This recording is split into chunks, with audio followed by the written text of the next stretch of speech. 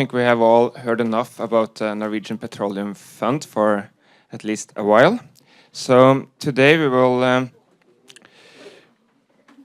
hear more about other international experiences about the role of civil society in natural resource management in other resource-rich countries from different countries in the world. And I'm very pleased to introduce our first speaker, which is Paola Rivetti. She is Italian, but she is a lecturer in politics of the Middle East and North Africa and international relations at Dublin City University in Ireland. She is an expert on several aspects and countries in the Middle East, among them Iran, but today she will talk about civil society and natural resource management in Algeria. So I'll just leave the floor to Paola. It's working, yeah. So thanks a lot for the nice introduction. Thank you. You haven't heard me yet, so wait for applauses. So thanks for having me here. It's a great pleasure. And so what I will be talking about today is oil. As you can see here, I wrote this paper about oil and the challenge of civil society activism in Algeria with a colleague of mine, Francesco Cavatorta, who is an associate professor of political science, a Middle Eastern expert as well, from Université Laval in Quebec, from Canada. So basically what we will try to discuss and what we will try to examine the question, our research question, so the question that we will try to examine in our paper and in our presentation is whether resources, so oil and gas rents in Algeria have an impact on civil society activism. And in particular, the question we ask is whether resources have helped the regime to tame civil society activism, so somehow to contain the possible threat that can come from pro-democracy civil society activism. So when it comes to Algeria, the topic of civil society,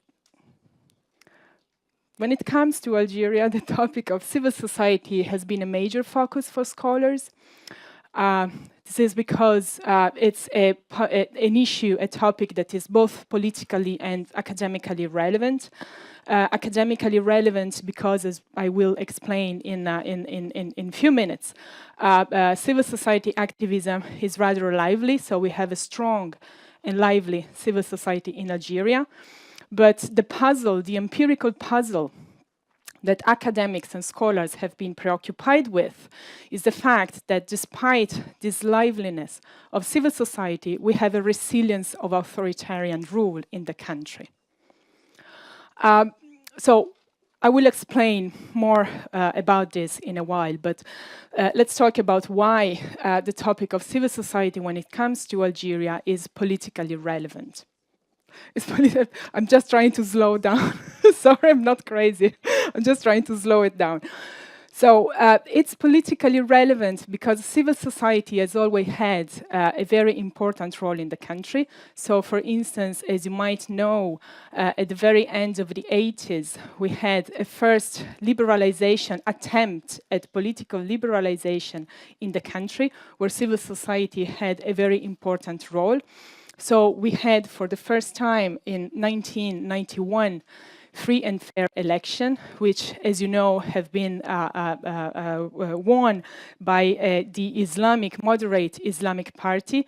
And this electoral victory led to a 11-year-long civil war. Okay, so during the 80s, we had widespread riots. We had a very important role that civil society and mobilization, popular mobilization, played in making this political opening and this political liberalization possible, which anyhow, instead of leading to what theory, and I will elaborate more on this in a while, what theory would have predicted, instead of leading to a political opening and democratization, led to a civil war with the entrenchment of authoritarian rule.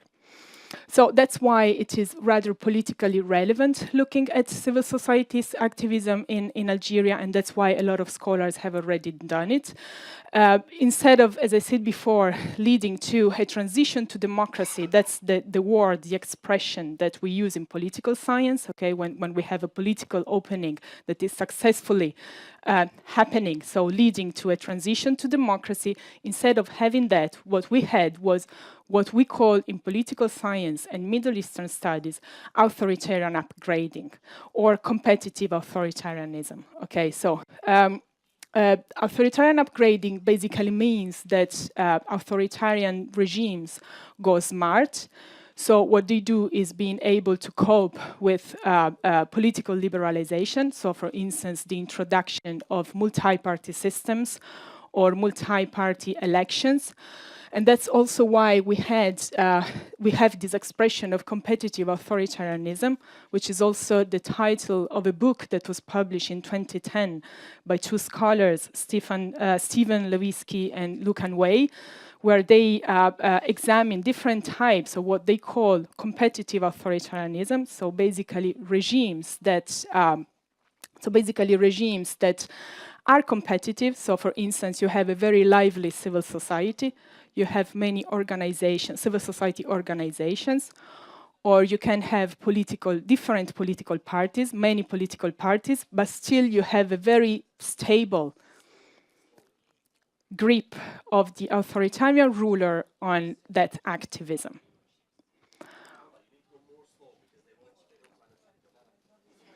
Yeah. Okay, I will. I think they're fine anyway. They're doing that. They're saying that they are fine. Yeah. Thanks anyway. So in this book, for instance, just to give you an example you might be more familiar with, an example of competitive authoritarianism. One of the case studies that these two scholars, Lewicki and Wei, focus on for exemplifying, substantializing, let's say, this notion of competitive authoritarianism is Russia. Or another competitive regime, authoritarian regime they look at is Mexico. Or you have, for instance, Georgia as well, okay? So that's the type of reconfiguration, if you want, of authoritarian rule we have in many countries in the world, and Algeria is, of course, one of them, when you have the introduction of political openings and a certain degree of competitiveness, but still you have these characteristics of authoritarian being preserved and protected. So instead of having a transition to democracy, we have a political opening during the 90s, but instead of having a transition to democracy, we have an authoritarian upgrading, a reconfiguration of authoritarianism. So the draft chapter we wrote focuses on one specific aspect of this dynamic, of this process of reconfiguration, which is civil society activism, because it's, these political openings and this reconfiguration of authoritarianism does not only deal with multi-party systems, for instance, but also deals with, creating a civil society, but, so creating a competitiveness, different voices raising from below, so different organization, but still controlling them. So that's the specific aspect our chapter focuses on, and of course we have a particular attention. We pay particular attention to the role that natural resources have played, or whether they do play. They might not play any role. Whether they do play a role in strengthening this control, as I said before, that competitive authoritarian regime exert on civil society organizations. So very briefly, that's our theoretical framework. Okay, so well, briefly, but I will give you some details just to to contextualize our work. So we are both me and Francesco. We are scholars, so we come from university. So we basically use theoretical frameworks. I'm sorry. the one we use is basically a critique of what we call the mainstream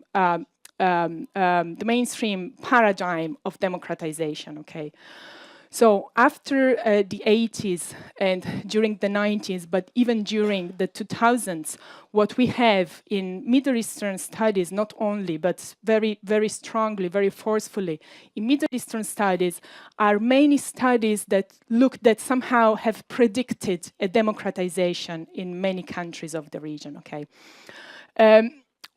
One of the vehicles, one of the instruments for this transition to democracy, as I mentioned before, was civil society. So the empirical puzzle that scholars of the Middle East have been preoccupied with was, the fact that you have a strong civil societies, so many organizations in all the countries in the region, very committed, very vocal, okay, very active, but you have this resilience of authoritarianism. So how is that possible? So that's the big questions that all the scholars of Middle Eastern studies have been asking, let's say, for the last 20 years, okay? We can identify 5 different approaches to what civil society is. In the scholarship. So the first approach we don't use is put forth, is advanced by some scholars. You have their names there. What basically they say is that civil society is a liberal actor, is naturally pro-democratic and a liberal actor. So if a transition to democracy does not take place, that's because the bigger context they are merged in are anti-democratic. Okay, so that's not the fault, let's say, of civil society themselves or organizations themselves. The problem is that they live and their activism takes place in a context that is very hostile to democracy. Another approach advanced by Omar Encarnacion and Asef Bayat is the one of looking at civil society as a neutral actor. So civil society is not democratic, is not anti-democratic. There is no such, natural characteristic attached to civil society.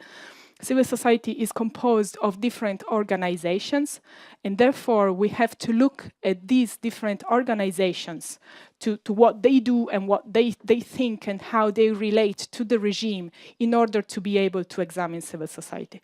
So if you want, an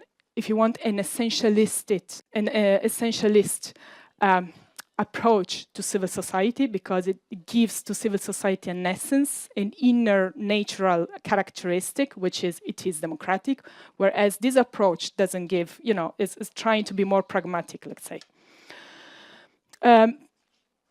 During the 2000s, you have, if you want, a multiplication of approaches and theories of civil society.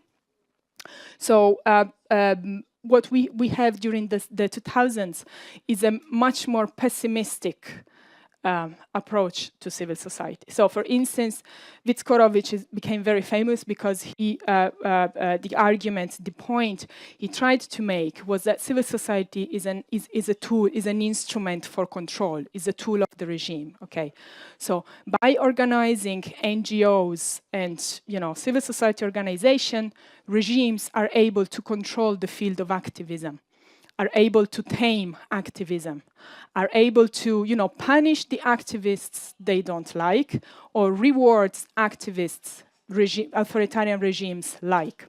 So that's why civil society can be a regime tool. And then you have the last 2 approaches, and that's the 2 approaches we do use. The first one is, it looks at civil society as a mirror of the broader context it is merged in. So that's the way we called it, is civil society under authoritarian constraints. We owe this approach to Amaneh Jamal, who published a book about Palestinian civil society, Palestinian organizations. And what she basically says is that you have no pre-established goal, pre-established missions attached to civil society, what you have is organizations that mirror the context they are merged in. Okay, so if you know, for instance, let's say if funds are distributed along clientelistic lines, okay, what you have is civil society organization that will reproduce this, this, let's say, bad practices, clientelistic values, and anti-democratic values and so forth. So this is the first approach we use in our chapter. The second approach we use in our chapter is civil society as activated citizenship. This is the last, let's say, the most innovative, the latest we have in the field. It's a direct result of the Arab Spring, okay?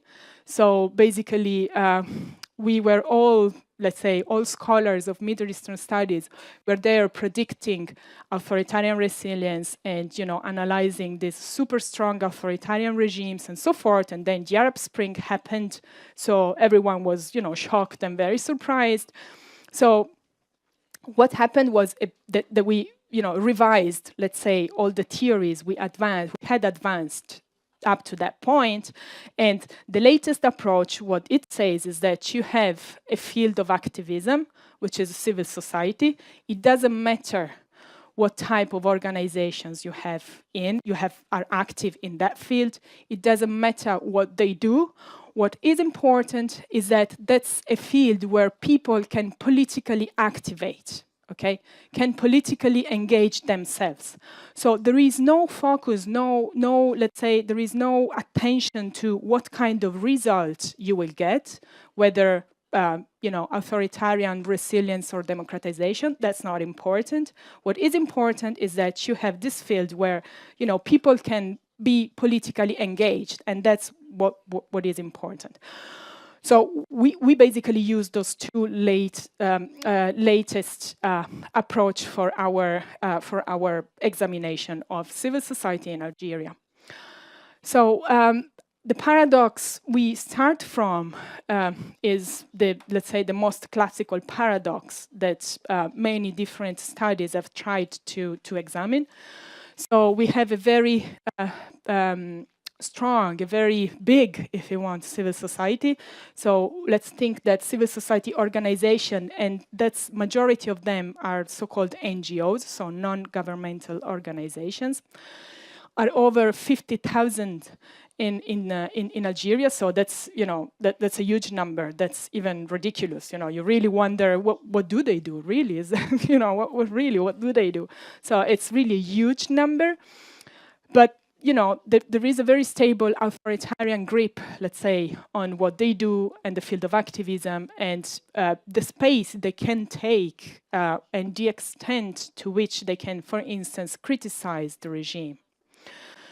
So we use, as I said before, this concept of authoritarian upgrading. There is another concept put forth by a scholar, Frédéric Volpi, in 2013, where he, in an article, where he talks about a normalization of authoritarianism. Okay, so basically. After the end of the Civil War, so 12 years ago, we had normalization of this, if you want, shrinking of public space and shrinking of spaces for activism. This is the broader context, if you want. And as I said before, how civil society acts and carries out activities in that context can be referred back to the two approaches we discussed before. So either civil society as an instrument of the regime, so as a way to control the broader field of activism, or civil society as a sort of mirror for a broader authoritarian, for this broader authoritarian context, okay? So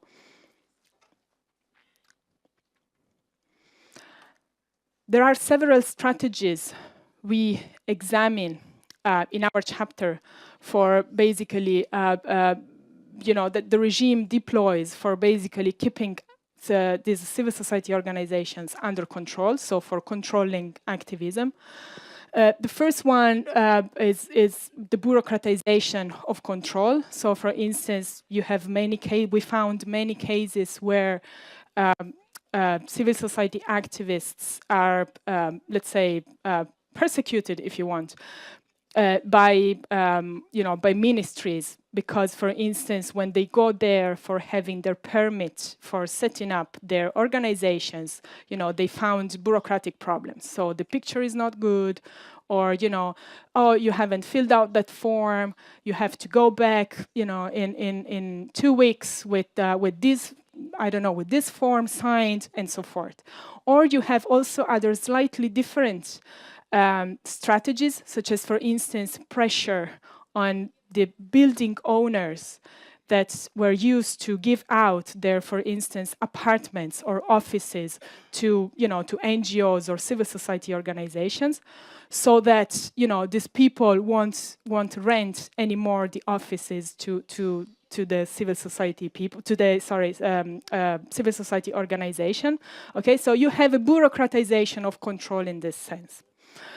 Another very important, this is another strategy that we found the Algerian regime uses, is fund distribution.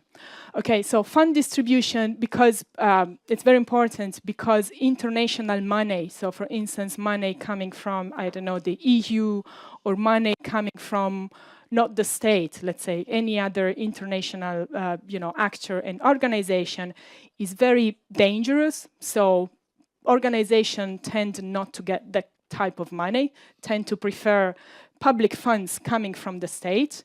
So the state has this sort of monopoly on, on grants and funding for civil society organizations. The state and the regime, let's say, is in the position to activate what can be called selective punishment and rewards. Okay, so if you're not too dangerous, if I don't perceive you as a threat, I will give you money. So you'll be, you will get your grant, and you will be able to be active and operate for the next, I don't know, 2 years. If you work on a sensitive issue, or if you have positions that the regime perceives as a threat, you won't get money. Okay, so that's what selective punishment and rewards means. Or another strategy we found is rather interesting, and that's basically the replacement, the selective replacement of civil society organizations, which of course is a consequence of selectively funding and supporting financially organizations. But you have a regular, if you want, or continuous turnout of organizations. So it really looks like if the regime replaces old constituency with new constituencies for, getting anyway political support and social support.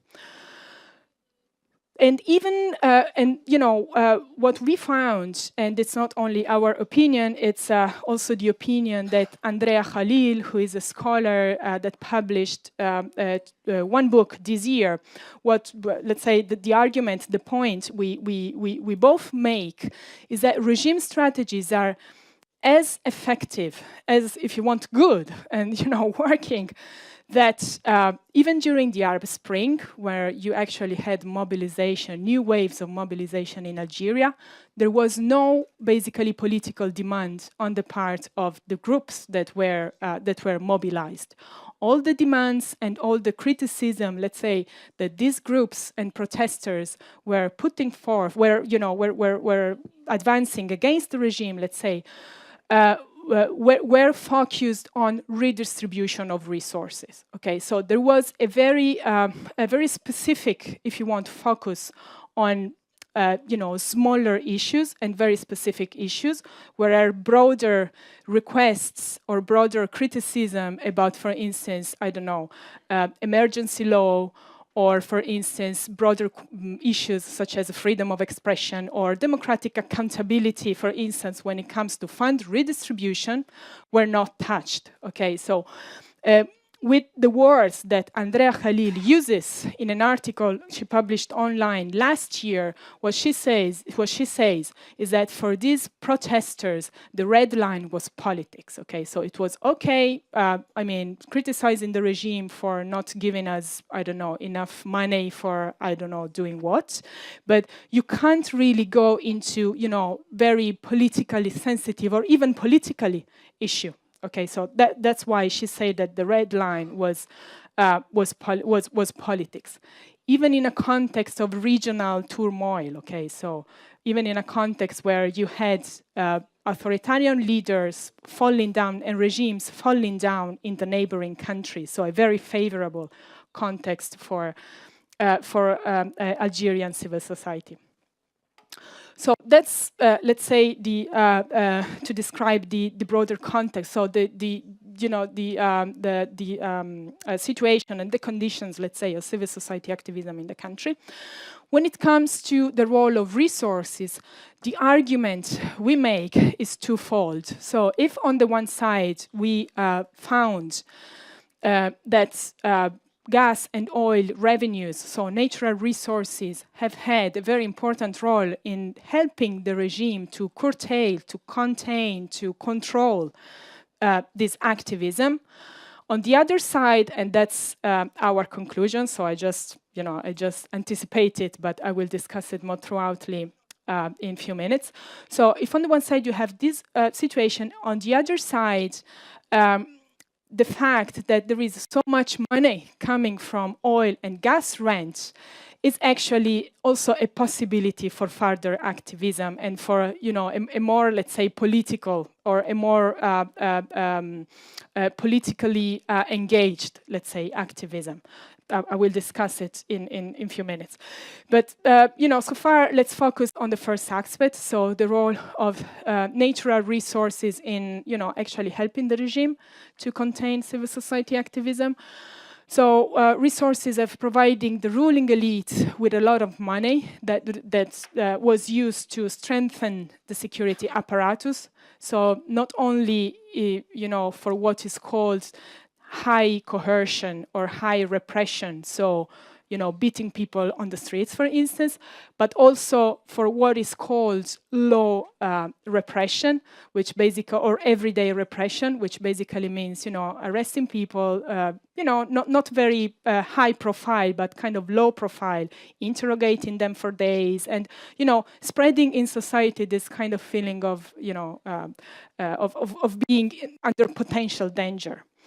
So all money was used to, you know, to foster and strengthen this security apparatus, but was also used to enhance, you know, let's say, schemes such as, for instance, subsidies, or which means not only, you know, dole, or not only, you know, money, actual money that can be given out to people, but also means, for instance, subsidizing food prices.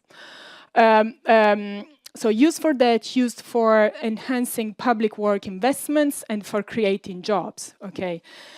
And that's very much, you know, what a classical rentier state would do. So going back to, you know, to the classical definition of what a rentier state is. So going back to Beblawi and Giacomo Luciani's book, The Rentier State, which was published in late 80s. So what they say is that, you know, that's what make a state a rentier state. So having money from revenues, not actual production, but revenues, and using it for subsidizing this type of programs.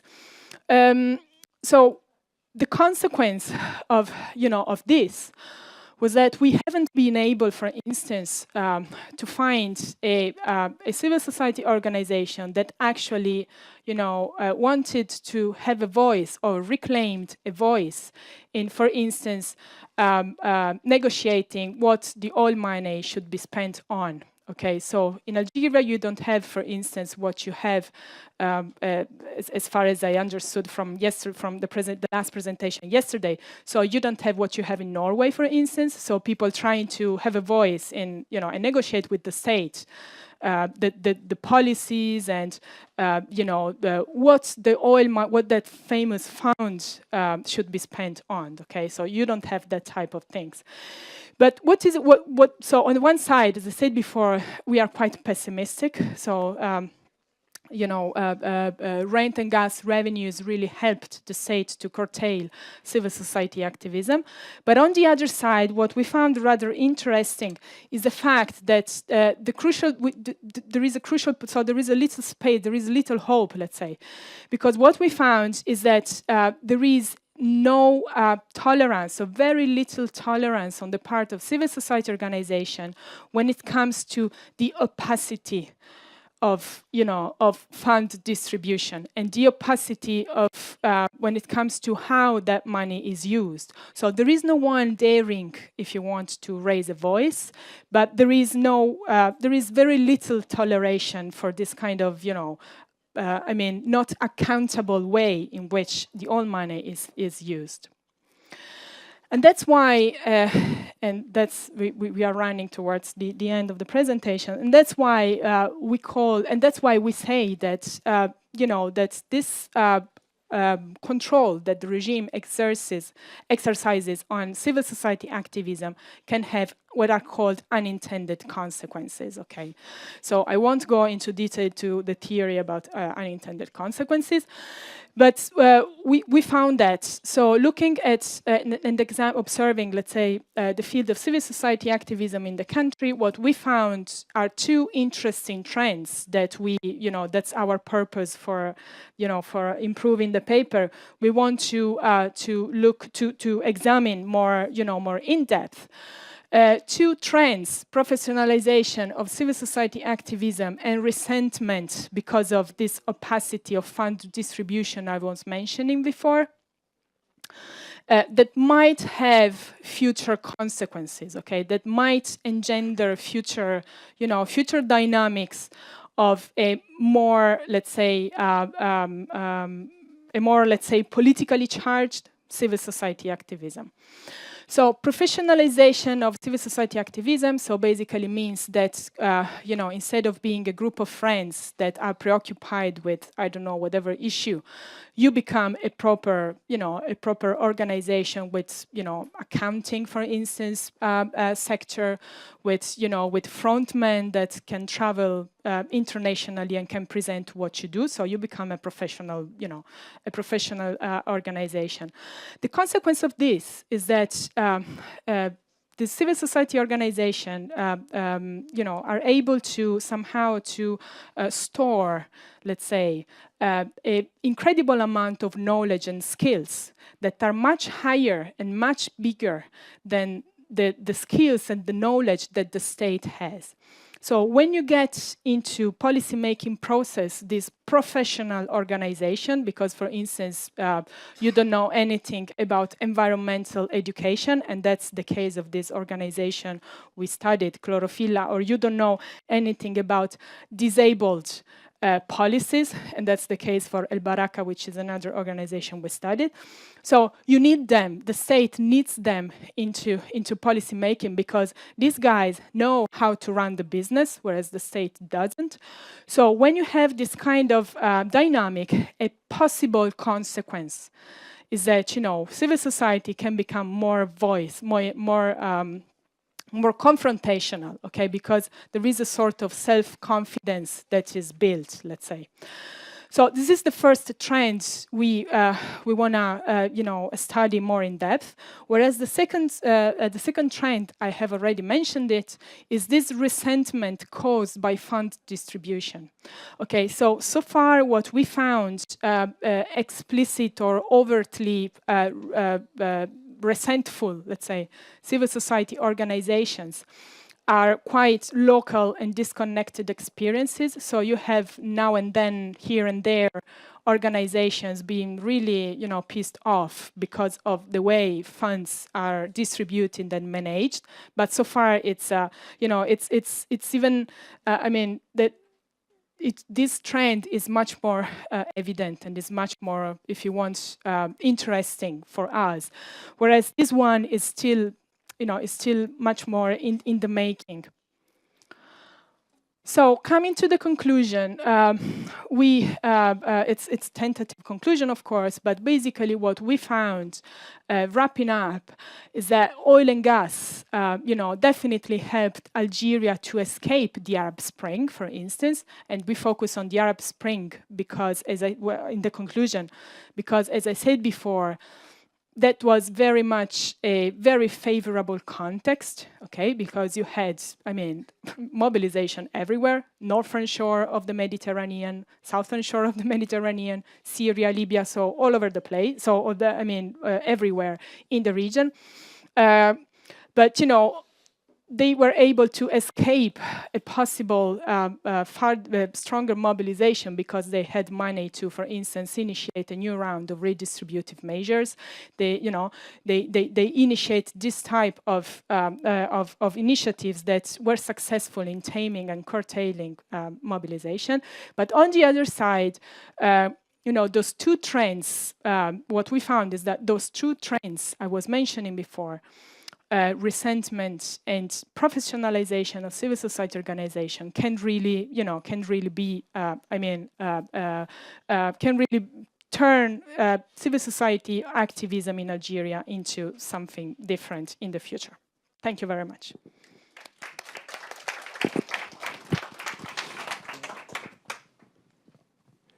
So I have to keep this and also that, right? Yeah, so you Okay. need that for the translation from the Russian. Okay, I think we'll just open the floor for, we have 20 minutes for questions. The first question is about, you talk about Algeria or about Russia, because the observation and conclusion are very similar to Russia. Okay. For example, to the public revolution 2011 when the large protest was in. And the second question is about what is the difference between authoritarianism and imitation democracy, when you have all procedure like voting, elections, but several parties, but in fact only one party is controlled the parliament.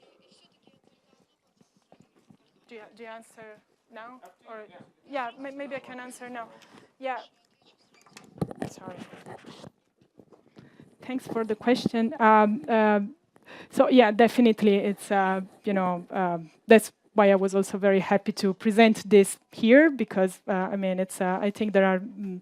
I'm not a specialist of Russia, but there might be, as you said, you confirmed that there might be many similar points. And about your question about what's the difference between authoritarianism and the imitation of democracy, that's a very important question. That's a question that many scholars have been trying to answer in my field of study and in political science more generally. So basically what is considered to be, let's say, the answer so far at least, is that there is a difference. Okay, even if it's a facade, as you say, that's imitation of democracy. This, for instance, introduction of multi-party system or civil society. It's fake. It's facade. But the difference is that it might engender dynamics that you might not have in more, let's say, authoritarian countries, where even the smallest amount of differentiation or difference in, for instance, political arena or in the civil society arena is not tolerated. There might be, it's of course, we will see that, but that's the difference that normally is referred to. Thanks. Over there, yeah.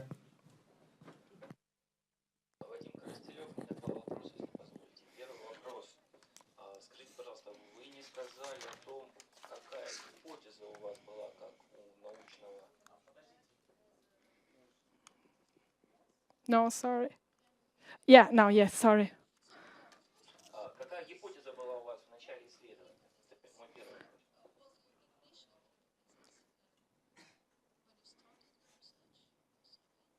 Yeah. Yeah. Второй вопрос связан с тем, почему вы считаете ценностью, когда гражданский активизм, как я понял, ну, для вас идеальная такая модель, перерастает в политическую активность, потому что, например, в той же Польше, когда гражданские активисты пришли в парламент, в правительство, то часть из них приостановили свою деятельность в гражданских организациях, в данном случае правозащитных. И в этом смысле есть четкое деление между политической активностью и гражданской. Например, в России как раз и власти боятся, что все гражданские активисты непременно хотят прийти к власти и сместить их, а у многих нет таких целей.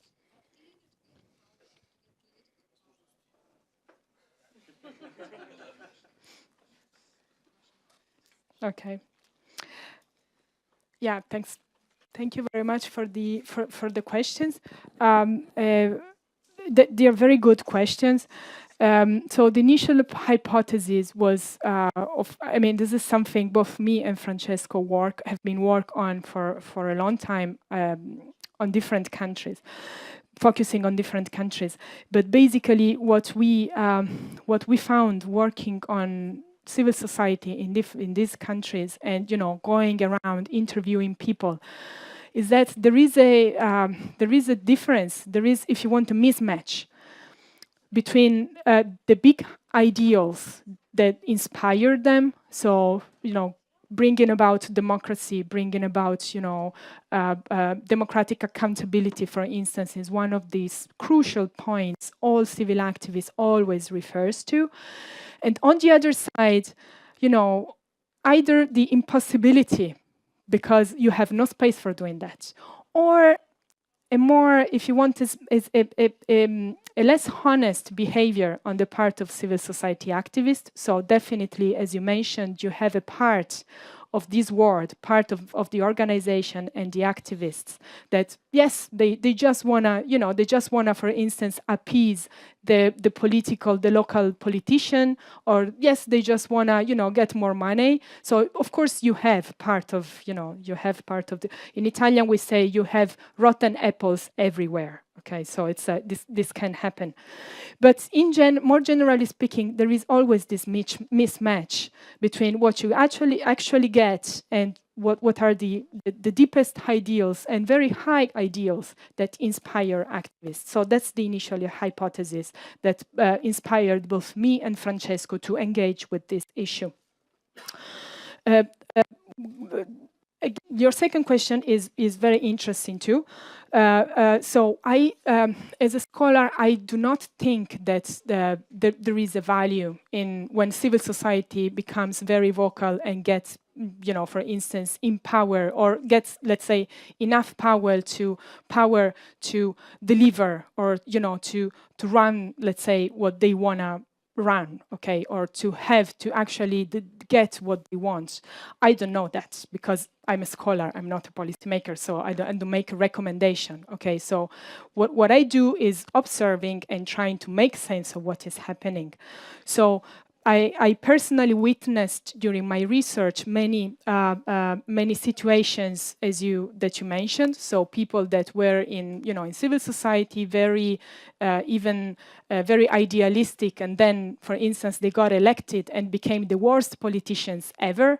So even the people that were in the same organization hated them. And I'm not talking about, about a far away reality. I'm talking about Italy. This happened to me, people I know very well. So that's a risk. But on the other side, you also have a huge number of people that are genuinely committed to, let's say, public good. So when it comes to my role in this, I don't think there is an added value. There might be an added value if you're dealing with honest people. If you're not dealing with honest people, there is no added value, of course. But my personal position is, is trying to examine the reality on the ground, because that's my job, because I'm a university researcher, and that's what I do. Yeah, down there in the corner.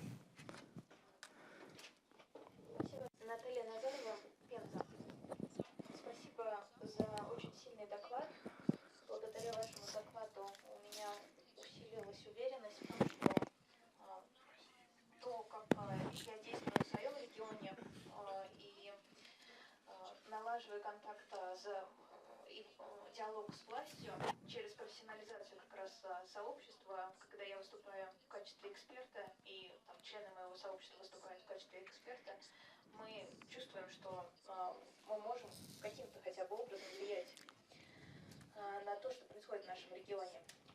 И в связи с этим у меня вопрос, а какие, может быть, все-таки есть еще пути, мирные пути активизации гражданского общества в не совсем дружественных условиях, помимо тех двух, которые вы назвали?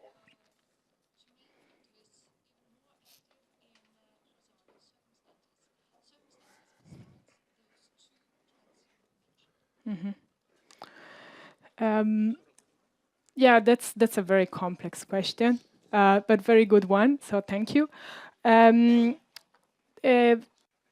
For instance, there are many programs for what is called civil society activist protection. I've been working a bit on that. I've been studying them, not myself engaged into them. But the UN, for instance, has plenty of this. They are called like human rights defenders protection schemes, or the EU has them as well. So basically, trying to to protect people in, as you said, hazardous or dangerous situation by, for instance, bringing them to Europe for a scholarship. So they can stay in Europe in what is considered to be a safer environment for carrying out their activism. There are many, you have lots of these different types of, way for making activists more active. I've been studying them for a while. I have to say that I'm very skeptical.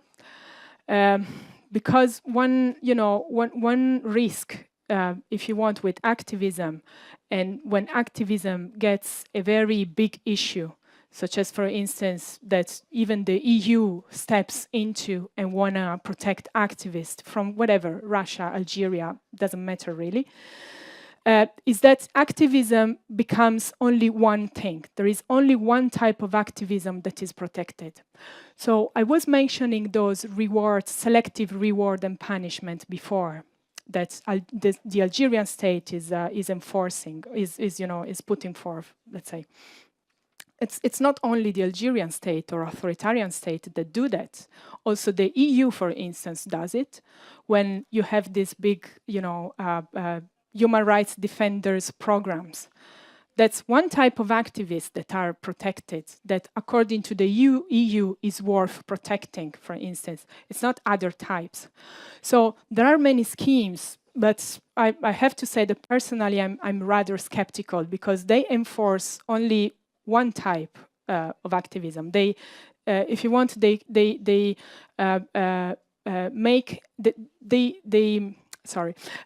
enforce activists to adhere to one model, which is the model that they decide they prefer.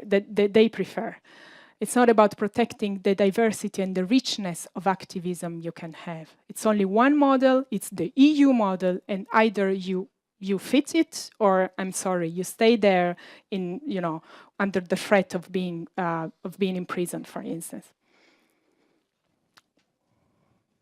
Yeah.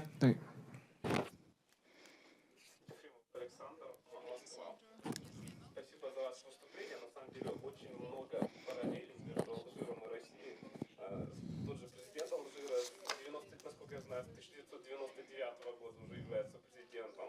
Одна из крупнейших партий Алжира — это Национальный фронт Алжира. То есть название очень похоже. Но вопрос про фейковые, то есть про государственные, так называемые НКО, которые активно влияют на ситуацию в гражданском секторе. Вы думаете, Ну, пожалуйста. О фейковых гражданских организациях в Алжире. Вы считаете, что государство может поставить под тотальный контроль развития гражданского общества в Алжире и, в принципе, контролировать последующие волнения и сливать протестные акции в определенное русло? То есть формировать общественный контроль со стороны государства. тем самым как бы сливать всю активную деятельность. И можно ли вообще алжирскую ситуацию рассматривать как общемировой тренд в авторитарных государствах, то есть применимо и для других государств, этот опыт контроля государства над независимыми реальными активистами гражданского общества? Thank you very much. Yeah, that's yeah. Thank you very much for your question. What I think, coming to your question, is it really the state so powerful that they can control everything? My answer is no, and that's why you have unintended consequences. They can control the most part of it. Yes, they can, just let's say chop the head of movements. They can repress. They have the means to do that. They are good at that, so they do that. But you never have. It never happened in the history of the world. You never had a situation where there is one actor in charge, the state, which has 100% control. They might have 98% control. And that's why you have unintended consequences.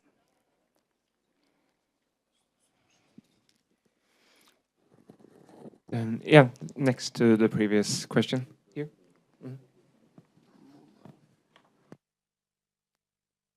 Калинина Светлана, Ярославль. Есть социологические исследования, свидетельствующие о том, что если в обществе большое количество молодых людей, молодежи, там порядка 30% и более, то государство становится нестабильным и предрасположенным к каким-то либо революционным действиям. Хотелось бы в этой связи узнать о гражданской активности молодежи в Алжире, то есть вот есть ли какие-то особенности, или же как бы, молодежь пассивная, или какие ее настроения, если у вас есть такие исследования? Yeah. Thank you very much. That's a very, when the Arab Spring happened, this demographic threat of young people was a very widely discussed topic because in North Africa you have young societies. So what was found, because many, as I said before, many scholars looked at this issue. What was found that the demographic threat in the case of North Africa, wasn't really a threat. The argument that is the most considered valid, the most valid, or at least considered to be so, is that it was not really about youth being passive or being active. It was about broader dynamics that were affecting all the population, not only the younger or the young population. It was widely discussed and it was partially invalidated. When it comes to Algeria, and I'm also thinking of the other country I worked on, which is Iran, which is considered to be one of the youngest countries in the world, which actually is not true anyway. So I don't know why there is this perception, but it's not true. It's not very young, Iran. It was young some 20 years ago, but not anymore. When it comes to Algeria and Iran, so again, it seems to me that the argument about this demographic threat of young people doesn't actually hold, because you have broader and much powerful dynamics that go on and affect, you need the whole population to let's say make a revolution, or even, to have a very impactful mobilization on the regime. Young people is not enough. We have enough time for one concise question. Is your question concise? I hope also my answer will be concise.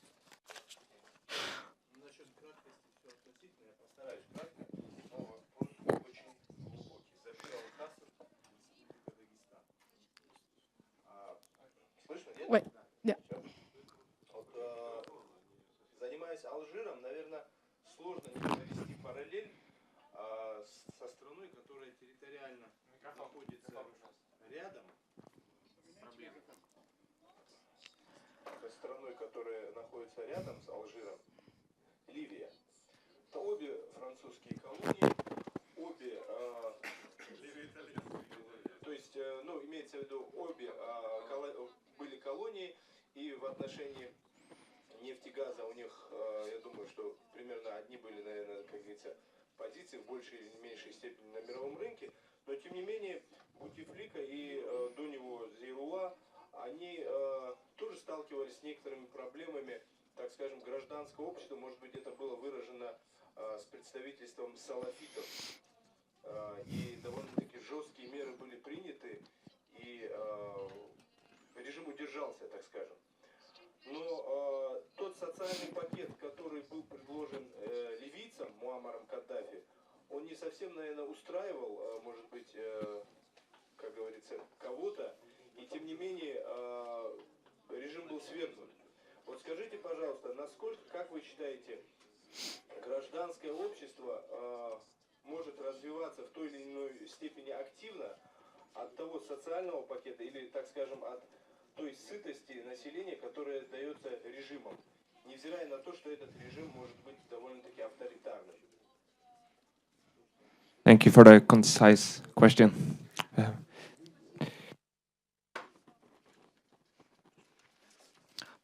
Yeah, I got it. So sorry. Yeah, that's a good question. I mean, it's there is no regime that survived on social measures, such as, for instance, creating jobs or just subsidizing food. Of course, it's not enough for a regime not to be threatened by by major. I mean, by major mobilization, but it definitely helps. When it comes to Gaddafi, Libya, I think there were, it's also important to remember that sometimes we tend, and I am the first, sometimes we tend to treat this country as if they were equal, which is not the case.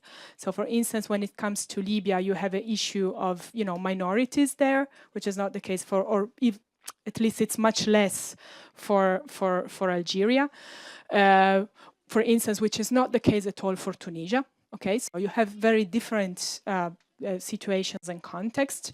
When it comes to Libya, I think that definitely, using oil, using the money, all money, to to just subsidize food and to create jobs and so forth was definitely not enough for Gaddafi. But I think it's I mean, in order to make sense of Gaddafi's fall, we have to consider many other variables than just oil and rent money.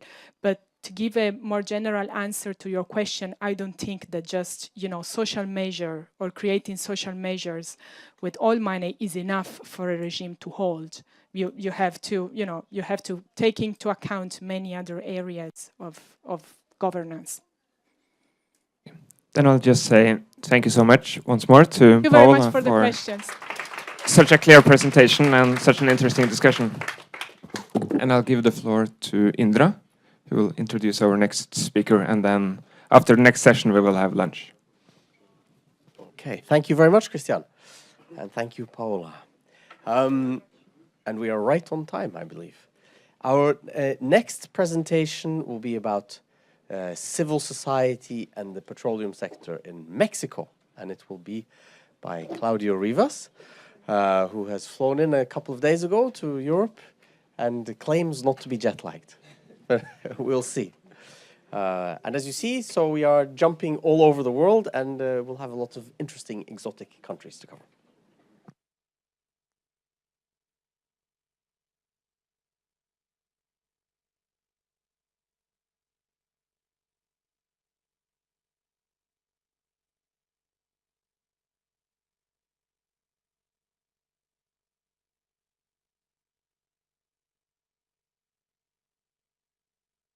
Then if not, you walk away. No, it's okay. Okay.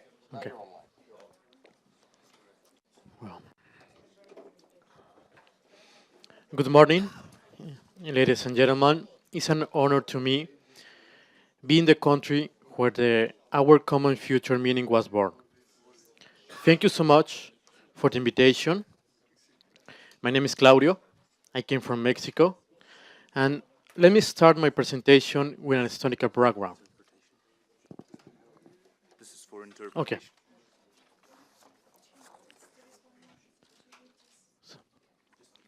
Since the early 90s, Mexico found some oil reservoir. At that time, Mexico oil industry doesn't exist. So we receive knowledge and technology from abroad to develop the oil and gas industry. But Mexico had some trouble with foreign oil company. Then, in 1938, the Mexican president, Lázaro Cárdenas, decided to expropriate the oil industry in Mexico. That year, the oil national company Pemex was born. In that time, all the Mexicans clapped the decision with the slogan, Mexican oil for Mexican people. And also,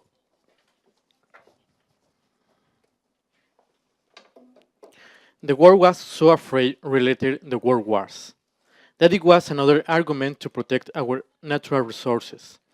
The National Oil Company was established and also a monopoly. By constitutional law, hydrocarbons activity was prohibited to private companies. Only the states be allowed in oil and gas activity through Pemex. Mexican President Cárdenas belongs to the powerful political party in Mexico, PRI or PRI. They ruled by 70 years. They lost the power in 2000 and recovered in the last presidential elections in 2012. By 70 years, PRI has tremendous powers in the whole country. They decide everything: educations, investments, culture, etc. It was a very paternal party. Even some people call it Papa government or father government. Then, some kind population wait and used to the government resolve their needs. And Pemex was the financial source from the needs could be solved.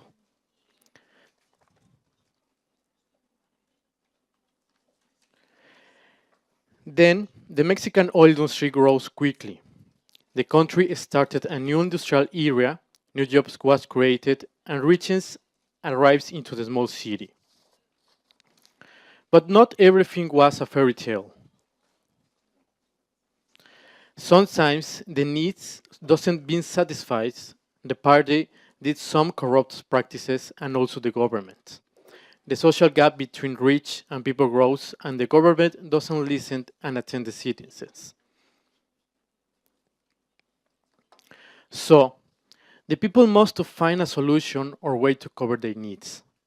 Needs like a good education, good health services, and all the affections that they used to receive from the Great Papa, and even more, being here by the government.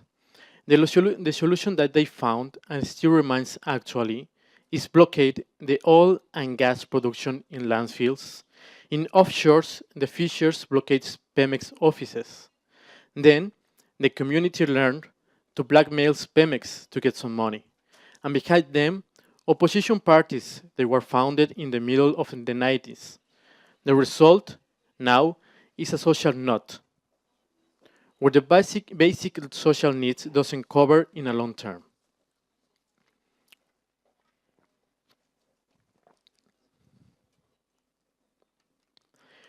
Mexico in these days. Pemex tries to solve that social labyrinth through social affairs offices located across the Gulf of Mexico. In the Mexican coast, south, north, and two marines. The social affairs office's principal mission is to avoid a community blockade in the production activities. How can avoid a social strike? The Pemex affairs offices are able to negotiate with the communities like fishers in the island Ciudad del Carmen and farmers in landfills, but not are allowed to negotiate with political parties. To know when it comes the next community blockade is unpredictable. So, Pemex implements a preventive actions. For example, donate diesels to the fishers or build highways and bridges. But a simple requirement must be approved. The civil infrastructure must to be in a mutual benefit term. That means if the community and Pemex gets a benefit, the road can be built. But if Pemex doesn't go through the way, the road it will not build. Maybe that sounds logical. I will explain later what I said maybe. Probably now the audience have two questions. What else does the community receive from Pemex? And who decide or authorize the build roads? Answer one, nothing else. The office in Pemex are not allowed to give something else. Answer two, a community who works in Mexico City, sometimes so far from the old communities, decides who or what gives to the community. And also build a road. Of course, helps the community. But if the road doesn't have good long-term planning, it could be a trouble, and even more increase the carbon footprint.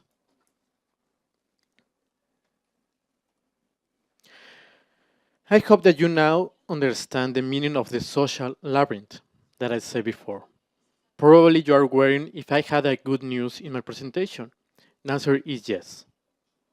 In spite of all the bureaucracy, some regional vice presidents in Pemex found another ways to support the community, like ambulance donation, hospital care offering medical services, safety educational speeches, family integration activities, and also the employee wives are involved in community services related education, children, and health. Even some suppliers offer community services, like soccer games between their employees and their families, or a business workshop in an elementary school.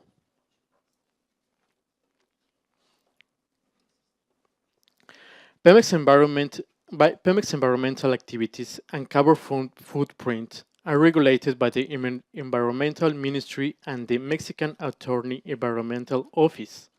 Sometimes, Pemex get consultancy from local university about how is the best way to negotiate with the local community, like fishers and farmers. After Pemex drilling activities in the landfills, the area is being environmentally recovered or reforested by local university. Social activities is another Pemex daily duty like drilling, exploring, or maintenance. If you want to convince Pemex to do something, some social activity, you must say, if you don't do that, the production could go down or stop it. Then the social activity looks the social license and is an explicit understanding between local community and Pemex, trying to get a good relationship.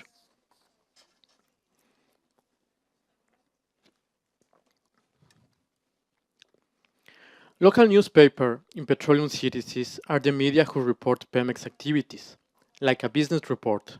There are also some Mexican petroleum magazines. There are technical magazines. So there is not a media specialized in corporate social responsibility related petroleum in Mexico.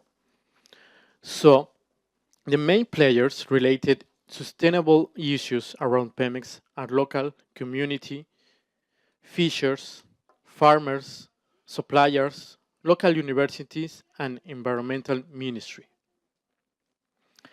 As you can notice, some public duties was covered by all companies, like health and education. So, why some companies have doing the government role? I wanna let Pendy that question.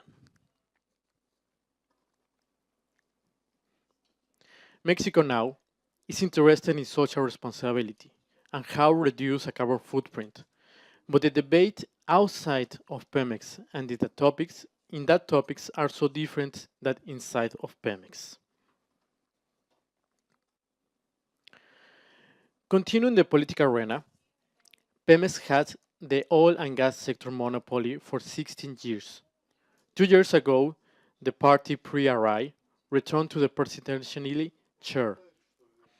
In such different war and country than 1938.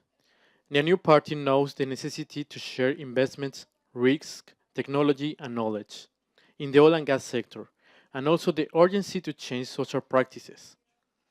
That is why this year the Mexican energy reform was promulgated, where it allowed the private participation, so the same party which promulgated hydrocarbons monopoly is the same who opened the oil and gas sector.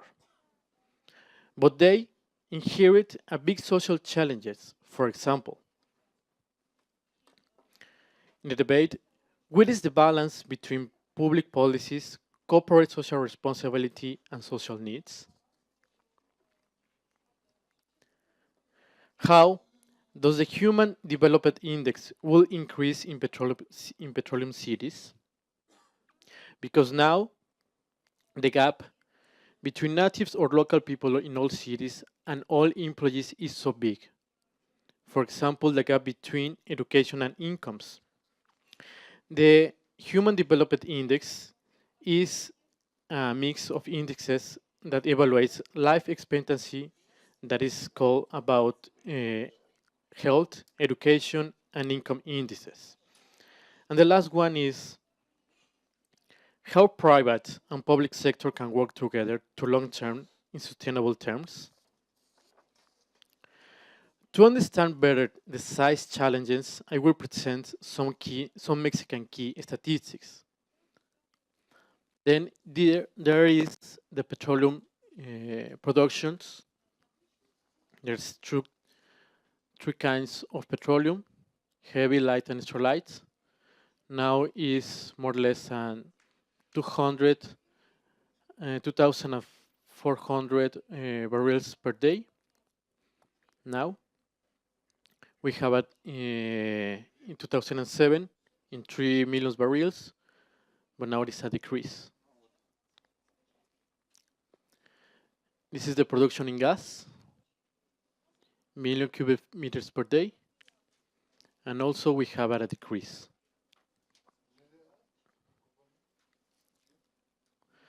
This is our population. 2004, we are 118 million of people, and we're expecting to in 2015 it will be 122 million of people. So if you can see, if you can compare how many people we are and the production, if everything comes from the oil, so we have a gap, a social gap. And this is our Mexico GDP, is around no more than $10 per day, the lower. So, after seeing the statistics, it's easy to realize, was missing that. This is Mexico. This is the areas where the petroleum comes. Here is more or less the island, Ciudad del Carmen. There is two north regions, offshore regions, northeast and southeast. The north region that is all the coast from the Gulf and the border with the United States and also the whole country, and south region here in the landfills. We have petroleum in all the country, but this is only the area that is being developed. After seeing the statistics, it's easy to realize that Mexico have a lot of resources and also a not richest distribution equality and urgent social needs. That is why Mexico needs to work in a long and middle sustainable plan, which involves government, private companies, and non-profit organizations. Looking the same goals, it could be the Human Development Index that guide to unify efforts between the three social sectors. Well, that was my presentation. Thank you so much for your kind attention.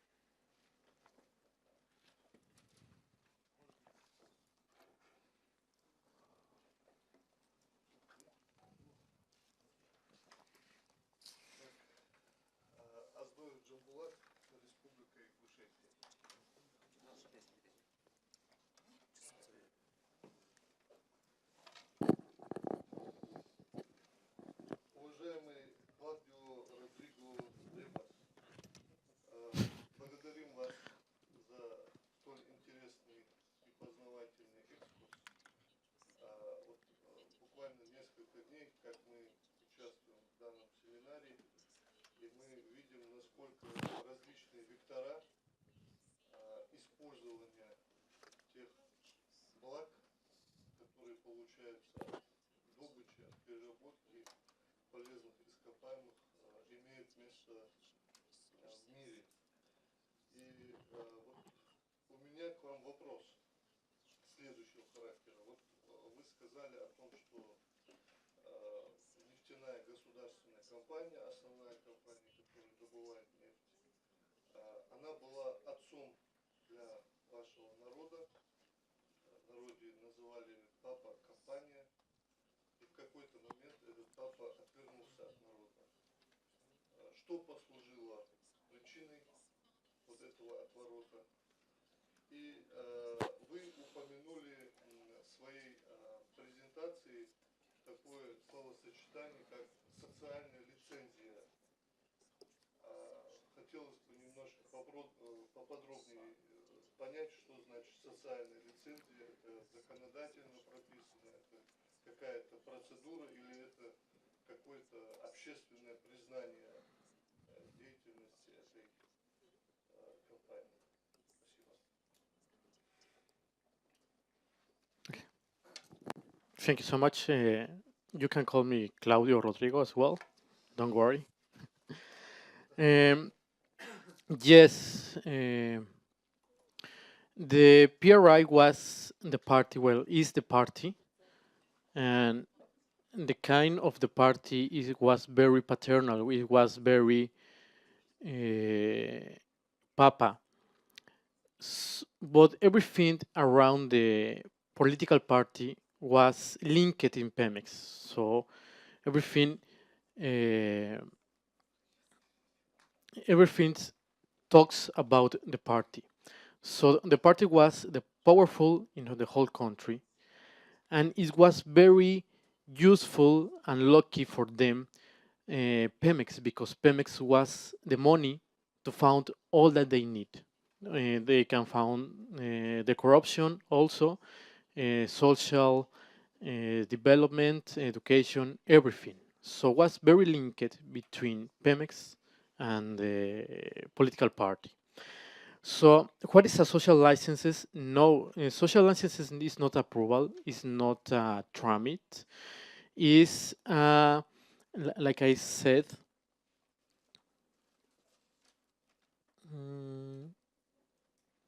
is an implicit understanding. So, it's more or less like the blackmail. It's, for example, if you have a wife or girlfriend, you give flowers, yeah, well, your girlfriend just say, "Oh, that's nice," and maybe you can, maybe I can be better with you. So it's more like this, that you give, I get, and I have received something. Uh, I'm sorry for the example, but I don't know. It's more something like that. This not a explicit agreement. So if Pemex goes before the community and make some wave, some break, and no, another road, the society said, okay, that's enough. Don't worry. Maybe for the next 2 years, or maybe for the next year, everything is okay. So that is the social license, and that is a term that is in Pemex used very useful. I think first over there.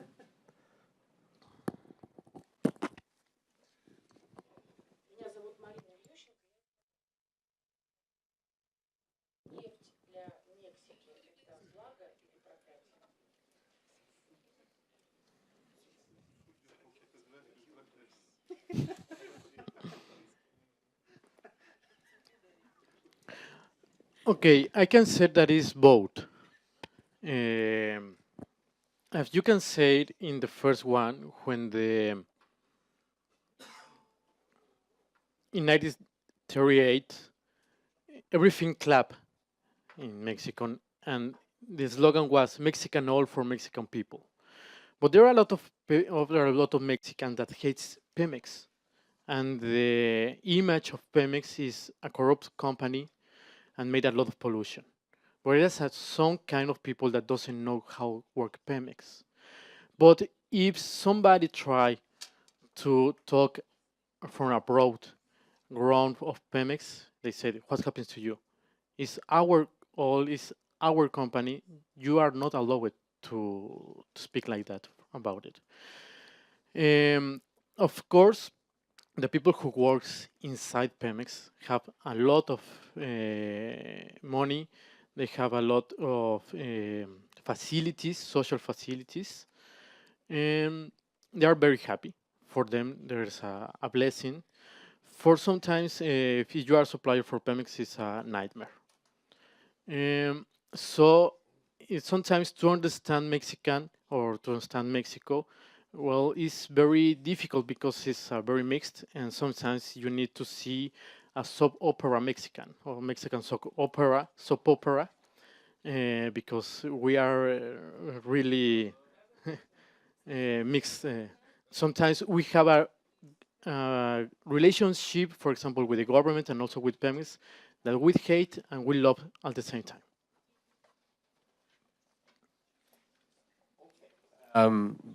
Paola first. Thanks, Claudio, for your presentation. I have a question about the social license you mentioned and this kind of social responsibility that Pemex feels, towards the people, the Mexican people. So you said that at the very origin of it, there is the goal is to avoid blockades and to avoid social mobilization or any form of action against Pemex. So my question is Pemex employing these forms of you give me, I give to you, because it's really afraid and scared for social mobilization, not just because social responsibility is the new mantra. I mean, you see all the biggest companies in the world, from Coca-Cola to McDonald's, have some form of, I don't know, social activity, charity, or... So my question is, there is an actual fear for, for mobilization, or it's just that there is no company not doing this kind of activities? Thank you. No. Like I said here, social activities in another Pemex daily duty. So it's not a mantra or a conscious about that. The most important value in Pemex is the production. So everything's happened about the production. If the production decrease, it's going well. You can make a decision about the production. If you can avoid the decrease in productions, you can negotiate with the community. But if some community of some well infrastructure is not represent a lot of productions, maybe they say, okay, don't worry, this is not a very really important well or infrastructure, so maybe we can do it later. And also, the people who negotiate with the communities are petroleum engineers. In Pemex, all are petroleum engineers, and the petroleum engineers are in law issues and in administrative issues, so they have a lot of power, the petroleum engineers, and they decide to learn law, accountability, sustainable development, everything to get the control. So sometimes that's why the vision is only production. So the most common is that the most value and the most important value is production, but sometimes you can find some vice presidents or some managers, they have another kind of vision, but it's not the common. Turn. Yefremov Alexander, Moscow. Can we say that what done Pemex Pemex is only a good PR action? And have you in Mexico real independent non-government organization or only fake non-government organization? I'm sorry. Could you understand? Okay, can you say that in what done Pemex is only a good PR action, but it's not a real non-government organization and it's not a real social player? And have you in Mexico some example what real non-government independent organization doing in Mexico? So is Pemex just in a sense cultivating a fake civil society to have a dialogue with? Yeah. That they support or kind of they engage or support some NGOs to create the image of a dialogue society, but it's all fake. Or is it genuine? Are they really talking to some people, some groups who are representing some kind of interest in society? Who are No, maybe angry or have some serious interest or something? no, they don't work too much with ONGs. Or NGO in Yeah, English. NGOs. Yes, they don't work too much. But where is it? The work in Pemex is not around all the country in social activities. It only depends in the area where they work. For example, that's why they said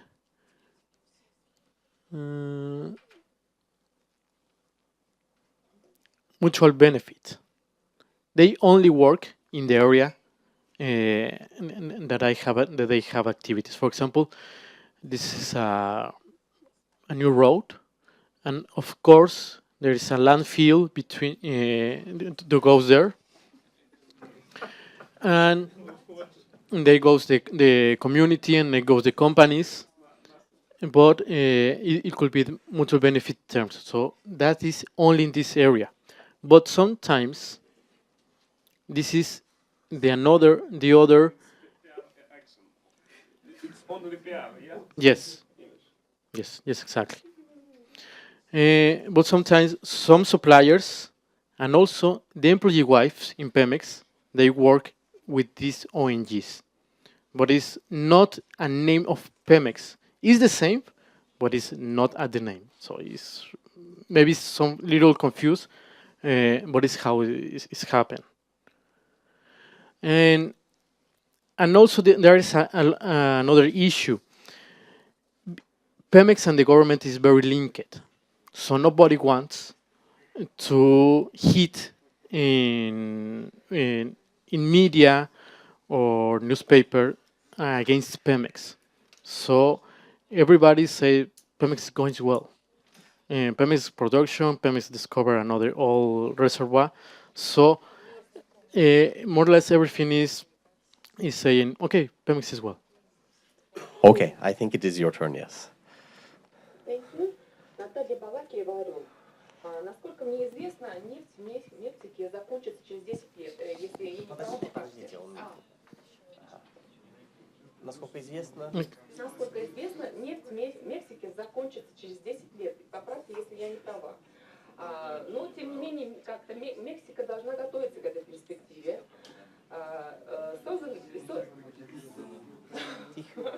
Создан ли какой-то нефтяной фонд, например, как в Норвегии, или будущие социальные нужды населения будут покрываться из каких-либо других источников?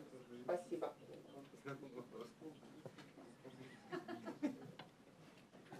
Well, no, we have more petroleum from more than 10 years. Okay. We have more petroleum. 11? Yeah. 11?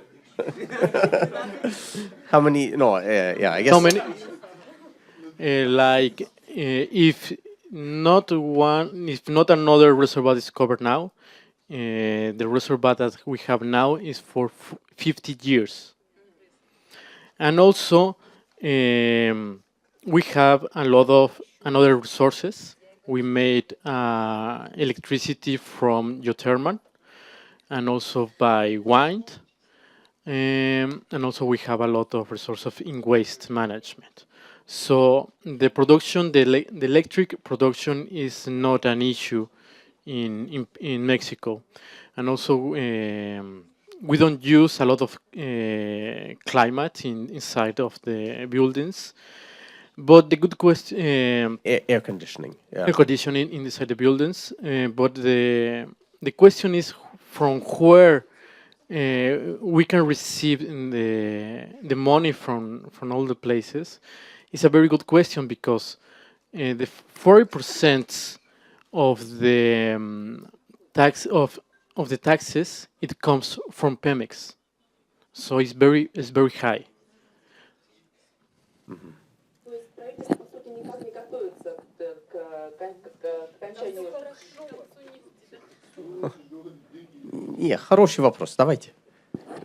Yes, they're preparing, and that's why they promulgate the energy reform.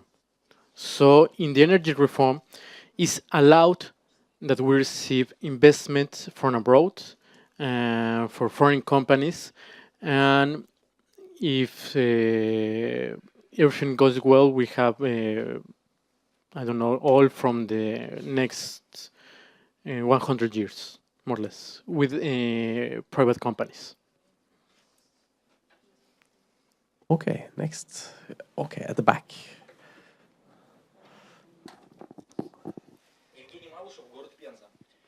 Вот я сейчас слушал про Алжир и понял, что там есть много нефти, и режим будет находиться у власти очень долго, потому что он может тушить этой нефтью все там социальные пожары возникающие.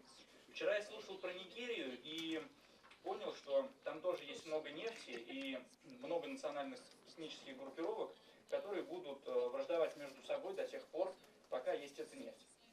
Вот. Сейчас я слушаю про Мексику и вижу уникальность этой страны в следующем, на мой взгляд. Там есть много нефти, там, в принципе, нет каких-то враждующих друг с другом группировок, но, тем не менее, партия, которая была любима всем народом, держалась у власти 66 лет, вот почему-то нефти еще много, ее хватит на 50 или 100 лет, а партия уже не существует и не правит этой страной. Вот все-таки, на ваш взгляд, что способствовало тому, что этот режим вдруг отошел от власти? Почему он потерял эту власть? Почему эта партия сменилась? Вы говорили про коррупцию, про то, что народ перестал ее любить после коррупции. Вот в чем именно это проявлялось? Что видел народ? Что ему больше всего не нравилось? Не могли бы вы конкретизировать вот эти основные моменты, которые обрушили вот этот режим, эту власть? Okay. Yes. Okay. Well, in Mexico, the president have the rule by 6 years. It's not 4 years. It's only 6 years, and the president doesn't have the options to re-elect it. Since 19th, since Mexico have a very good elections, and every 6 years going well. So every 6 years we have a different president, but that president sometimes is a muppet. It's a muppet from another guys, from another powerful guys inside the same political party. But that was created an oligarchy or aristocrat or political aristocracy in Mexico that only small families, like 10 families in Mexico, have the control, have the power in Mexico, and they're very riches. So the people get tired about this one, about these things, and becomes in the middle of the 19th becomes another political parties, another oppositional parties, and the Mexicans believe that if we change the political party, it will be the things better. But the result is what's worst. We changed in 2000, and the PRI left the party. They lost the presidentially. It comes the party from the right for 12 years, and the country was worst. The last president made the wars to the narco traffic, and there are a lot of people, lots of innocent people who died. And we realized that we were better with the last, with the PRI, with the powerful party, than with the new ones. There is a saying in Mexico that we say is better and all is better to go with someone that you already know that something that you knew that you don't know, more or less. In English, we say, "Better the devil you know than the one you don't." Exactly. Thank you. So that's why, and we said, okay, if we give an opportunity for another party. They lost the opportunity because they made worst the things, and we returned with the last with the PRI because we know that they know how to rule, and also they know the opportunity, and they are have this opportunity, and also the party has have made a lot of structural reforms like energy reforms, fiscal reforms or tax reforms, and also communication reforms. Thank you. Right, sorry.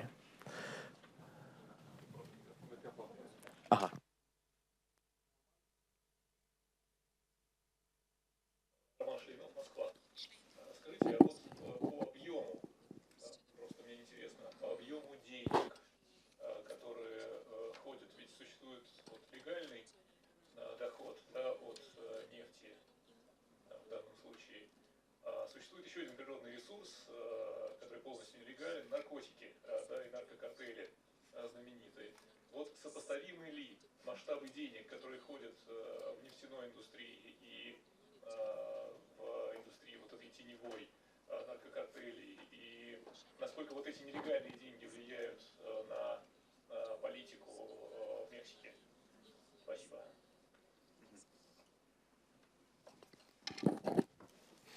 Well, I don't have the data related the incomes from drugs and from oil petroleum, but it's a really trouble because in Mexico the narco traffic doesn't have any rules of any agreements with the with the people. So, the last 4 years they fight everywhere. Nobody doesn't care if it's children's beside them. But finally, the oil money goes to the Treasury Ministry, but the money from the narco traffic goes only to narco traffic. So it's a shame. It's a really shame in Mexico. I don't know. I don't know how can I compare that.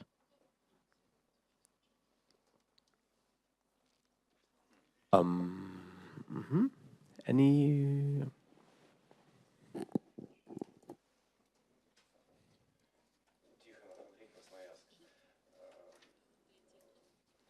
Я думаю, что этот доклад достаточно интересен, потому что Мексика не является страной, в которой там, более 80% или 90% занимает добыча нефти, то есть это государство развито всесторонне. Но хотелось бы задать вопрос по поводу вот этой энергетической реформы, в которой предусмотрено создание фонда, в которое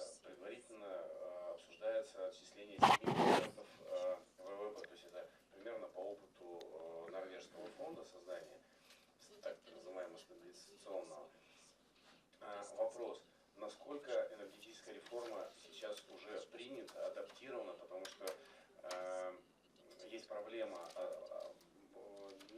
не принимаются там пакет из 21 закона для того, чтобы вступила в действие вся эта реформа, чтобы частные компании могли зайти, чтобы начали разрабатывать сланцевые месторождения, в отличие от обычных.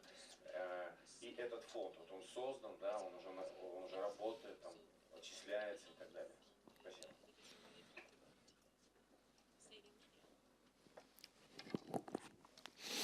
Well, yes, the energy reform makes a lot of changes.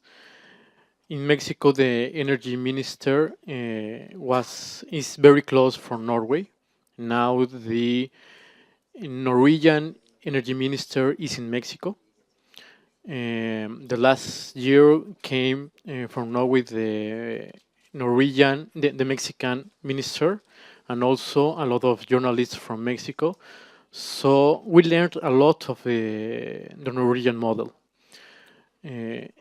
Private companies is allowed to exploit, to produce oil and gas now with the energy reform. The blocks, the coal bidding rounds is not published yet. It will be for the next January in 2015. And there are a lot of reserves that we will be for private companies, from biggest companies like Statoil, Petrobras, Shell, and another middle and small companies. But we don't have now a fund that we save money. We don't have it yet. But in the energy reform, it's expected that we started for the next year that we started to save money from the all incomes. Thank you. I have a question of my own, because my interest is in the comparing how the system works in Norway and in other countries. And in Norway, we have a very constant and broad public debate about how to manage petroleum resources. So, for example, yesterday, a Swedish oil company, which works very actively in Norway, found a big oil field in the Arctic. So in the newspapers, the heading was a new very big oil field found in the Norwegian Arctic. And then the next article is from an environmental or interviews with several environmentalists who are saying this oil should not be extracted because of climate change and the risk of local accidents in the Arctic.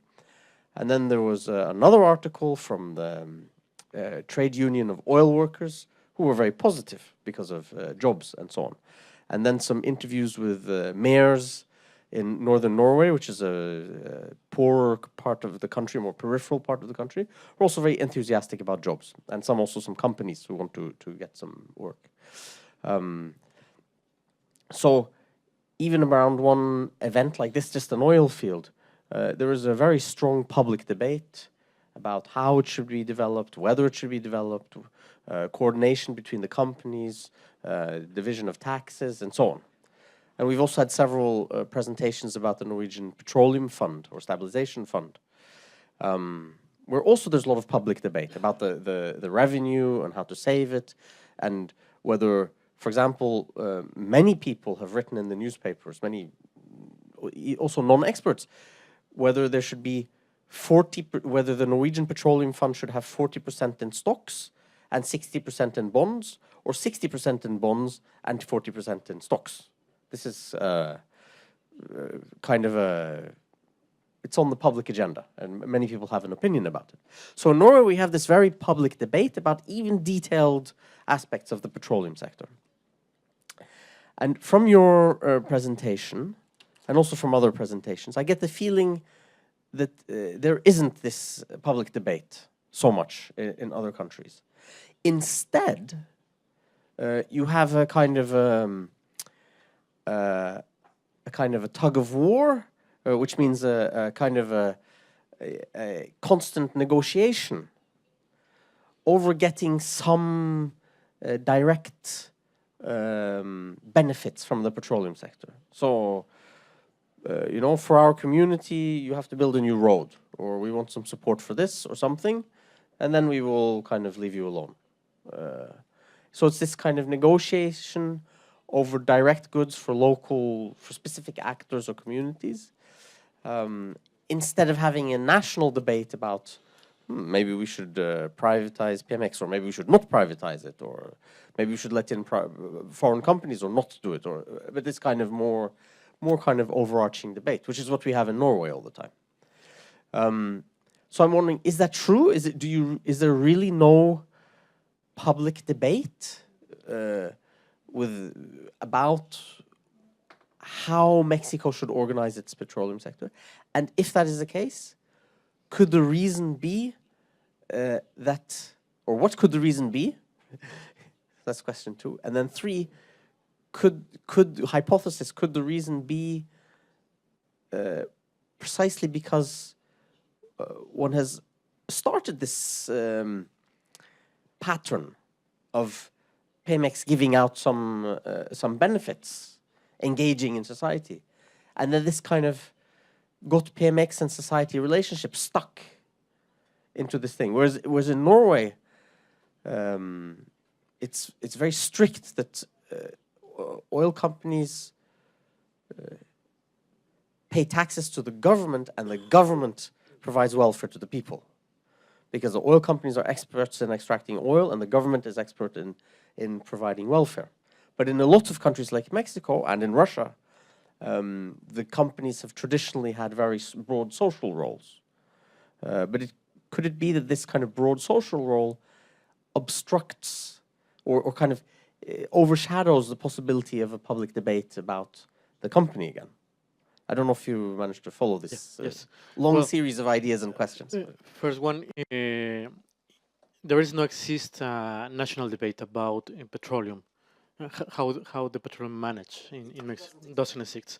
That's why the practice of the blockade in Mexico happens from here until here only. But there are petroleum over here in these 3 states, but that doesn't happen here. Why? Because the people from here than here is really different. Because the people from here are very interested to go to United States to get work or to go to the college in the United States. But the people here, the culture is really different. So here in the state of Veracruz and Tabasco and Campeche, all these people who blockade the landfills, behind them is the opposite political party. They are not alone. For example, if you go to Mexico City, you can see in one corner a people who is asking money.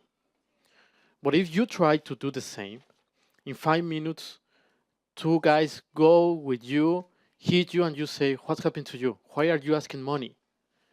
If you're asking money, you have to get money for the union. So nothing is innocent in Mexico. Everything has a structure, a political structure. So there is a political party behind the farmer, and sometimes the political farmer push the farmer and say, "You must blockade the landfill," because they have a farmer and they have a well. Pemex have a well inside their farm. And also, the people here in the border with California doesn't know about Pemex, doesn't know what's happening here, and doesn't care. They are very interested to go to San Diego, to the university, to shopping, something else. We are really big country. So it's not a national debate. And also, like I said here, the media. There is a local newspaper, for example, this is a local newspaper, that is talking about the road that Pemex is doing. But as you can see, it's a very good news. They are asking if the carbon footprint is increasing or something like that. Yes, Pemex is doing that, and that's supposed that is well. Now is maybe a technical magazines, but there is not a special media. There is a not media specialized in corporate social responsibility related to petroleum Mexico. There is no one. So and even more, like I said before, if you want to try to hit Pemex about truth media, it will knowing well for you. So happens, everything happens well in Mexico. If you don't try to get more smart than you must to be. Okay, it's a clear message. Don't try to be too smart. Okay, I think. Oh, we have one more question. Last question. From customer. I have a question regarding to the economy. So I've made a little calculations. You have some mistakes in the numbers actually. You have yeah, thousands of so you just extract like a 2.5 million barrels per day, something like that, and the natural gas is millions, not billions. But actually, overall, in a GDP, it takes like a 1/10 of a GDP overall, oil and gas. Am I right? Yes. So you have pretty well developed economy. So it's like a three-fourth of Russian GDP per capita, for example, and only 1/10 takes oil and gas. So it's not that much. So it's not like it's not the Norway case or Russian case. In Russia, we have like a 50% of GDP, more or less. More or less is 50% of federal budget income, but not GDP. But including okay, we have a discussion about. So it's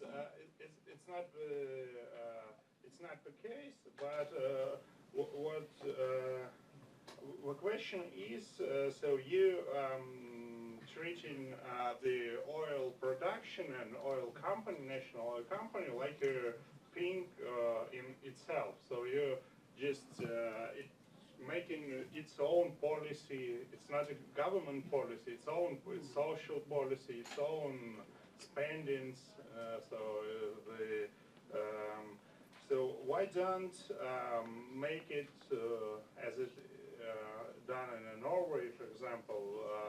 Just why don't pay taxes to the government, and why not to let a government or like local governments to decide how to spend that money?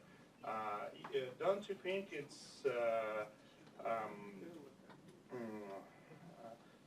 don't you think it could be more effective? So to make all the spendings by government, not by the oil company. Yes.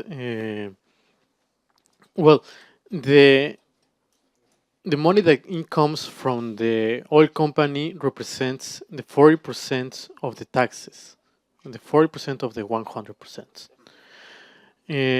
But even Pemex doesn't decide uh, what can they do with that money. They decide in presidency and also in the treasury ministry. And it's not a relationship between how much does it comes from the oil company and how many people are in Mexico. For example, there are a lot of Mexico. There are more or less 40 millions of people in poverty. So there are a lot of people, and these people never received $1 from the oil. So um, the question is here, and I agree with you that why this money doesn't go for everybody. Why we have this gap, this social gap? Of course, it's a lot of corruption, and also the states, only the states that are related oil activities receive more money than the states that doesn't have petroleum activities. So the Mexican policy is wrong, of course, and also is better for the people that have petroleum. But the people have petroleum is going to reach more than the other people that is very so far. Okay, thank you. And on that note, it's lunchtime, which will be downstairs and outside. You remember the way.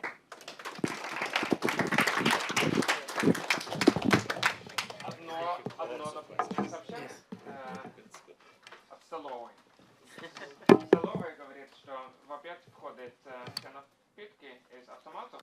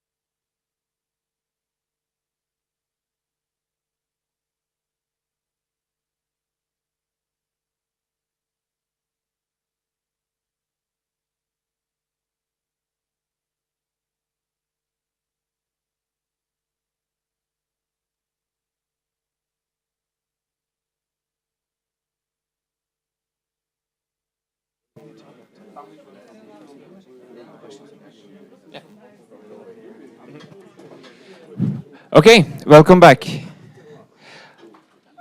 I hope you managed to have some rest during lunchtime. Now I'm very pleased to introduce our next speaker, our colleague here at NUPI, Raman Vakulchuk, Senior Research Fellow, who has just published his new book on the emerging market economy of Kazakhstan. And today, he will do his presentation in English, and then he will do the Q&A session in Russian. So with that, I just leave the floor to Raman.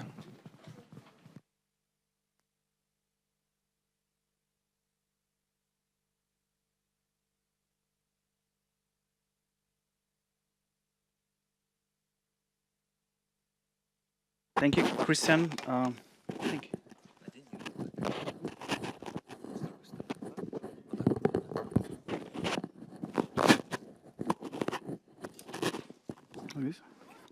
Thank you, Christian, for the introduction. And hello, everyone, once again. It's my pleasure to present to you the topic of the case of Kazakhstan as regards the role of civil society and natural resource management. Given that the audience is mainly Russian-speaking, most of the slides actually will be in Russian, so that I hope you will be able to better follow my ideas and results. Let me first of all just give you the framework of my presentation. First of all, I will touch upon the basics of the oil and gas sector in Kazakhstan, and I also tell you why exactly I focus only on oil and gas resources and say not, for example, on coal. Then also I will try then to connect kind of the first introduction of the oil industry in Kazakhstan to the distinct path, and in some sense I would also say unique path of Kazakhstan development since 1991. And finally, we'll come to the main topic of my presentation, which will be the development of the dialogue and the public debate between the civil society and the state in the country. And let me first of all start with this, so to say, the geography of Kazakhstan, which shows you in red the share of population within the country in each of the 16 regions of Kazakhstan. Then also in this blue column you see the share of country's GDP. This symbol shows the major oil fields of Kazakhstan. As you can see, they are mainly located in the west of the country, especially here in the Caspian region. And also this blue figure shows GDP per capita that each of these regions generates. So the main observation here is that most of the oil fields are located in the western part of the country, so namely here, while most of the population is concentrated in the eastern part, in the eastern south part of Kazakhstan. This table shows you, just so that you have an idea of where, for example, oil and gas resources are mainly transported. Here's the list of 15 top importers of Kazakh oil. And as you can see, maybe with the exception of China, all the other countries represent the countries of the European Union, which shows that Kazakhstan had very close relations with most of the European countries since 1991. Also, one interesting observation, which maybe also shows the difference of Kazakhstan compared to other countries, is that most of the leading oil and gas companies are present in the country. And this shows you the overall share of different foreign actors and foreign investors as regards the ownership of all oil and gas fields in the country. And here you can see that all of the main foreign investors, as well as some of the local Kazakh companies, like, for example, Kazmunaygaz, which owns 22%, and Petro Kazakhstan with 17% of shares of all the oil fields in the country. So this gives you an idea that Kazakhstan has been, I would say, quite open to any type of investment without making any differences in terms of country of origin of different companies. Also, one trend which I would like to show you, which shows the overall development and the production of oil and gas resources compared to the main social indicators. I mean, I should say that the history of Kazakhstan oil and gas production is pretty short, and many consider that only after 2000 the country has begun to produce and explore oil and gas resources in a very accelerated pattern. So we have like 14 years of experience. It means that we have to take into account this pretty short period of time. Also in terms of the formation of the public debate between the civil society and the state as regards the use and management of natural resources. So as you can see, the oil production heavily increased since 2000, and it increased almost twofold. So in 2001 it was 800 barrels per day that was produced, while then it increased to 16. At the same time, we also see that the GDP per capita has also increased, following the trend of the oil production, while unemployment has decreased up to 5% in 2011, with the overall Gini coefficient also decreasing, although not significantly.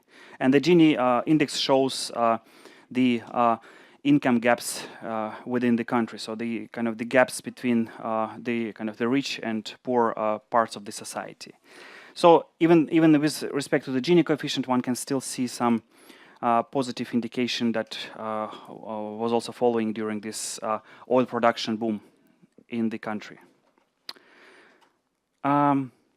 Here, I would like just to give you a comparative picture of the share of different oil-rich countries and their share in overall production of oil and gas resources. So we see that Kazakhstan is located in the middle of this group of countries, with the government share of, on average, 52%. While, for example, in Norway we have 84%. The other extreme is like countries like Mexico, 31%, and Cameroon, 11%. This should also give you an idea of the relative proportion and relative share of state participation in regulating and managing the oil and gas resources. One more fact, which of course, which I think is quite interesting, but maybe it doesn't really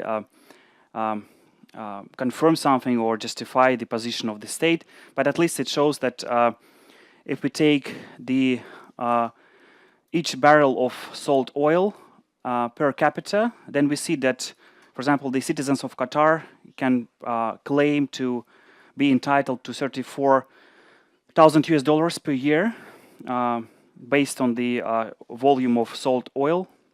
Then comes Kuwait. Norway is also pretty high on this list. At the same time, Kazakhstan, given the kind of the overall volume of exported oil, it's $3,000, with Azerbaijan and Russia even below the Kazakhstan's place. So now we're coming more to the main topic of the presentation, in particular the dialogue and the formation of this dialogue between the state and civil society. And first, before I come into the details, I would like just to introduce you some of the, in my opinion, some of the key observations that relate to this dialogue. Well, first of all, of course, there is a widespread understanding that Kazakhstan's economy is heavily dependent on export of oil and gas resources, which is absolutely true. There is no doubt about it. I think the contribution of the oil and gas sector to the economy was around 30% if we take only the export volume. If we also add the service industry, which is also involved in the production and exploration of oil and gas resources, for example, if we add the hotel business, which is and the construction of different types of hotels, which has been very active in Kazakhstan, and we also add to the overall number to GDP, then we would have a figure of 60%. So export of oil and gas resources plus the the segment of the service industry that is involved in the oil and gas sector. But at the same time, given this high dependency on oil and gas resources, at the same time, I would say that without really, to some extent, relatively effective institutions that were formed in the country, the management of these resources would hardly be sustainable and successful. Another very, I would say, distinct feature is that when we talk about most of the oil-rich countries, we assume that internal players, internal actors are the key actors in terms of the influencing the management of oil and gas resources. However, in the case of Kazakhstan, I should say that in order to better understand how this dialogue has been shaped and formed, we should also look at the external players. And I will come to that in a minute. So one can also observe the interaction between the external, let's call them civil society actors, but also external ones, which may represent also global civil society organizations, but also international organizations, like, for example, the World Bank, the IMF, or some other type of different organizations that deal, for example, with the management of oil and gas resources, like, for example, the Revenue Watch. So these dynamics of influence between the external and internal actors is very important in the case of Kazakhstan. Why is it important? Just to give you an idea, since independence, Kazakhstan has been very active in terms of learning from different models of other countries, or let's call them best practices. And here just not the exhaustive list of those reforms and best practices that Kazakhstan adopted, or partially adopted, or first learned, then adjusted to the local conditions. So, for example, if we talk about the tax system, the country adopted the experience of the South Korea and the US. It followed the Chilean pension model. As regards the creation of sovereign wealth fund, Kazakhstan followed the examples of Japan, but also Norway, and Norway actually served as almost as a role model in terms of effective management of natural resources. And also the sovereign wealth fund in Singapore called Temasek. Also, as regards other industries, you see that it was very open to learn from other experience. And this is why, as I mentioned before, it's really important to look at the influence of other external actors, and also kind of the influence of different types of external forces on the formation of the debate in the country.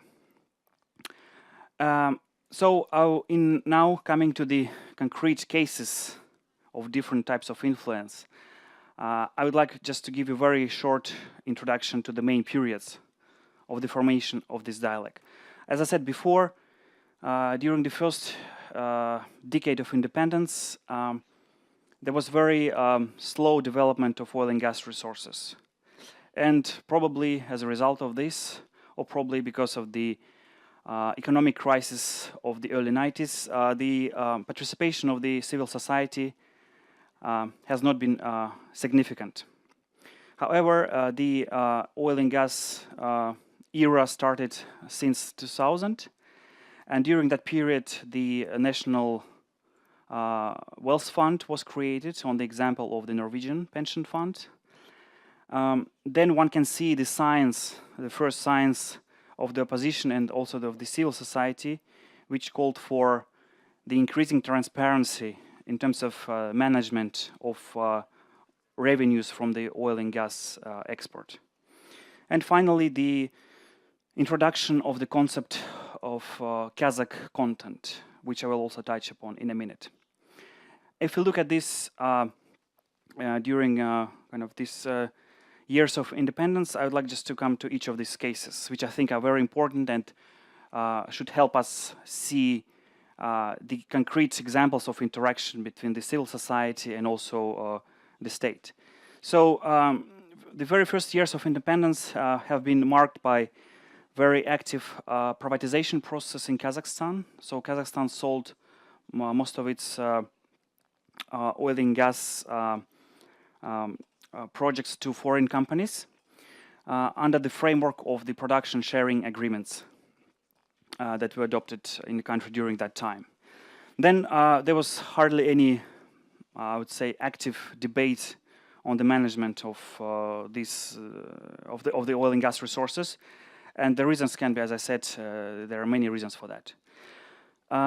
Then, in early 2000, the National Fund was established by the government, as I said, again, following the examples of other successful countries.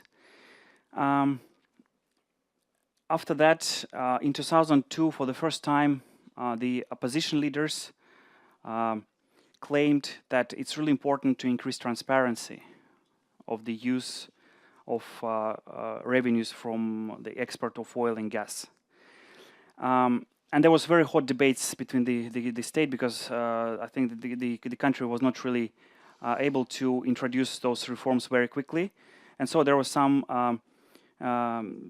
during different periods of time, from 2000 to 2005, there was, I would say, very hot debate between different actors.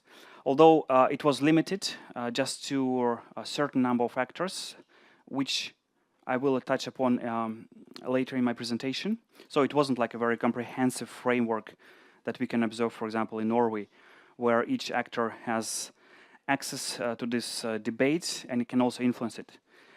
While I don't think it was limited during that time in Kazakhstan, I think it's more related to the fact that not all of the actors were aware of this opportunity and had knowledge and also understanding how they can influence this. But still, this debate generated a very hot discussion, and that it's really important to follow one of the best practices. And one of such best practices has been the Extractive Industries Transparency Initiative. As you can see, this Инициатива прозрачности добывающих отраслей, which I think is a very important tool to monitor the profit that the government, for example, gets from working with foreign companies, and also which also shows the capital, for example, used by foreign companies that operate in a given country. And then it's possible to compare, for example, the reports on, for example, oil and gas production by a certain company with the data that was submitted, for example, by the government.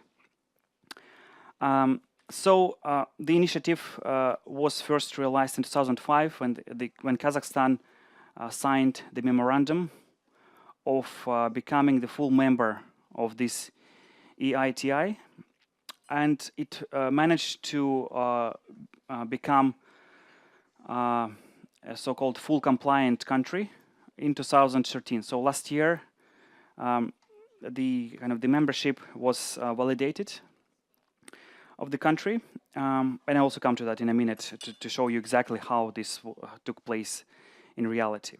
At the same time, there was also one important, I would say, innovation in terms of interaction between different types of the society, also business with the state, and it was the adoption of the electronic government. Here I should stress again that while the government, I think, understood that it's important to, for example, to adopt the EITI and also electronic government to, I would say, to widen access of civil actors to the debate. Kazakhstan, the government, I think, was also driven by the idea to meet the expectations of the international community. Because given this very high exposure to international influence, resulted in the fact that Kazakhstan then was also eager to listen to the advice of many international organizations. And in these two examples, for example, Kazakhstan was really driven by the idea to adopt best practices in order also to show progress with respect not only to the public inside Kazakhstan, but also with respect to its relations with international actors. And finally, this concept of the Kazakh content, which came into, I would say, full enforcement in 2010, when the law on subsoil use was adopted in the country. In addition, this concept has been also closely linked to the corporate social responsibility requirements of the government. So, but let me first of all elaborate on the case of the Kazakhstan National Fund. So the kind of the official goals, and it's also supported by many scholars, is that again, the same as in Norway, the key goal of and the strategic goal of the fund is to think of the future generations, to provide them with stable, I would say, and solid financial support. Then it's also another goal was to manage oil and gas resources in an efficient way, and also to fight the problem of the resource curse. If we take a look at the capital of the fund, one should say that there has been almost always an positive tendency in terms of its capital accumulation, with the exception of the years 2008, 2009, when the economic crisis hit the country and the fund of the capital reduced from 60 billion US dollars to 30. But in 2014, compared to 2002, as you can see, the overall assets of the fund increased from $674 million to $77 billion in 2014. Again, compared to the Norwegian pension fund, we see there's still a long way to go to come to the successful experience of Norway. And actually, this fund, although it wasn't really, I wouldn't say it was the kind of the best example of the interaction between the society and the state, because many decisions have been taken by the government itself, maybe with some consultations from the international organizations. But the result was seen as pretty effective, because the assets of the fund have been used to support, for example, the financial sector, the real estate market, and all other industries, and also individual entrepreneurs who suffered most by the effects of the economic crisis. And this, in the society, this was discussed after this decision have been done, and it was used as pretty effective. At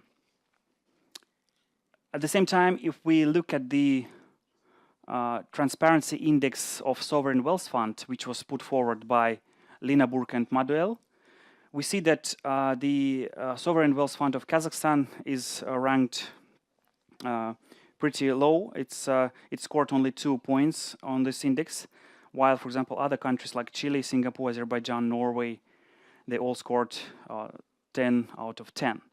And the key criteria for this index are the following. It's basically the transparency in terms of accessibility, availability of data to the activity of the sovereign wealth fund. And there are, as I said, there are 10 indicators, and here just the example of 7. For example, each of the sovereign wealth fund should provide information on the history of its establishment and also the management and ownership structure. It should also provide annual audit reports, which are done by independent consulting companies, like, for example, Deloitte or KPMG. It should also provide very exhaustive information about main shareholders and also the places where the fund is located.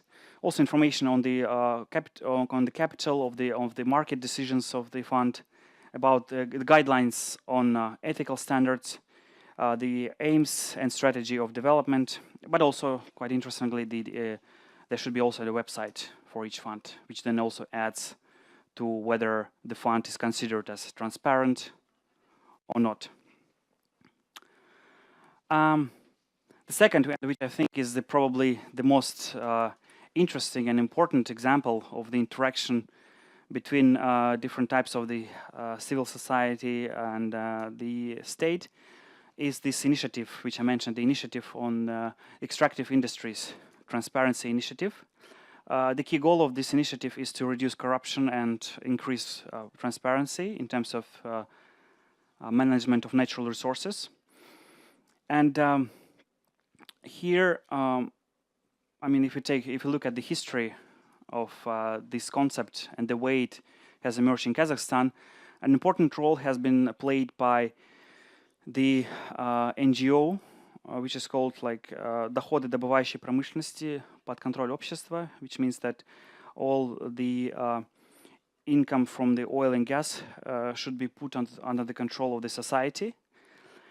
This NGO had 60 different types of NGOs at that time in Kazakhstan. So that was in 2005 when it was formed. And the key goal of behind the establishing of this NGO was to support the implementation of the EITI initiative, EITI program and project in Kazakhstan. This was also the requirement that was set by the EITI organization, that it's really necessary to involve as many stakeholders as possible to monitor and to watch the implementation of this concept. So it had 60 members at that time in Kazakhstan, with the number of members increasing since then. And I think it was, after 2010, it was 90 members that included different types of NGOs. Apart from that, the government has also created so-called the National Council of all stakeholders that were also engaged into the implementing this concept and meeting the requirements. So in order to become a full member of this organization, it's important to meet different types of requirements, which entitles you to be a full member. And all these requirements, of course, relate to the transparency in terms of the use and management of revenues from oil and gas resources. At the moment, there are two, apart from this NGO, there are also 4 other NGOs which closely monitor the implementation of EITI in the country. And just an example that, for example, in 2009, Kazakhstan was very close to become a full member of EITI. However, because of the very strong position of this NGO, which stated that the country was not really ready to become a full member, the decision to include Kazakhstan was postponed to 2013. And this is a clear example when this NGO played a, I would say, crucial role in terms of the in shaping this whole debate. And their main justification was that most of the steps that the country has taken, they were not really fully considered, and they were not really properly discussed with the other parts of the society. And so it was really important to have very inclusive discussion with different stakeholders. However, if we take last year when Kazakhstan became a full member, Kazakhstan was actually adopted to this organization under the condition that a follow-up comprehensive discussion with different stakeholders will be provided, because probably one of the big disadvantages last year was that for the discussion of the EATI program, not all the different types of the society have been included. However, given Kazakhstan's progress in all other areas and meeting all other requirements, the country was accepted to this organization. And there have been already some interesting results. For example, in 2010, the difference between the data that was reported by the government was 12 billion tenge lower than the data that were reported by all the foreign companies. And once there is this huge gap between the reported information, the idea is to bring these two parties together to discuss why there is the gap, and also to inform the broader public about why there has been this gap, for example. In the next step, I would like now to present you this study that I conducted in 2012, in which I looked at the broader interaction between the society, the state, and business. And this is also the case of the electronic government and the importance of having electronic government in terms of kind of facilitating the dialogue between the civil society and the state. So as I said, Kazakhstan adopted the concept of electronic government and provided substantial budget for this in 2007. And in my study, I had an opportunity to interview different types of stakeholders in Kazakhstan and ask them about their assessment of what this reform has led to. And according to kind of the general perception, electronic government, of course, facilitated and provided better access to the state information. It has also contributed to the transparency of the system of public procurement and the activity of oil companies. And also, there are some first signs that, at least now, the contact between the state, for example, officials, and the private companies has been reduced, that now many actions can be done electronically without really personal contact, which also should help to decrease corruption. But at the same time, this electronic government was not really properly implemented, because it has increased the workload for public servants, while, for example, no additional personnel has been hired to process, for example, official requests from the society as regards different issues. At the same time, now there is a special law in Kazakhstan that requires that each public official should provide a written answer to each request from the society within 1 month.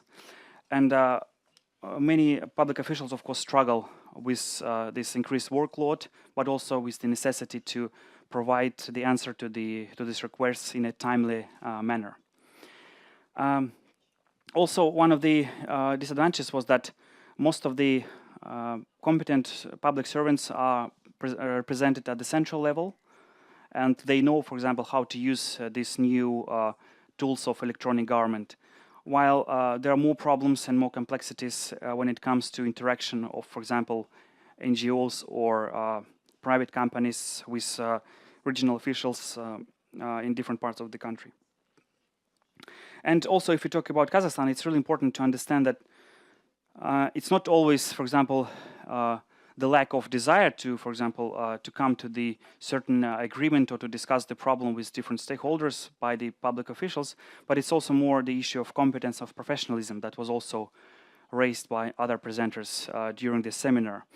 And I think it's really relevant to talk about the overall level of professionalism and competence.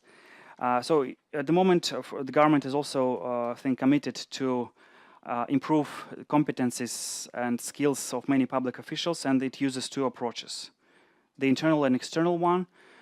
There's the internal one, which is the provision of different types of trainings and seminars to public officials to increase their competence. And there's also this external approach, this education program Bolashak, that aims at sending public officials abroad for example, for obtaining a master or PhD degrees in different areas, under the condition that they would then return and work in the public sector for 5 years. Now this requirement has been changed, and so that the returning graduates can also work in the private sector. And both these approaches are seen quite useful and effective. But at the same time, there are fewer opportunities for increasing competences and professionalism in the regions. And most of the graduates of the Bolashak program, they work in the central apparatus. So they work mainly in Astana or Almaty, while they find the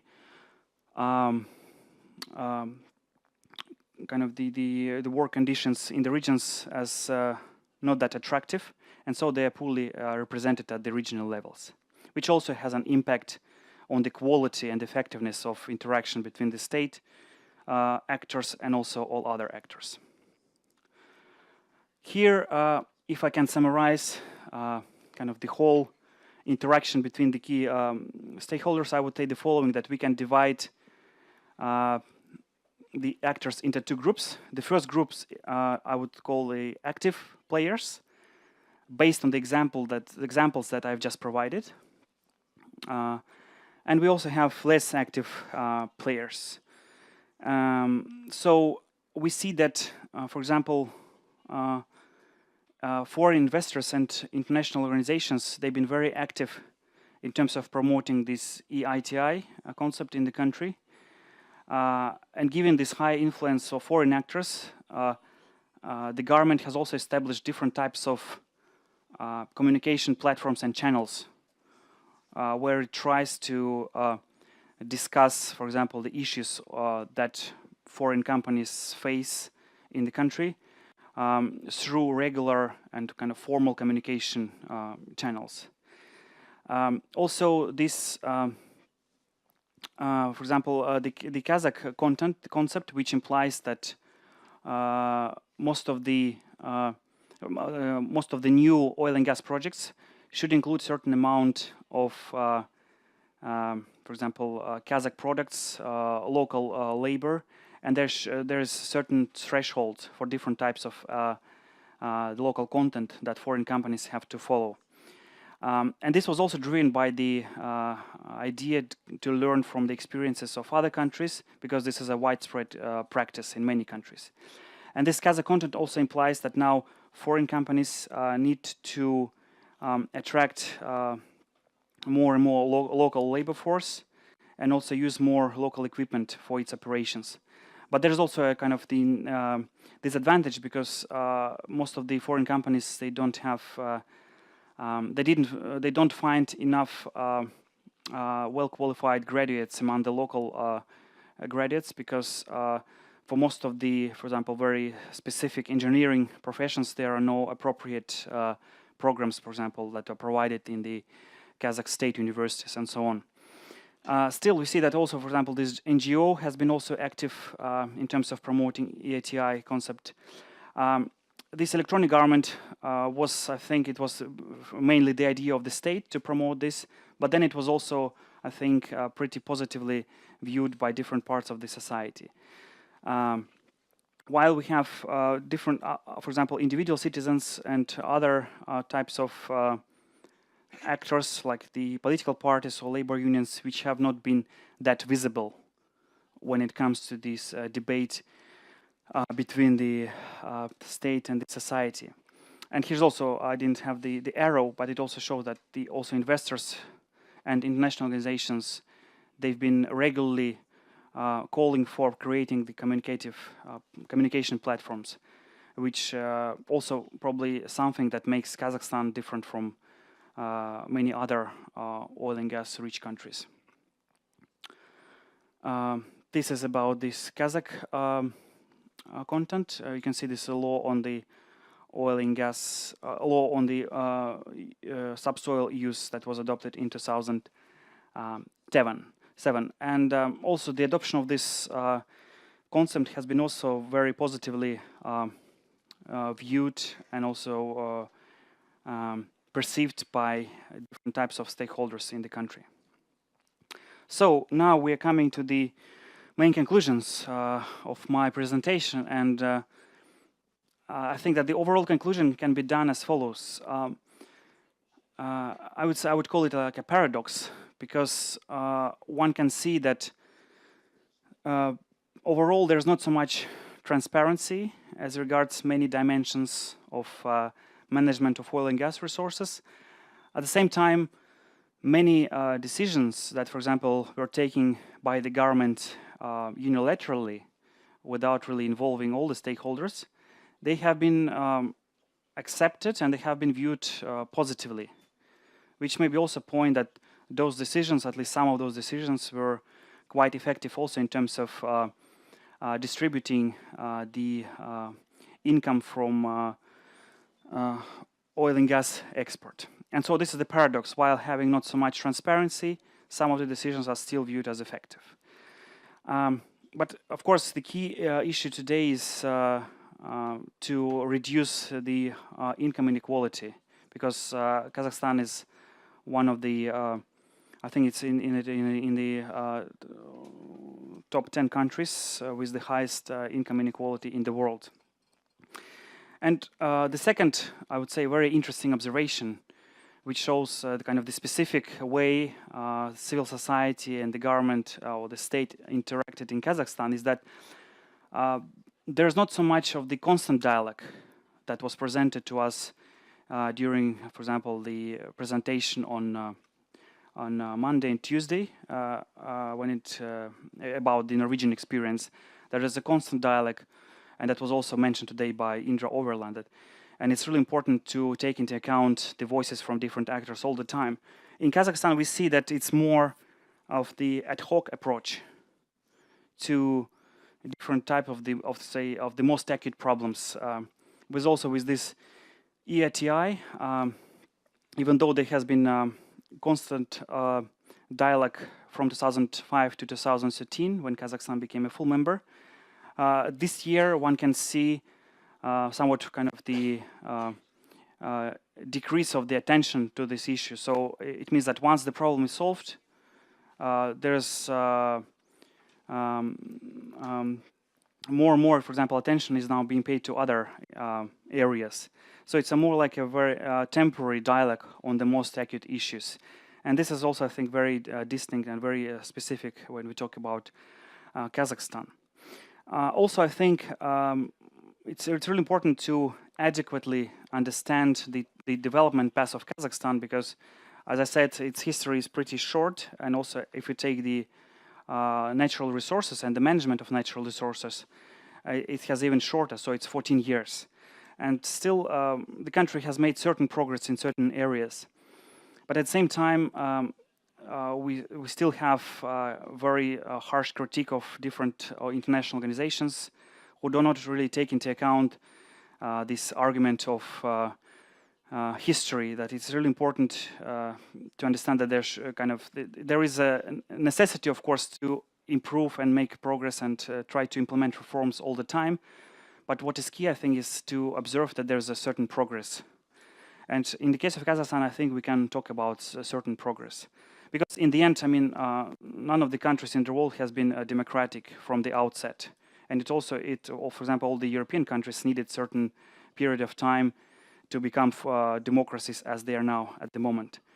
But I think that many international organizations, they don't take this into account and think that overnight the country should be full democracy. But one really needs to be very, I think, very accurate to this and try to also take into account the fact that the institutional change is really difficult to implement. And also it's really important to take into account the culture that may need decades to change from, for example, one type to the other. Here I would like to thank you very much for your attention, and if you have any questions or whatsoever. Yeah. Let's go ahead. Thank you very much for your presentation. I really enjoyed it. I would like to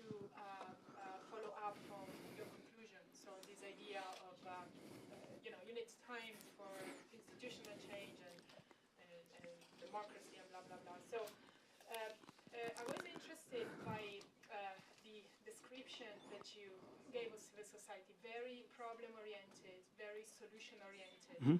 So I was thinking whether you find a different self-perception and self-description when you interviewed, as if I understand Mhm. correctly, when you interviewed, people from these organizations, were they, adhering to this model, or were they self-perceiving as different? Thanks. Mhm. Thank you. Probably I will answer this in English too, and then to other questions I could then switch to Russian. Well, thank you very much, first of all, for your question, and I think it's very relevant. From my experience, I would say that different types of actors perceive themselves and their role differently. So when I talked to public officials at different governance levels, they all had this understanding that it's really important to meet the expectations of certain NGOs that working in the specific areas, but also try to refer to different types of, for example, international rankings or indices. And Kazakhstan, I think, is very much also driven by the idea to improve its overall kind of position in all different types of rankings, probably even more than all other countries in the former Soviet Union. So it was like a two-way process for public officials that first we need to clearly communicate our progress to the external world, but also to our public or to NGOs. With NGOs, I think it was viewed more that once there is a certain progress achieved with the help of a particular NGO, there is no, for example, need to continue to work in this area, but there should be, or there is always an idea that now it's important to find some other area which is of acute importance for the country, because it's a very difficult transition period, and given that there are not so many influential NGO actors, one cannot really continue to work on a problem which is of now less importance. So it's very much problem-oriented. And private actors, I think they, like for example, private entrepreneurs, they've been always stressing that there's still a lot of inefficiencies involved in this whole process. And since they all have the opportunity, for example, to travel and also to work abroad, they can still compare to the kind of best practices adopted, like in the EU or other countries. So I think the kind of the private entrepreneurs are critical to the progress that has been achieved. So and also if you talk to other different types of stakeholders, you see the kind of the diversity of different opinions and also the diversity of perceptions and attitudes towards this debate. Please, maybe you. Артем Торчинский, Москва. Смотрите, в России власть не менялась 15 лет, и мы видим, что власть уже немножко не справляется с ситуацией. Насколько я помню, Назарбаев был первым секретарем обкома Казахстана еще в 80-е годы, да? То есть в Казахстане власть не менялась больше 30 лет. Вы можете назвать хоть каких-то лидеров, да? То есть какие-то имена, не связанные с кланом Назарбаева, которые могут конкурировать с ним? То есть что? Спасибо за ваш вопрос. На мой взгляд, уникальность развития пути Казахстана в том, и я, кстати, описываю это в своей книге, то, что ввиду своей большой открытости, значит, к опыту других стран, можно наблюдать тенденцию, что, например, после 2000 года, значит, наблюдалось снижение государственного участия в различного рода проектах, то есть инвестиционных проектах по инфраструктуре и очень активное привлечение частного бизнеса. То есть это показывает тот факт, что государство заинтересовано в более эффективном управлении различного вида ресурсами в стране.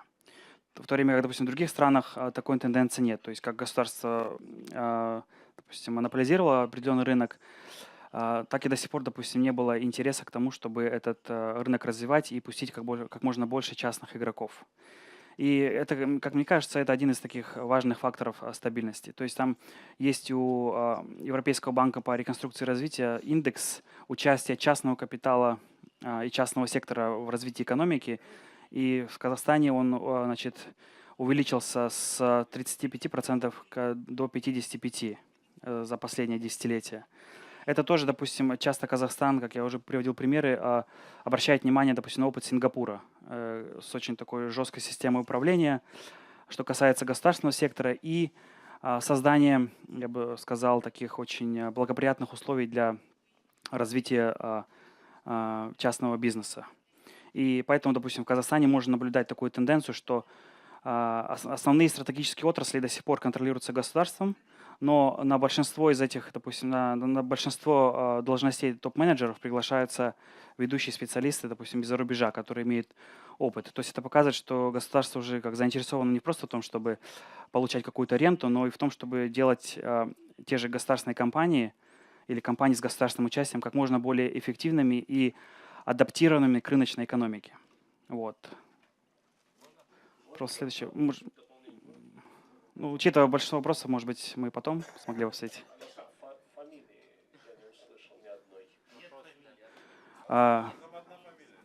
Мне сложно говорить, потому что мне сложно спекулировать на эту тему, потому что я не изучал ее в своем исследовании. Александр Ефремов, Москва. У меня вопрос как раз по коррупции и ситуации в Казахстане. В начале вопрос по коррупции в Казахстане, в нефтяной сфере, в первую очередь. В начале 2000-х годов Transparency International в рейтинге коррупционной деятельности стран определила Казахстан на 120 месте. В 2012 году Казахстан опустился уже на 140 место из 142 мест. То есть это один из самых коррупционных стран вообще в мире по оценкам Transparency International. А нефтяная сфера одна из худших по уровню коррупции. Например, даже зарубежные журналисты отмечают это.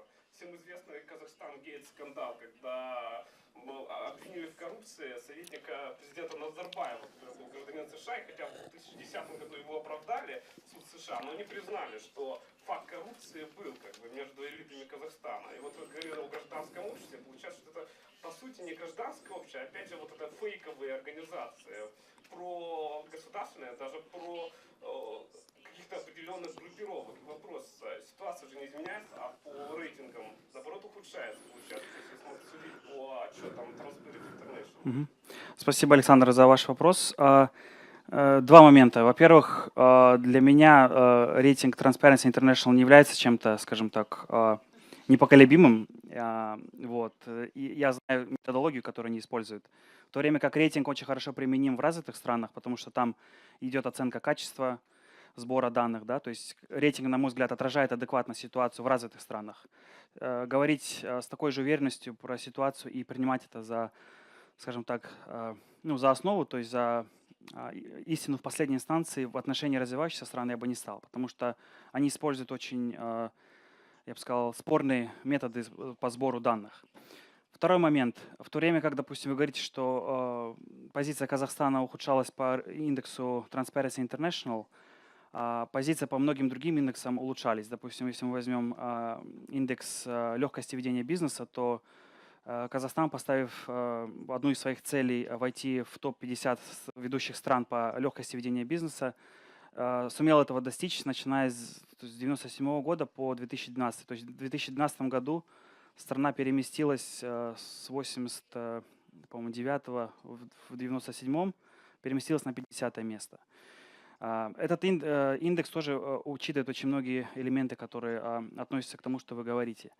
Опять же, я считаю, что коррупционные места, они имеют место в любом обществе, в любой ситуации. Но, опять же, на мой взгляд, не существует еще такой методологии, которая бы полностью показывала бы адекватность происхождения ситуации.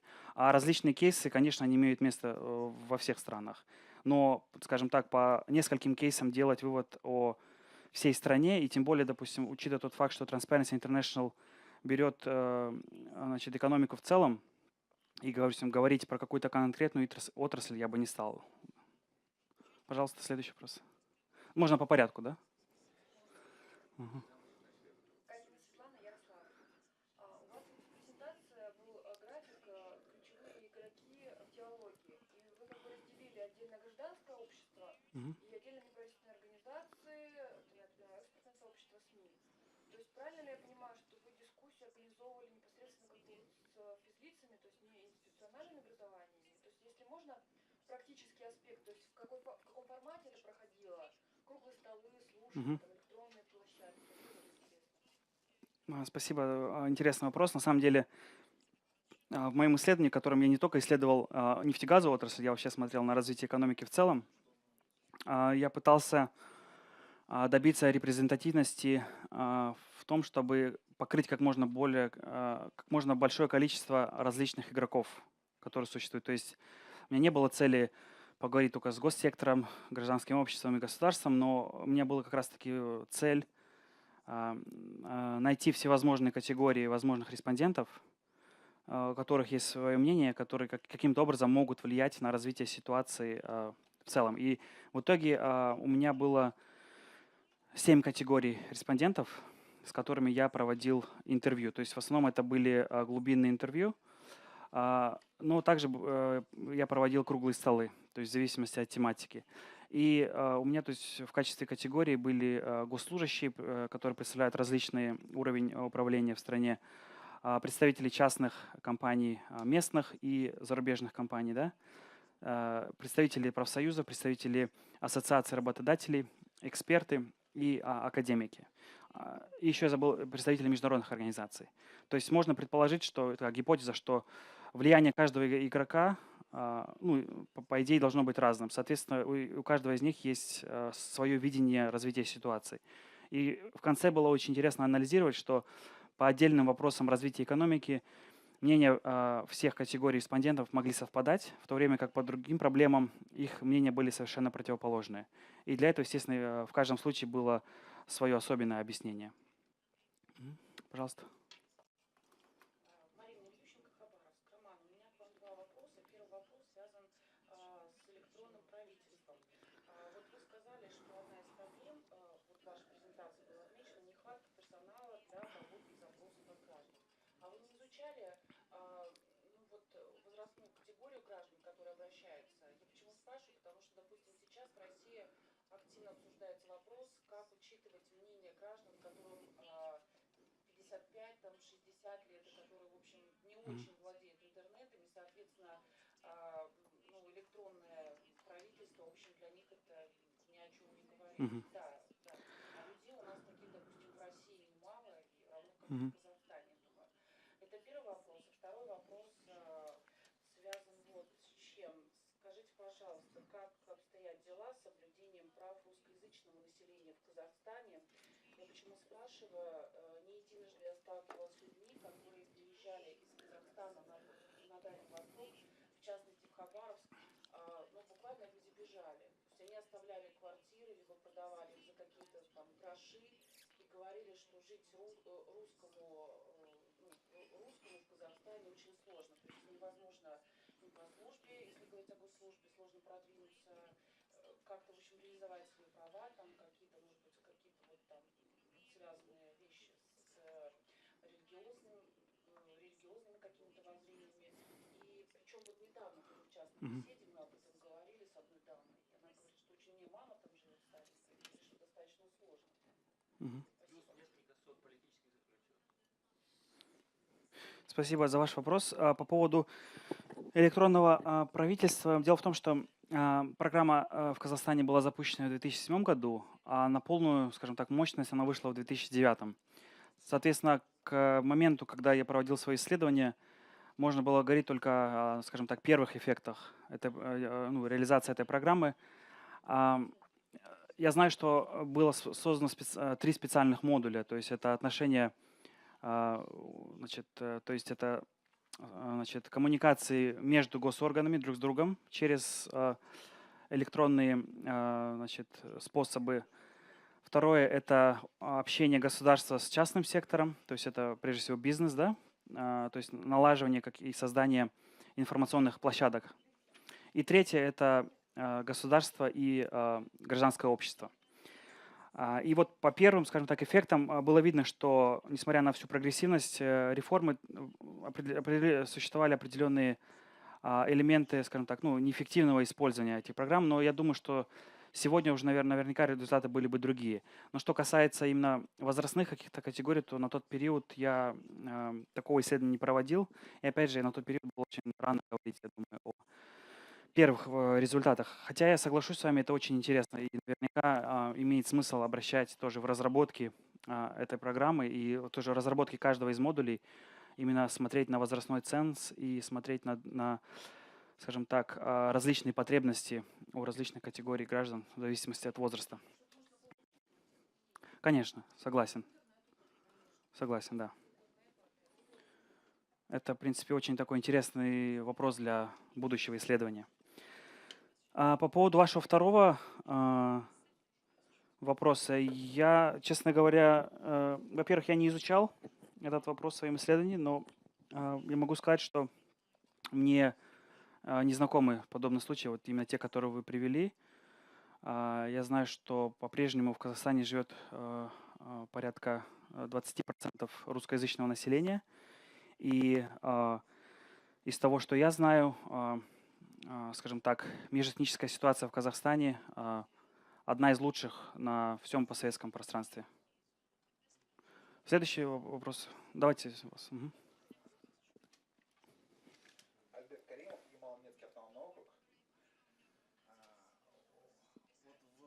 Хотел бы уточнить количество нефтяных доходов в общем бюджете доходов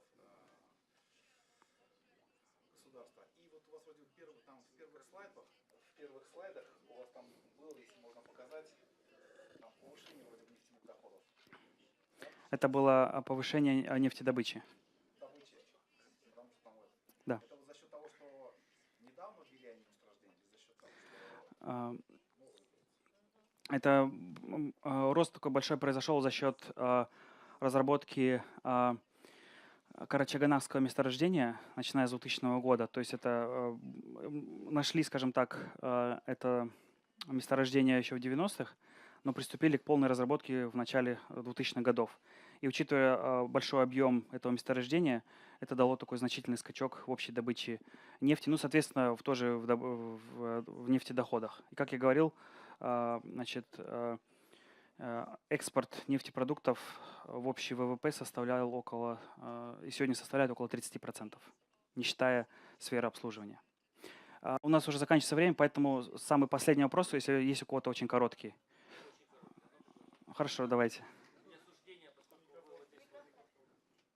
Поскольку вы вот здесь вот написали, что можно высказать суждение, по-моему, вот вы продемонстрировали прекрасный пример оправдания государственного произвола. Потому что ни слова про полицию, про суд, про тюрьмы, про несколько сот политических заключенных и про то, что никакого диалога в принципе в Казахстане, так же как и в России, я самокритичен, между гражданским обществом, бизнесом и властью пока невозможно. Можно спросить, вы также изучали детально экономику Казахстана, или вы судите по каким-то суждениям? Вы же в этом году выгнали Human Rights Watch, которая хотела смотреть за ситуацией. А в 2009 году у вас было несколько сот политических заключенных. Есть доклад Международной амнистии, если вам не нравится Transparency International. Может быть, там вы посмотрите сообщения, как преследуют за инакомыслие.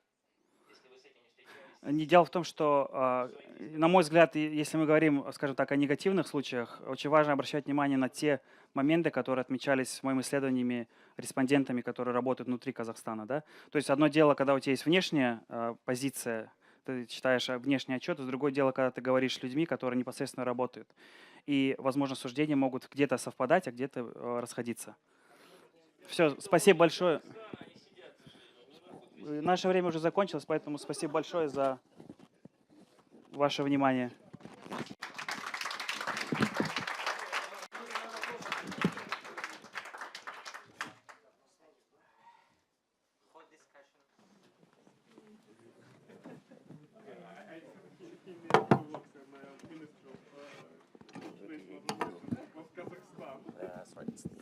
It's a bit complicated. There we go there.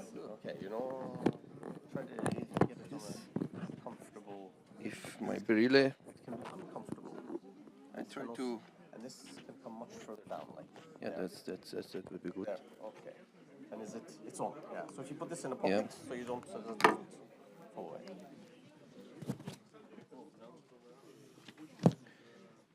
So Okay. I see Roman managed to trigger some discussion here. It's very so good. very Very good.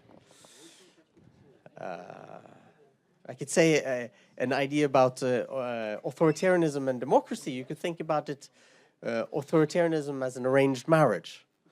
So, in a sense, if you're lucky with the person you're married with, it can be okay. But of course, you don't have. I mean, often you're not so lucky. I won't say in the case of Kazakhstan or any other countries if they're lucky or not. It's an interesting thing. In democracy, you choose, you make your own choices, but sometimes you change your mind, or you change your mind all the time. Okay. The next presentation is about Iran, another very important, very large and important petroleum-producing country. And the presentation will be by Mohammed Faizanegan. correct. Yeah. Exactly. Who is originally from Iran, but is a junior professor in the Center for Middle East Studies at the University of Marburg, Germany. And he just flew in an hour ago to give this presentation. So welcome very much. Thank you very much, Dr. Indra. I would like also to thank the organizer of this event. You know, bringing the civil society interaction with natural resource management is a very interesting idea. When I started to do more research after getting the invitation by Indra about this topic, I realized that there is a significant missing gap in the literature, specifically in the domestic journals and media in Iran. So the thing is, the topic of civil society, non-governmental organization is very much linked also to the development of political institutions in Iran.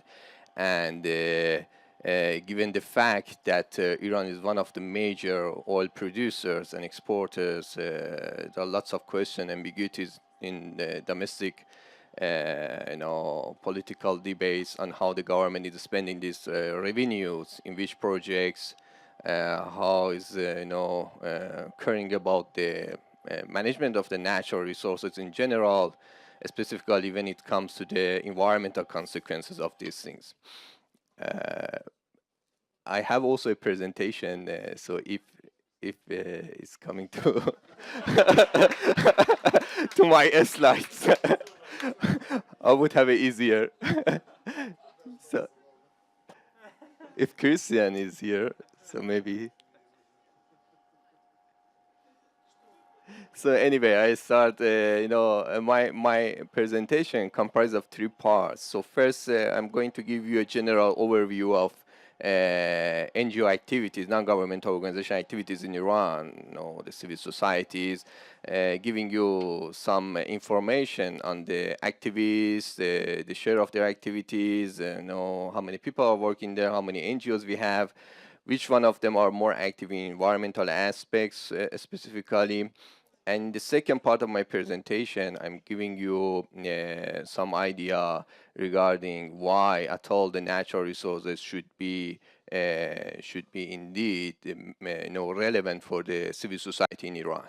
So why civil society should care about the natural resource management in Iran. So this would be my second part of presentation.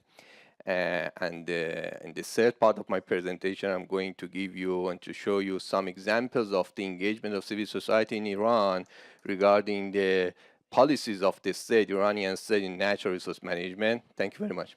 In the natural resource management of Iran, and how this pressure from the civil society changed the government policies to react in a more different way when it comes to the natural resource management in Iran. To show you also that this middle class, this civil society in Iran is sometimes also influencing the politics in Iran in this aspect, in environmental aspects, much more significantly.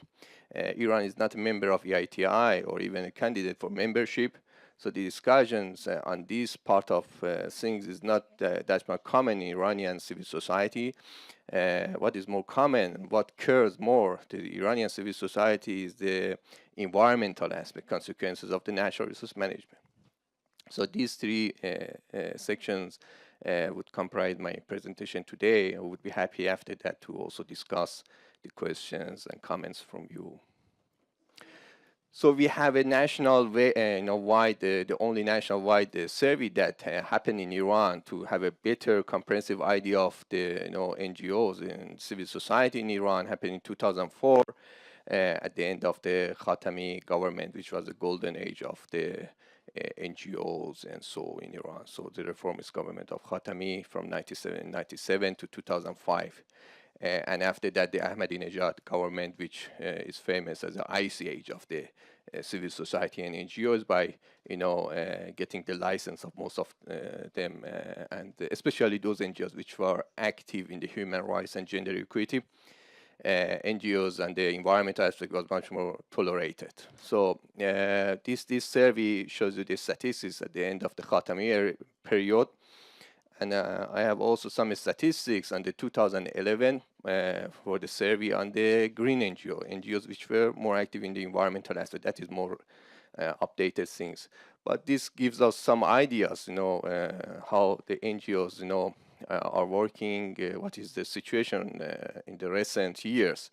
So the total number of NGOs and with branches is more than 7,000 NGOs in Iran, registered and unregistered. Those with the continuous activities, not the seasonal activities, the majority of them had the continuous activities during this period. 53% of them are registered, formal NGOs, the rest are informal NGOs. That means in this survey they announced that we have not registered our activities due to the different reasons. The top three provinces, which most of these NGOs are concentrated, are Tehran, Isfahan, and Mazandaran. Tehran, the capital. 50% of the whole NGOs are located in Tehran, and in Isfahan is also 14%. What we don't see is the position of provinces with the natural resources play a much more significant role. That means the provinces like Khuzestan, the western provinces, which most of these oil fields, oil gas fields activities are going on there. So the number of NGOs are low or almost negligible.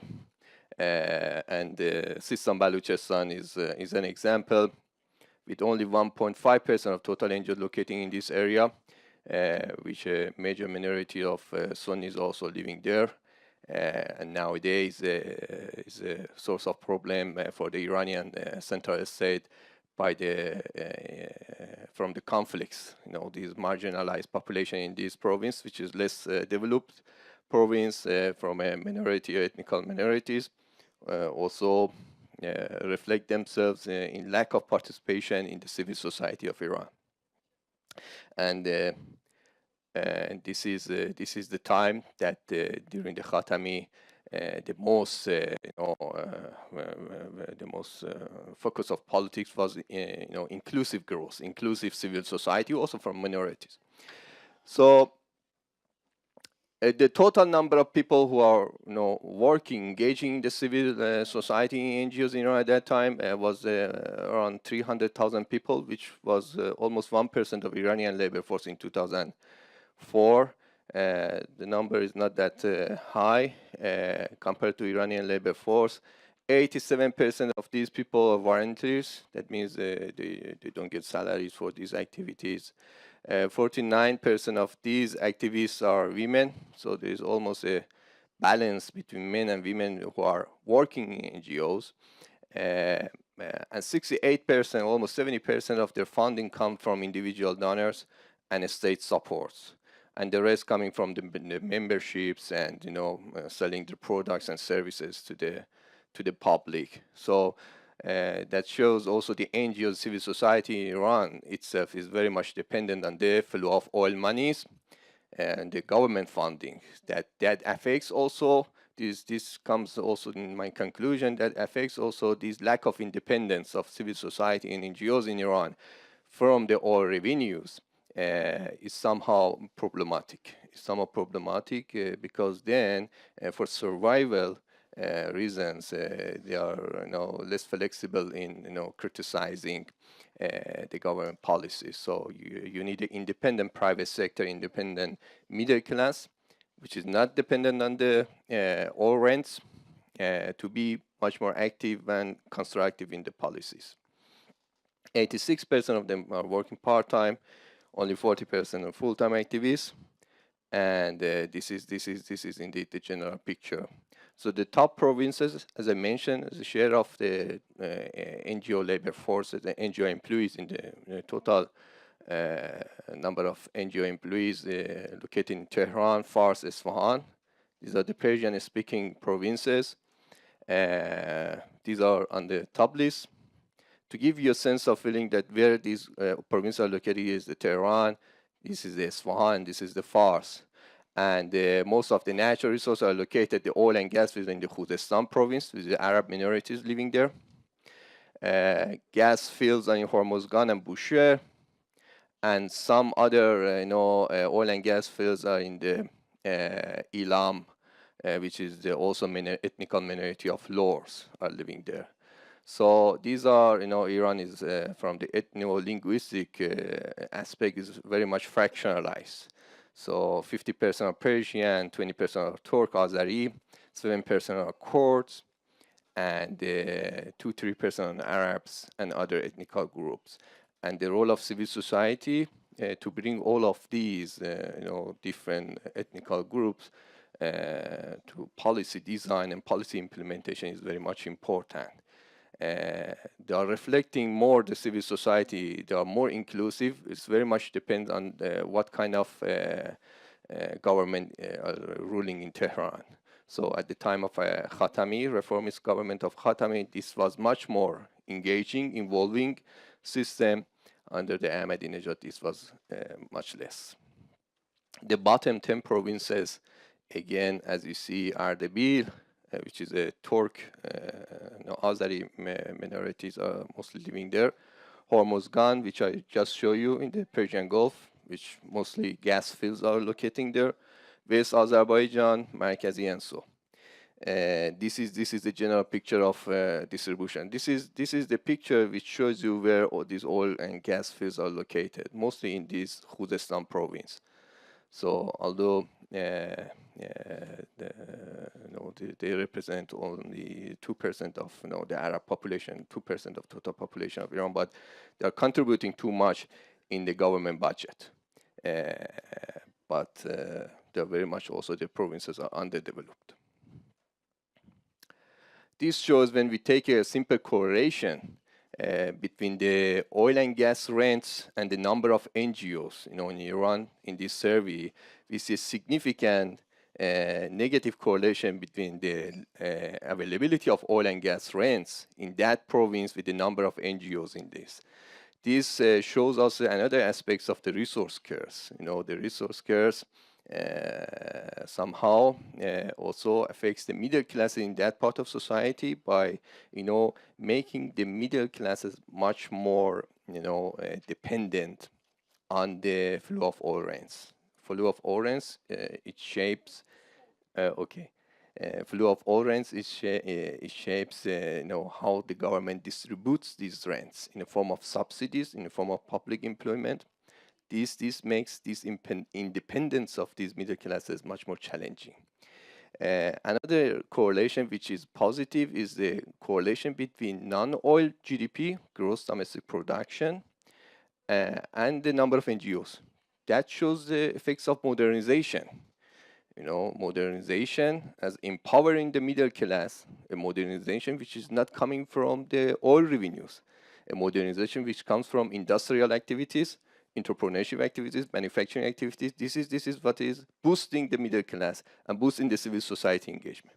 So in order to have a higher number of NGO, non-governmental organization, in order to have a much more stronger middle class, you need to modernize the country. You need to modernize country by boosting the independent private sector. This is important, and therefore I calculated non-oil GDP and not oil GDP.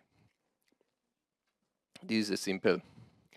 Now coming to the NGOs which are active in environmental aspects. So there is again a survey in 2011 at the time of almost the second office of the Ahmadinejad government.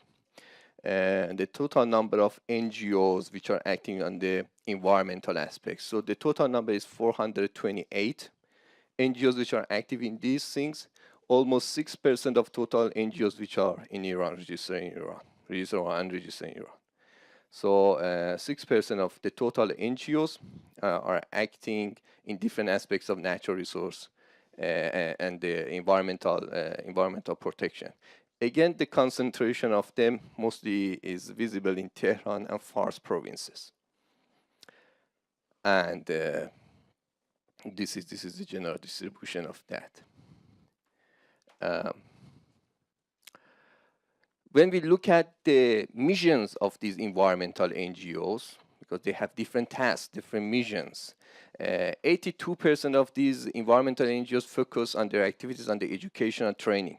So this is the dominant activities of these green NGOs, to educate the society about the global warming, about how would be the environmental aspects of mismanagement of natural resources by the state, to educate the people.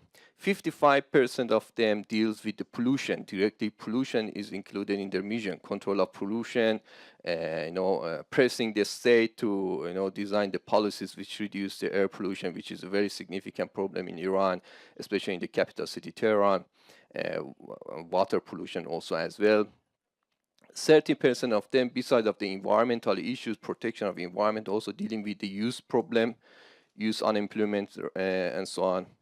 10% dealing with the sport-related issues. 7% talk about also about the women, gender equity, besides also the environmental concerns. 50% majority, almost a majority of them also have direct interest on animal rights, wildlife protection as well. This is also an issue there. And 58% focusing to encourage ecotourism. Ecotourism is also another idea which also supported by these NGOs in Iran. So this is the distribution of their activities. Backing to the links between civil society and the political institutions in Iran. So when we look at the political institutions in Iran, I'm showing you here index of polity index. Maybe some of you know that. This index measures the level of democracy. Democracy, and this index is from -10 to +10. So -10 represent the full autocracy, and +10 represent the full democracy. We see the best time to flourish the civil society activities in a form of engagement of civil society in different aspects of politics, in different aspects of the economy and society. During the Shah, it was very much repressed, this aspect. So modernization was there, but the lack of political openness, the lack of free press and party practice was very much significant, the lack of them. So at the time of revolution, for a very short period of time, this situation opened. So we see a significant increase in the number of press, newspapers, political parties' activities in different aspects, not necessarily now, I'm not talking about the natural resources, but general aspects of civil society. This reduced again during the war with Iraq, 8 years war with Iraq. So civil activists was under pressure. Maybe the golden age again come under the Khatami government, of reformist Khatami government. This is indeed in the history of the recent history of post-revolution in Iran is famous as as a good time. The first office of the Khatami is, of course, because in the second office of Khatami, the parliament was occupied by mostly conservative groups. And during the Ahmadinejad, this, especially after the election of 2009, most of these NGOs lost their licenses, especially those who were active in the human rights and the women activities, but less so affected by the green NGOs. What we see, what the international statistics says about the NGO civil society in Iran. Maybe some of you also knows this index of enabling environmental index by Civicus. This is an index which is from 0 to 1. 1 means the best situation on the civil society activity, and 0 means the worst situation. It's a composite index which take into account 3 dimensions of the civil society. socio-economic environment, socio-cultural environment, and the government's environment. So for having a very active civil society, these three dimensions are important. Socio-economic environment means how is the human capital situation in your country? How is the gender equity situation? Socio-cultural aspects are also important. How is the social trust in your society? How is this level of tolerance? This sense of working together are present in your society. Governments, of course, politics also play a role in a civil society, in a powerful civil society, form of providing infrastructures, as you mentioned about the e-government, electronic government, controlling corruption, giving this possibility to press to act and represent the societies, NGO legal context, and so on and so on. In these aspects, Iran in 2013, this index ranked Iran 107 country out of 109 countries. So this is a very disappointing position of Iran according to this index, which I guess mostly come from bad scores in the third dimension of this index, which is related to the government's aspects. So only Uzbekistan and Congo is performing weaker than Iran. But this is the bottom. And the best performer are New Zealand, Canada, Australia, and so on. This is what the international statistics also show about these things. The second part, why Iranian natural resources should matter for Iranian civil society. Simply, there are lots of, when we focus on oil export revenues, from the Shah time, I have taken the average of oil export revenue under the Shah, under the Revolution and War, under Rafsanjani, which was 1989 to 2000 to 1997. Khatami was 97 to 2005. Ahmadinejad 2005 until 2013. The statistics come from the OPEC data.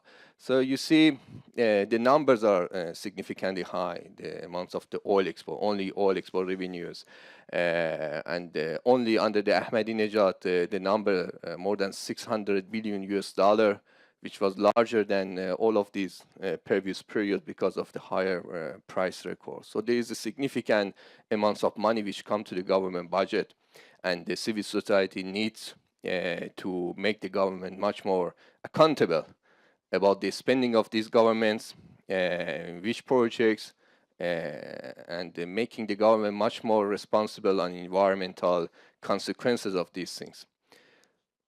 And indeed, Mr. Ahmadinejad at this 2005 presidential campaign realized this pressure from the civil society and promised to bring the oil revenues to the dinner table of the people. So that was his major promises at that time, that the Iranians, if they elect me, they will feel this change in their economic situation because I'm combating the corruption in the Ministry of Oil, I bring transparency, I will combat with the oil mafia. So until 2013, it was not clear who is this oil mafia, by the way, but he promised to do that. I highlight three things. Increasing inflation, which affects civil society in Iran middle class, to show you how is the interaction between inflation and what is the empirical findings on the interaction between inflation and the resource revenues in Iran. The second thing, inequality, how inequality get affected by these rents. So because inequality is also another aspect which civil society should care about that. Government spending behavior, also government spending behavior is another topic which any civil society and NGOs are interested in that, and environmental problems. I have a paper with Mark in 2009 that shows that the response of inflation in both increasing and negative and decreasing shocks to the oil revenues of Iran is positive. This is the response of inflation, the middle line, to the increasing shocks to oil revenues of Iran. This is negative because simply when we have a positive shocks to oil revenues, the government revenues increases, the spending of government increases on both tradable and non-tradable goods. And simply this increasing demand requires increasing the supply. But there is a gap between industrial production to meet this increased demand from the government, and that leads to increasing pressure on the prices, consumer prices. This is one side. And also, when we have a negative shocks in the oil revenues, this is again has consequences for increasing inflation, simply because when there is a decreasing oil revenues, the government faces significant budget deficit. So how they finance this budget deficit in Iran, in history of Iran, it shows that they borrow from central bank or borrow from the oil stabilization fund, which increase liquidity in the society, in the economy. And this is simply in economics, which is clear, the increase in liquidity without, without increasing the supply of goods and materials has the inflationary consequences. So Iranian civil society in both situations, because of mismanagement of government in cutting the links between the effects of oil price volatility and macroeconomy, is affecting affecting in a negative way, at least when inflation matters. So it doesn't matter whether the oil is increasing or decreasing. In both situations, inflation is increasing. Inequality. How inequality in Iran respond to the increasing shocks in oil revenues of Iran? Again, the middle line here in this figure shows the response of the inequality in Iran in 1 year, 2nd year, 3 years after the initial shocks. It's a simulation. You see the response of income inequality to positive shocks to Iranian oil revenues is positive and significant. That means the oil revenues, which assume to reduce this income inequality if the good policies were there, so it's not acting there. And given the past history of data on income inequality and oil shocks in the history, we predict the future in these things. So the response is increasing. That means income inequality also get worse under even increasing oil revenues. This shows the Gini coefficient. Gini coefficient, which in previous presentation we also mentioned that, which shows the income gap, income inequality in societies. Before revolution, it was increasing, so that was gives us another idea of why revolution happened. Modernization was significant under the Shah. Gross domestic production was increasing, economic growth was increasing. But the problem was the high significant income inequality. And this of course reduced after the revolution. But we don't see, despite of all these significant numbers in oil revenues, we don't see any significant changes in income inequality after that. So it's fluctuating around 40, which is relatively high in global standards. Government spending behavior, how the government is spending these oil revenues also matter for civil society. We see only 1% of total government spending goes to environmental protection. This is the average from 1988 to 2007. So average after the war with Iraq, so in the peacetime. Military takes the largest share of spending of the government, 22%. Followed that by, of course, public education, only 40%. Health is 7%. So what shapes the civil society is education spending, health spending. This is what they empower the civil society directly. We don't see that pattern in the government spending of Iran. Another analysis of the response of different components of government to shocks in oil rents shows that when we have a positive shocks in the oil revenues in Iran, military spending and security spending responds positively and significantly. Interesting, or maybe not that interesting, is that the health spending of government and education spending of government is decreasing negatively. That means government takes the share of public goods provision, which is education and health, and give it to the military elites. So this is the way that the government spends the money. And this has a direct implication for civil society engagement. Environmental problems, the last things here.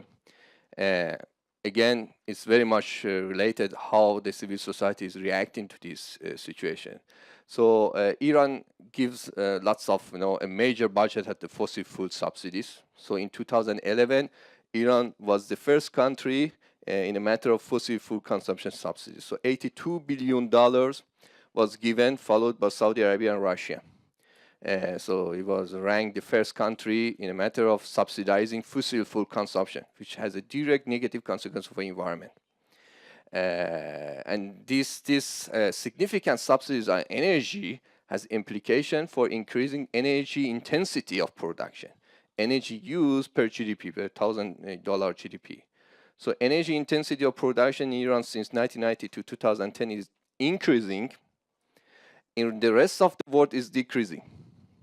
That means the rest of the world is, paying attention to energy efficiency, but due to these subsidies, which has a direct consequence of government policies, this is increasing in Iran.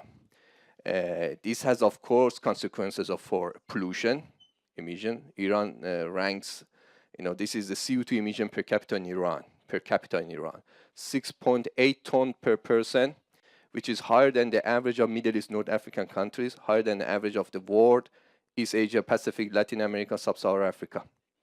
This is another consequence of mismanagement of the natural resources in the form of giving subsidy to energy products. This is CO2 emission. And another index, which is a composite index produced by Yale University, which very much also discussed in the Iranian media, Iranian civil society. They give lots of referencing to this index. Take into account different aspects of environmental quality, not only emission, pollution, but also the health aspects of that. Iran scores is decreasing. Before, at the time of first year of Ahmadinejad, it was 76, and continuously is decreasing during the Ahmadinejad government. So in these aspects also perform poorly. Finally, it comes to the transparency issues. Most of maybe this Revenue Watch Institute and the Revenue Resource Governance Index, which is a composite index on governments of oil and gas industry in 58 countries, something like that. And they take into account the transparency reporting, statistic reporting of revenues, spending, safety standards, also the environmental protections. Iran rank 53 out of 58 countries in the failed states in the form of transparency of oil and gas industry.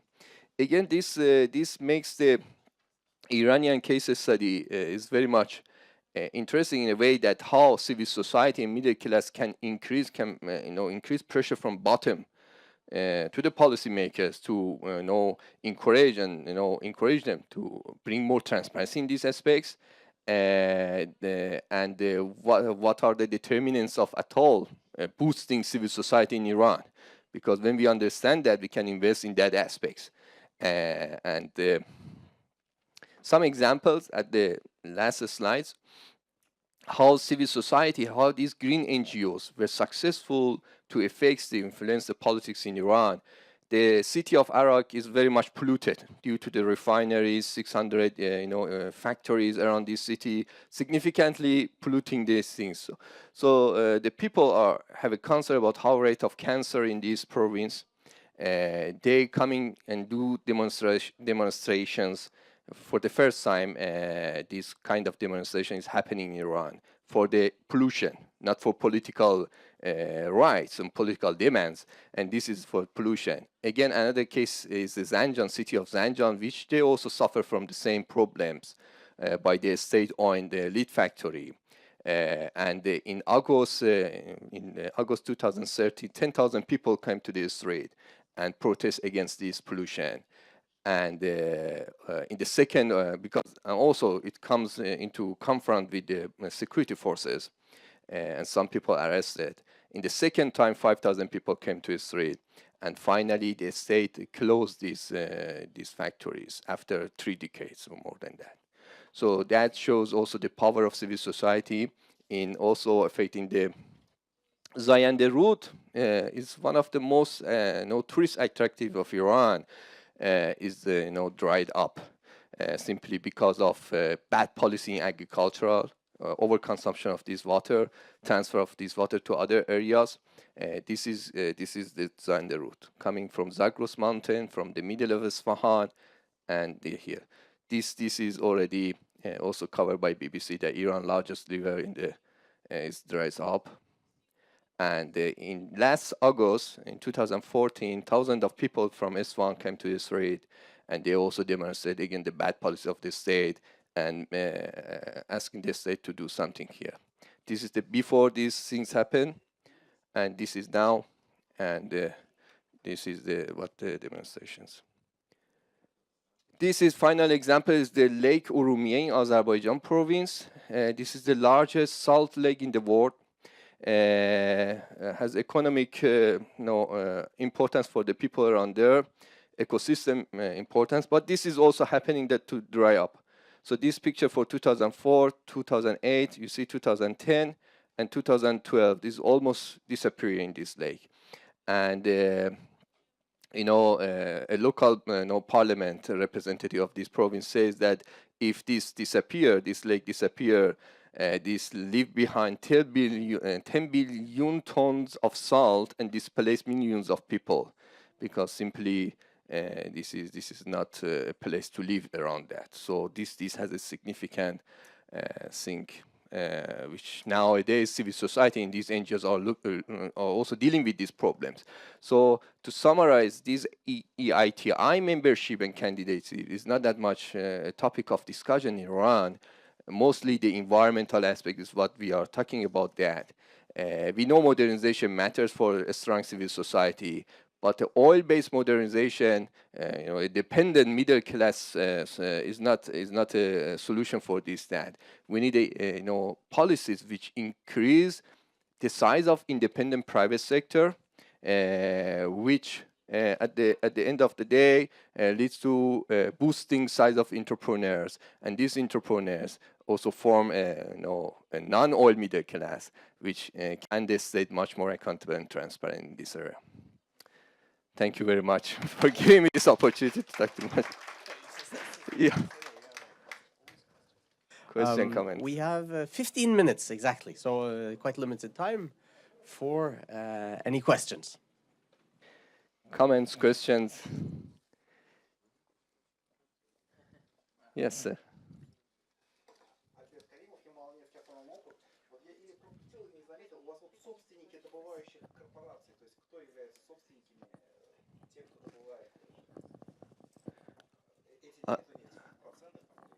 I don't hear the translation. Am I? No, it's not this. It's sorry. You can also wear this or use the stationary mic. Yeah, use the stationary mic. Okay. Thank you. Can you please do a favor and translate in briefly? Can you repeat your question? Собственники добывающих корпораций. То есть это внешние или же ваши государственные, то есть собственники корпораций, акционеры, ну или какие компании? Mostly the national Iranian oil company, have the major shareholders. After the sanction, most of these international oil companies have left Iran. Total, Shell, etc. These companies are not that much active there.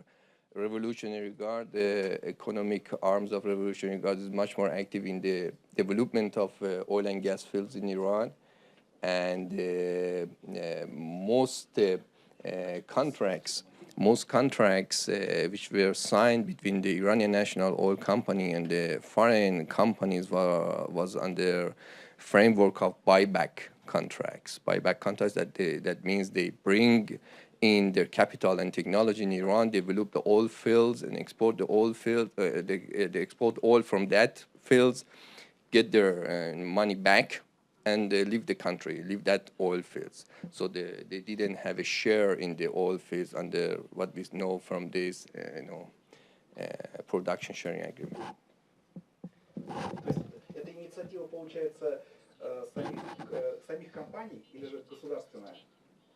Уход компаний из-за войны сами компании ушли, добывающие. They're mostly from Iran, yes.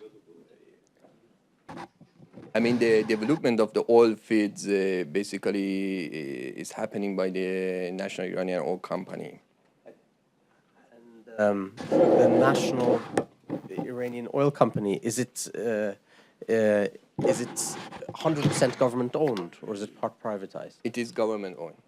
Yes, Totally. It's not privatized. So, and there are no other domestic oil companies, private oil companies. There are, but they are doing. They are acting as subcontractors. Aha. Subcontractor. For example, the example of Revolutionary Guard, the Khatam company. The Khatam is a contractor. You know, is a headquarter of Revolutionary Guard to take the projects from the Iranian Oil Ministry to develop, for example, South Pars gas fields. And this Khatam has some subsidiaries. Which each of these subsidiaries have lots of companies. For example, each of these subsidiaries specialize in specific projects.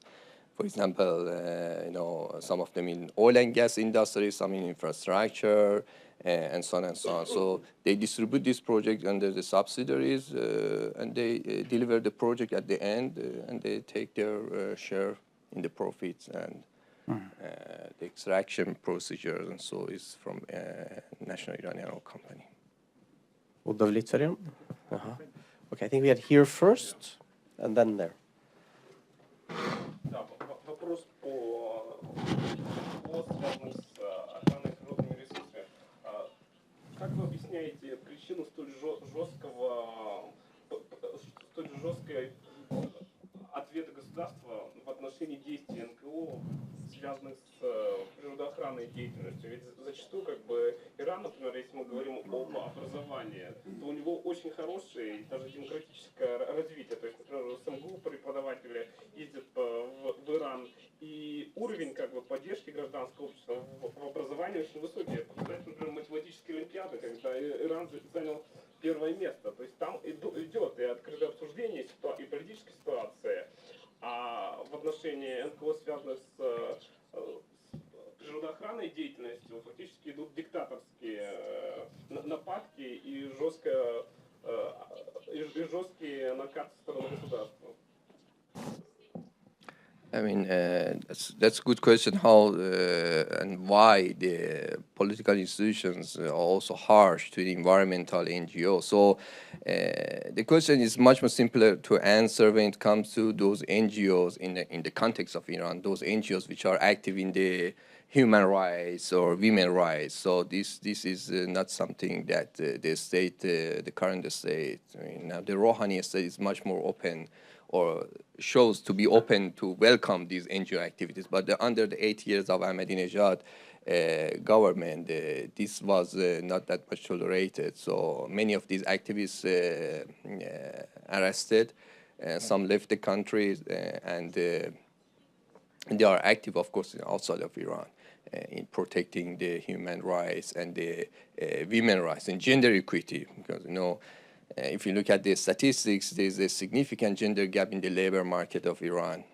So the labor force participation of the women is low, according to global standards, according to even the regional standards in Iran.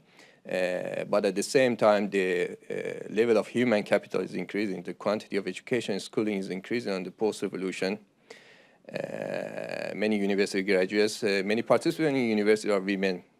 But when it comes to economic activities, the discrimination is much more visible. Under the Ahmadinejad state, these discriminations also came to the rights of women to participate in specific fields of studies or lack of their rights. So it was so that this lack of tolerance to these such of NGO activities was much more visible. When it comes to the green NGOs, these NGOs, when they didn't come to organizing demonstration, they were also tolerated when they were talking in the media and so about the pollution and so. But when they organized 10,000 people to come to the street, of course, besides of that, these demands for better environment, better control of corruption, and so it comes to other demands. especially most of these protests happened after these 2009 elections. So the government was much more sensible to any other gathering of for any other reasons which happened after this period and linking that to the political demands. So the green demand, a better environment, quality of environment, also linked to a form of better policymakers. So this is the thing that sometimes they become much more sensitive. But how can it be that a population with such high educational and intellectual standards, and it's also noted among Iranian immigrants in many places in the world, they're very often successful in science and in kind of mental jobs. How can it be that a country full of such people have quite a backward system run by kind of what many people in the world would see as quite a primitive theocracy with very, treatment of women which is similar to a very long time ago in many other places in the world? But I mean, the political system of Iran is not that much also easy to, interpret it, especially for external observers. So we have both elements of, when we look at in the political system of Iran after post-revolution, you can find both elements of the democratic institution and autocratic institution. So that makes the understanding this the dynamics much more difficult, especially when we compare it to other countries in the MENA region, Middle East, Arab countries, and so. The thing is, we can classify it as a factionalized democracy. At the same time, we have frequent elections at different levels, presidential election, parliament, that this part of population that you mentioned, this is civil society, plays a significant role. Who support the Khatami, 8 years of reformist Khatami, mostly students, unions. The students also are activists, civil society activists. They were the major supporters of the Khatami government, with 80% of the votes go to the Khatami. So they and in 2009 election, which the Musavi and Karbi was much more active. So again, the students community, these people that you mentioned are also playing a role in the political dynamics of Iran. Sometimes it's very much difficult, when specific elements in the system are representing a small group of elites. And they have also the funding to continue this support, the funding coming from the oil rents. Oil rents give the state a sense of power to buy the political opposition in the first stage, this financial leverage.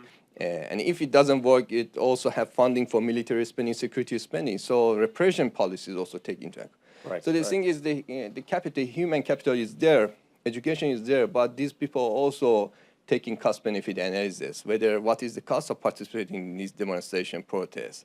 It's not like protesting in Norway or in Oslo and so on. You are pretty sure that nothing will happen, or you don't know. So the thing is, the cost, the life, human cost would be too much significant. So the people prefer not to engage too much in these political demands. And if the situation has become much more severe, they immigrate, left the country, as you mentioned also. Does it sound familiar? Okay, I think you're next.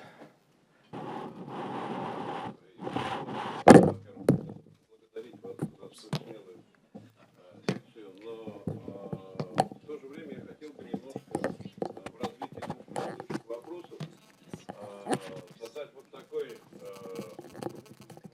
развернутый вопрос.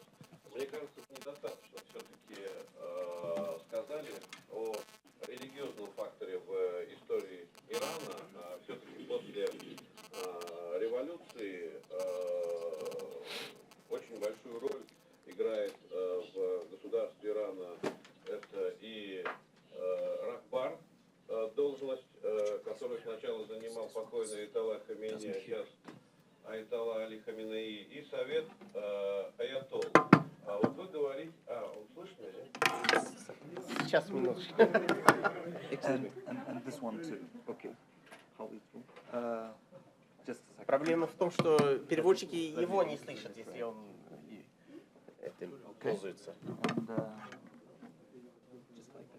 Okay. So.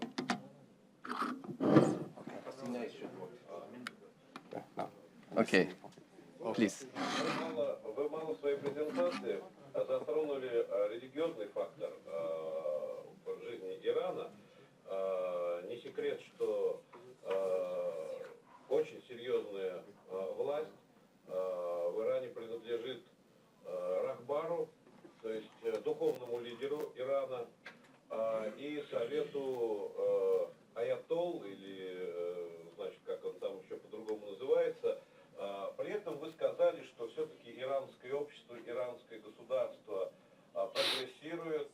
Много говорили о периоде деятельности президента Хатеми, но все-таки хотелось бы понять, шиитское, руководство шиитского духовенства, оно в плане, оно способно отвечать на вызовы, которые бросает, так сказать, ему современное развитие Ирана, и интеллектуальное, и гражданское, и значит, развитие экономики, или все-таки это сейчас является, на ваш взгляд, фактором, сдерживающим развитие Ирана? Я понимаю, что вопрос достаточно сложный, ну, как бы и не совсем может быть корректный, но прошу какой-то комментарий дать.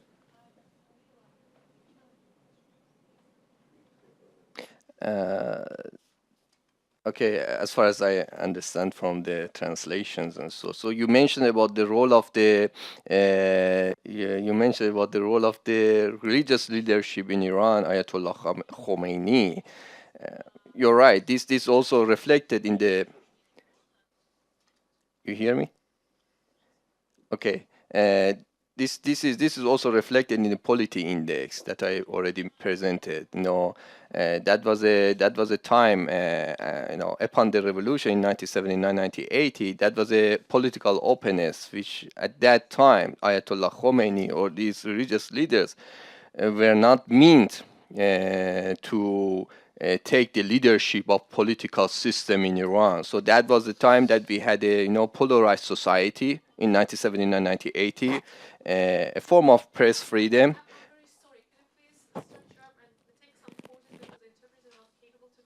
Okay, thank you. So I tried. Okay, good to know. Thank you. This leadership of Ayatollah Khomeini was also reflected in this index.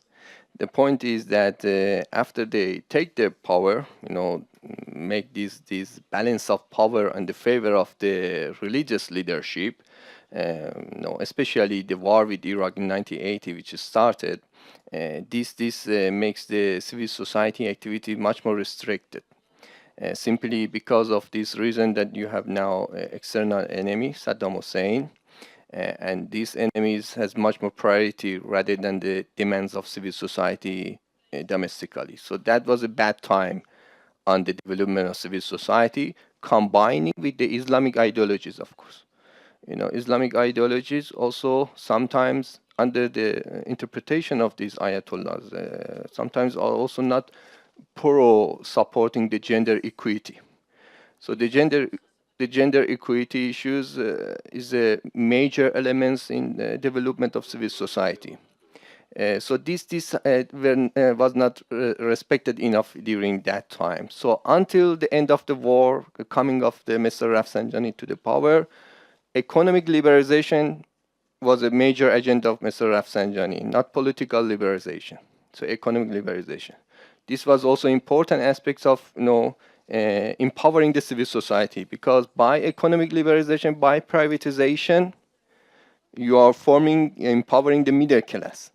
So middle class, which is major elements of each civil society. If you don't have a middle class, empower middle class, independent middle class. This is another key words here, which when we compare middle class between Europe and Middle East, it's a risk of overestimating the power of middle class in Middle East.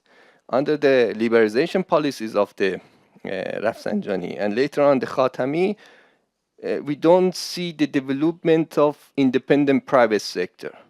Private sector realized or happened, but their existence was much more dependent on the flow of oil monies.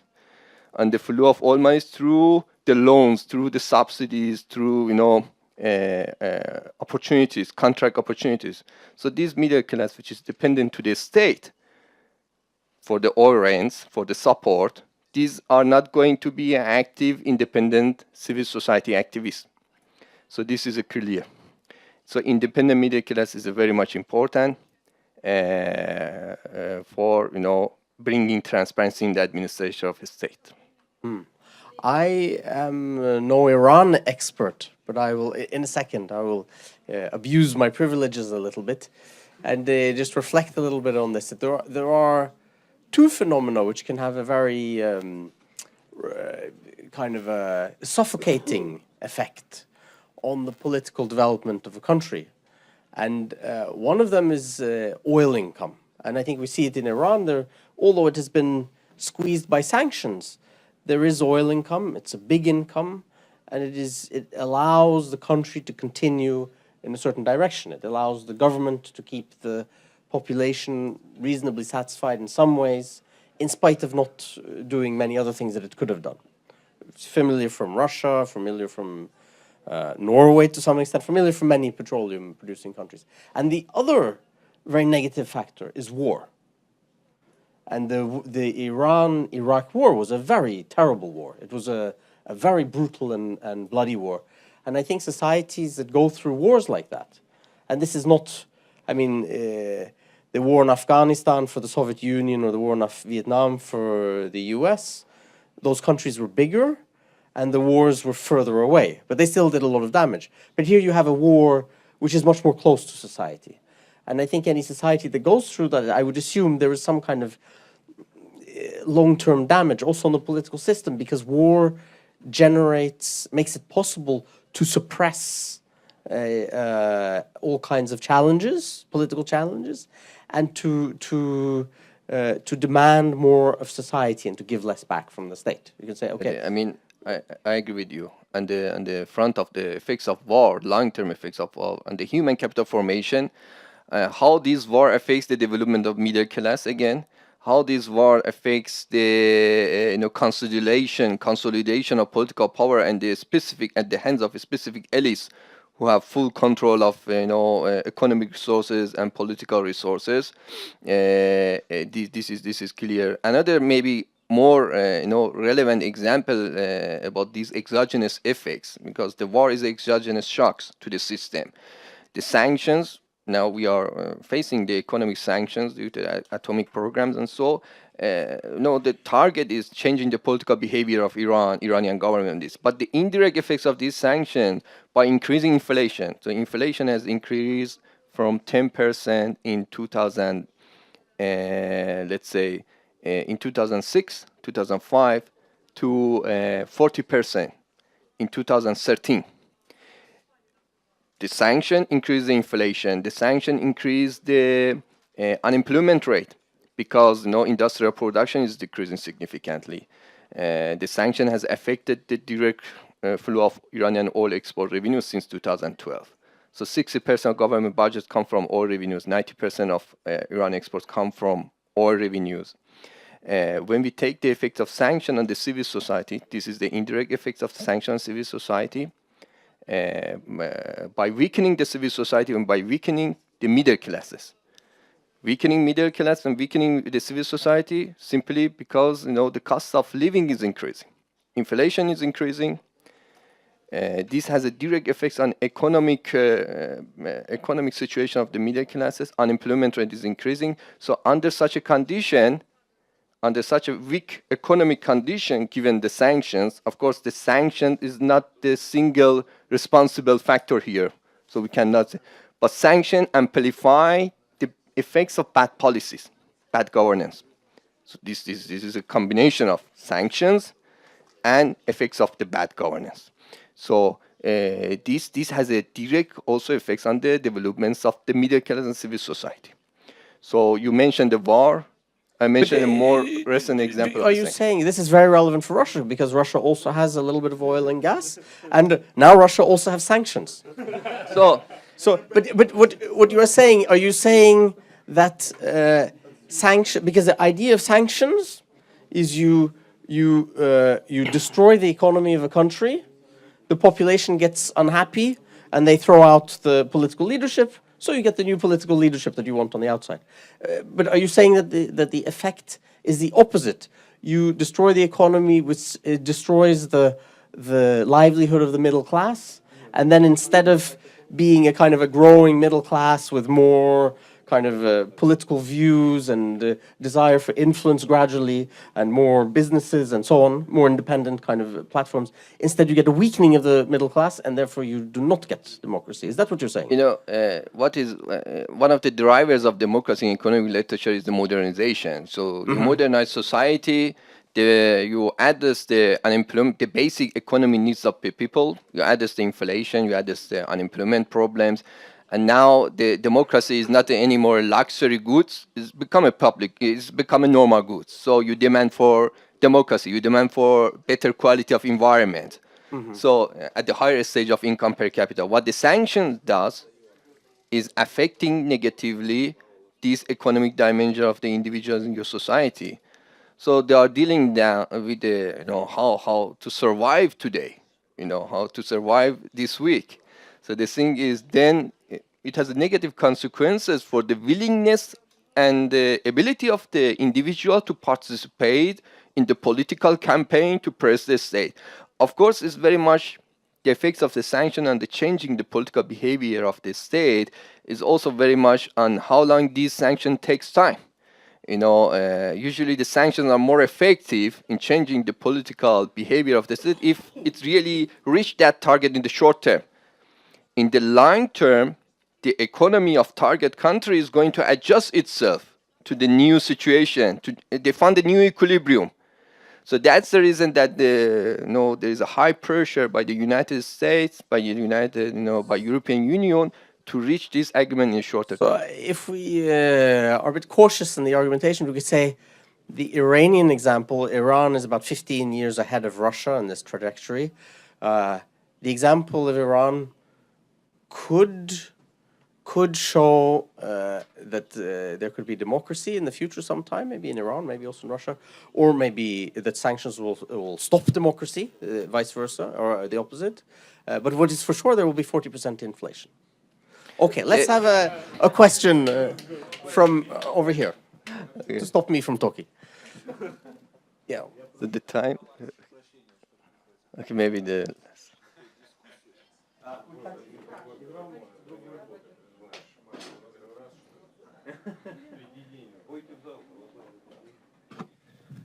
Да.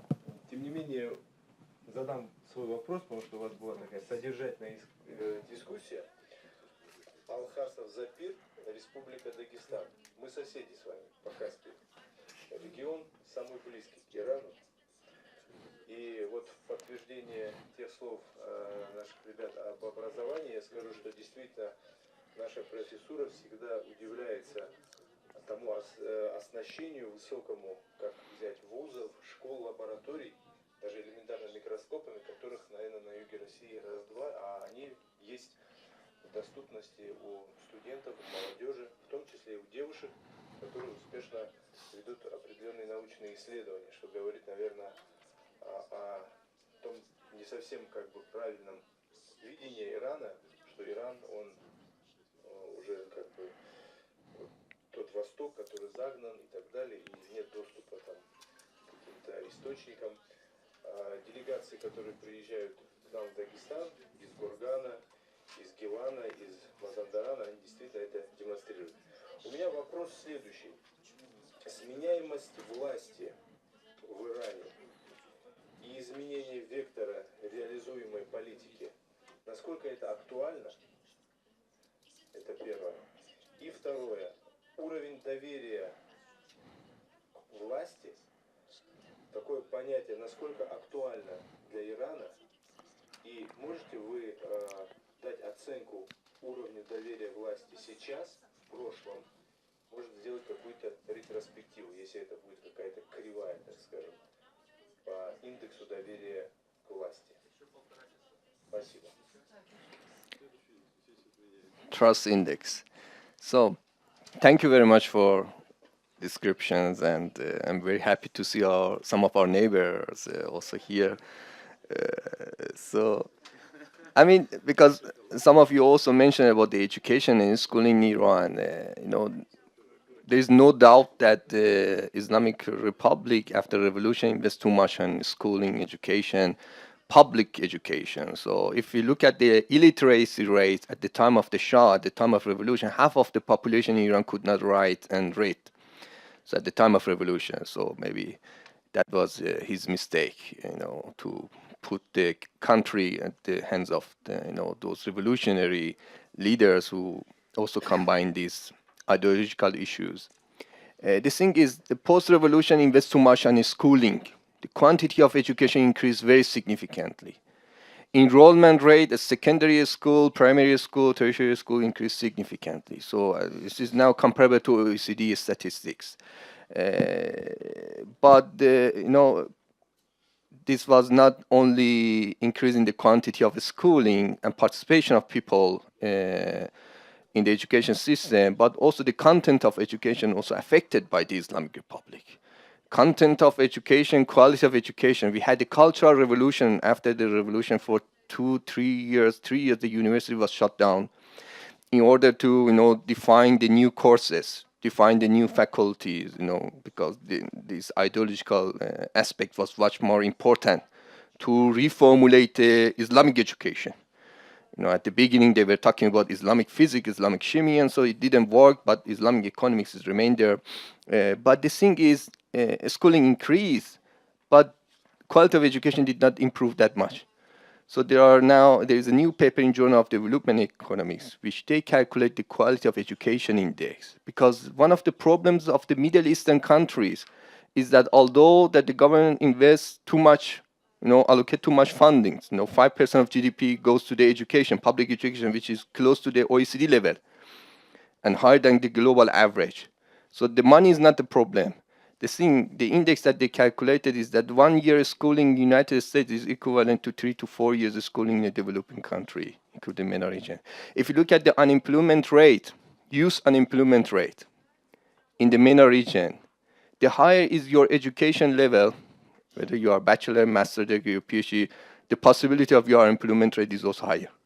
So this is a phenomenon in the MENA region. And that indicates the quality of education and the mismatch between education system and the business needs, the demand of private sector needs. So there is a mismatch, significant mismatch. So this from the education part, that I agree with you, the quantity of education has increased, the quality of education is questionable here. The trust of people, Iran is experiencing a significant demographic transition. Demographic transition, besides of education, besides of modernization, can be a blessing for any country.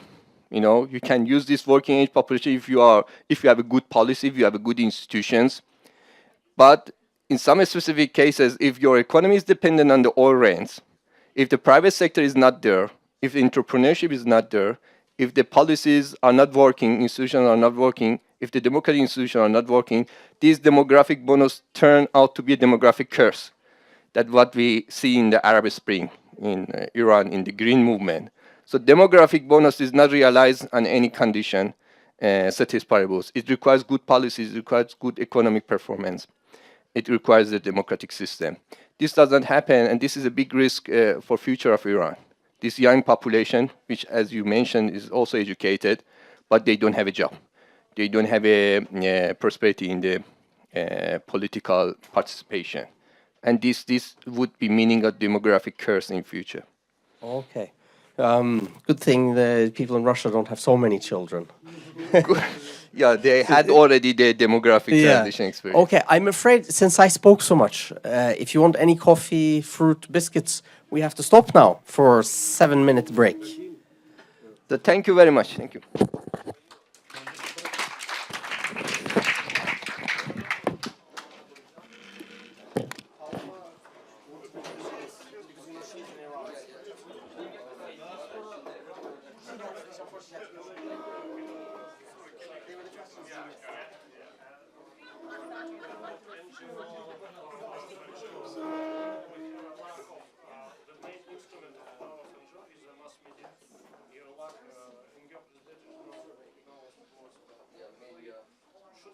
Shortly describe the situation with independent mass media in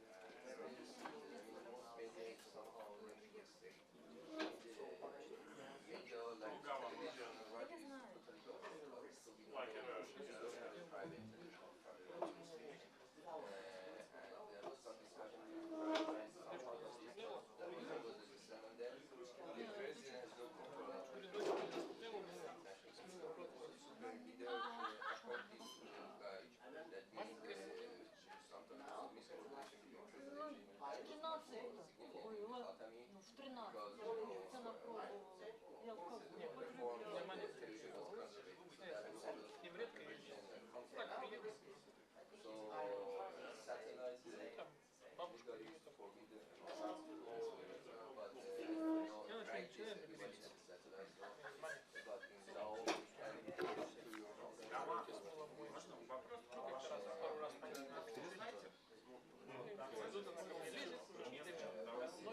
Так, смотрите.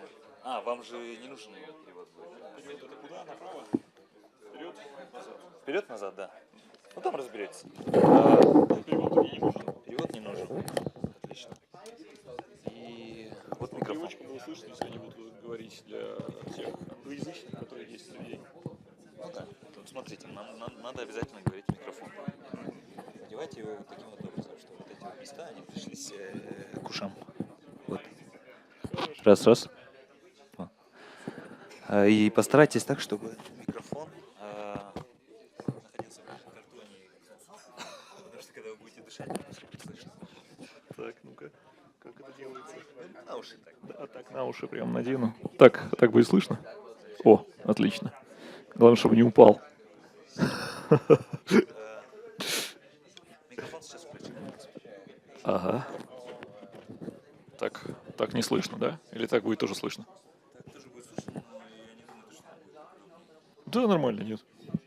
Нормально. Я могу просто в него говорить, потому что это уже не обязательно. Ну да. Можно прям вот так, собственно. Будьте уверены в том, что слышно. Потому что предыдущий, кто выступал, его вообще слышно не было. А презентация есть, да? Презентация, да, есть, если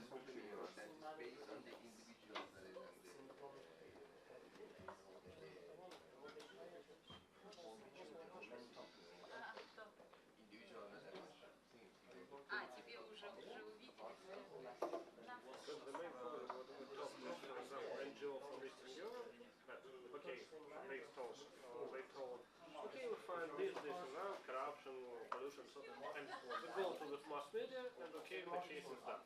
But actually, it's very difficult term. In Russia.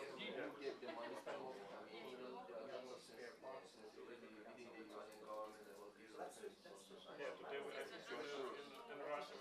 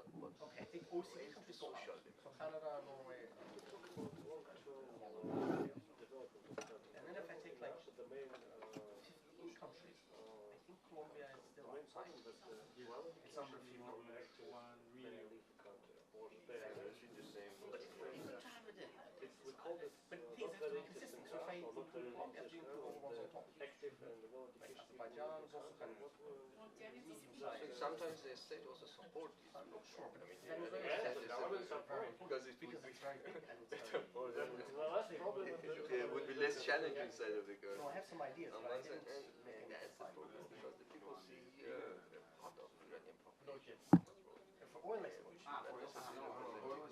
No, this is oil. We're talking about different things. And then they say, okay, you have this and that your government is so. Ecuador The is thing is, this is they are increasing. selected part of the population. This is not reflected in all situations. But some realities, the population is young, under the age of 70, sometimes this is potential, as I mentioned. The demographic bonus is not guaranteed. I mean, some countries like in Southeast Asia, Malaysia, Indonesia, also they use that this opportunity to become an Asian tiger. Many countries are not performing very well. I have some Because of suggestions. different special Of course, education. I need one person to write the paper, but I need many people to do the survey. Because this is what the I don't know how it's so, but I mean, if you could send me some information about what you're undergraduate studies. Undergraduate studies. Because, for example, the important surveys that they can they're willing to help me find out. Yeah, they invest in this part of I mean, for you to give me input for the survey is very easy. It's 8 emails. The emails are funding for education. but to find other people who are willing to How do you investment?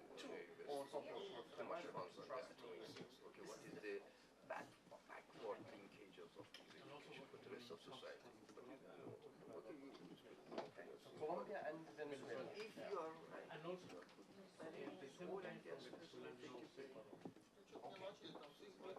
since Shah is Bush with Russia. I mean, first they were German, then they changed it to Britain from France. So this revolution happened as the Russians have 30 years that they are building nuclear atomic things. And it's still not finished. It's not about cost effect. I mean, there is no. He's from Venezuela and he's in Vienna or Houston, it's okay. But we should also have some people inside or in the country feeling. He wants to go out. Because it's Chavez is trying to I don't know, 20 years to our life, political, 30 years to our life. The next step will be Saudi Arabia. Egypt. And you know him well or give it them all? No, very well. Very well. We were partners a time ago. Okay. goes to Houston. The whole MENA region mostly out of especially Saudi. And what is your main area? My main area is two. One is energy communication. So you are in Moscow? You can just advise what is your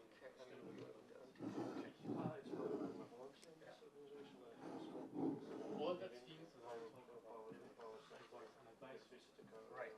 Pemex. We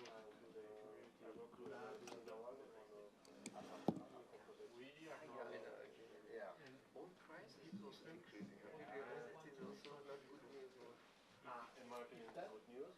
It can be good, yeah, it can be opportunity. Outside of the public law, Because now they can lose about $100 per barrel is they don't want to it's closing to 80. The opportunity, I read an article that was some forecasting for 2018 that it remains under $80 per barrel. That's very important to remember. 5 years far away. 2005 or 2006 when I first heard about Shell oil, Shell gas oil. I mean, I told my engineer about Shell. It's a bullshit. 1 year later. Oh, it's very interesting. And now they are like... Просто там региональное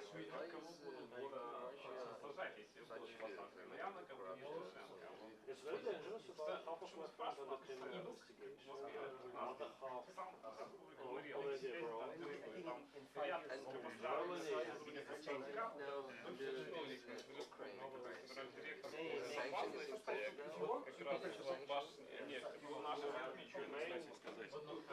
Наш чиновник из администрации президента, глава администрации. То есть вот это вот я хочу... То есть многие, то есть бывшие представители этого губернатора при президенте Российской Федерации тоже выходцы из АФК-системы. То есть они регионы окучивают, и выходцев много.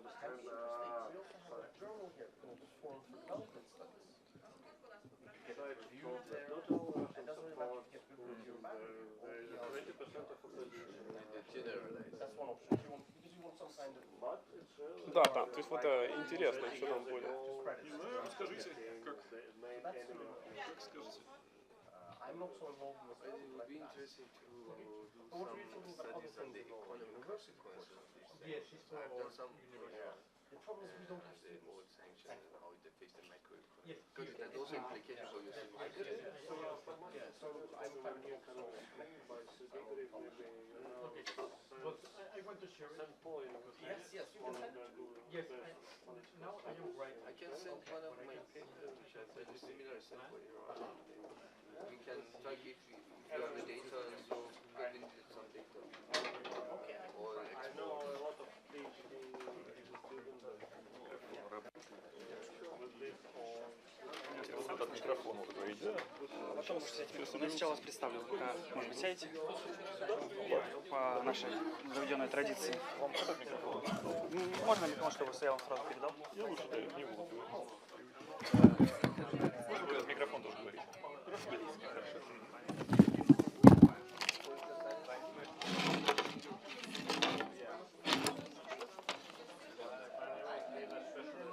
Participants, can you please take all your seats?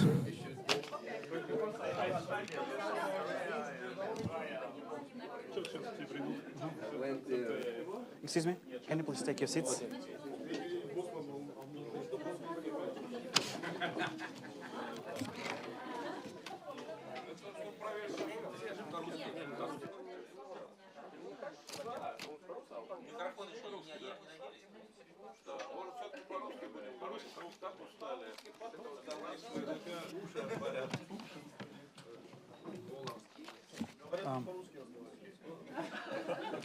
Okay, now we are ready to continue.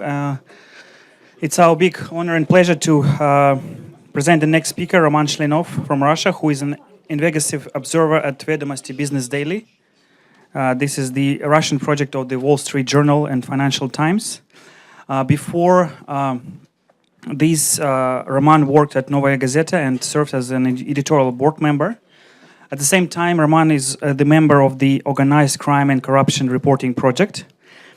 And in his career, he was awarded the Russian Union of Journalists Award in 2000 and 2003, and the Moscow Mayor's Prize for Journalism in 2002. So it's our great pleasure to welcome you. The floor is yours. Thank you.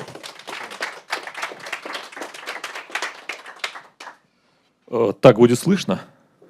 Да? Хорошо, я буду говорить по-русски, чтобы отдохнули уши. Если предыдущие эксперты, которые здесь выступали, анализируют и смотрят, рассматривают, как работает механизм в целом, то наша задача как журналистов, моя задача как расследовательского журналиста, обращать внимание на то и рассказывать о том, как работают конкретные шестеренки. То есть мы не делаем далеко идущих выводов из того, что мы видим. Мы просто сообщаем гражданскому обществу и экспертам. Есть перевод для англоговорящих людей, если они остались? Нет? Ну тогда можно, да, тогда можно так. Мы просто сообщаем представителям гражданского общества и экспертам, как эти самые шестеренки действуют, чтобы они самостоятельно уже делали какие-то выводы или просто анализировали эту ситуацию. С 2006 примерно года, 2009, извините, с 2009 года я стараюсь уделять внимание и систематически исследовать ситуацию, которая у нас складывается в подконтрольных государству компаниях и госкорпорациях. Мы за это время сделали массу публикаций, рассматривая именно руководителей, высшее звено наших известных компаний. Почему мы интересуемся именно ими? Я думаю, что понятно, потому что государственные компании и корпорации в России обладают колоссальными средствами. Это источники колоссальных денег. И вместе с тем эти средства и то, как принимаются там решения, и то, что там происходит, находятся в такой не самой прозрачной ситуации. Мы зачастую общество не видит, что там происходит, как принимаются решения, кто эти решения принимает, чем это обусловлено, как там ходят деньги, как они распределяются. Именно поэтому, собственно, мне это интересно было, и остановлюсь я в этой презентации на двух конкретных энергетических компаниях, на «Газпроме» и «Роснефти».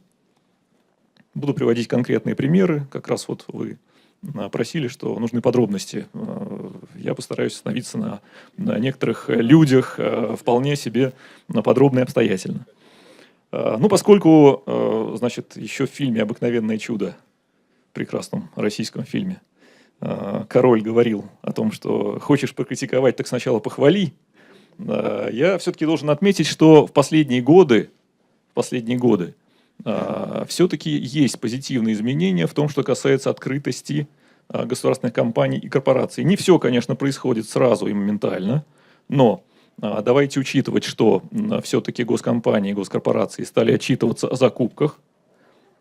Это правило. Мы теперь информацию об этих закупках можем найти как на сайтах самих госкомпаний, например, «Газпрома», который очень обстоятельно, теперь уже с результатами, в том числе и ценовыми результатами, публикует эти данные.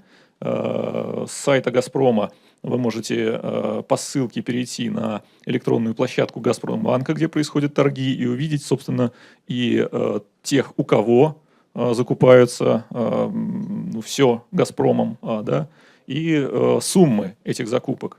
То есть при желании, чем мы активно и пользуемся, вы можете составить себе полную картину о том, кто является подрядчиком этой госкомпании, подконтрольной государству компании, что это за люди, почему происходят те или иные поставки, что закупается в каких объемах.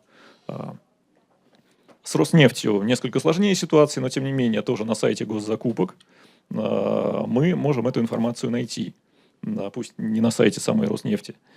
Тоже так же по всем остальным компаниям и госкорпорациям в России с переменным успехом.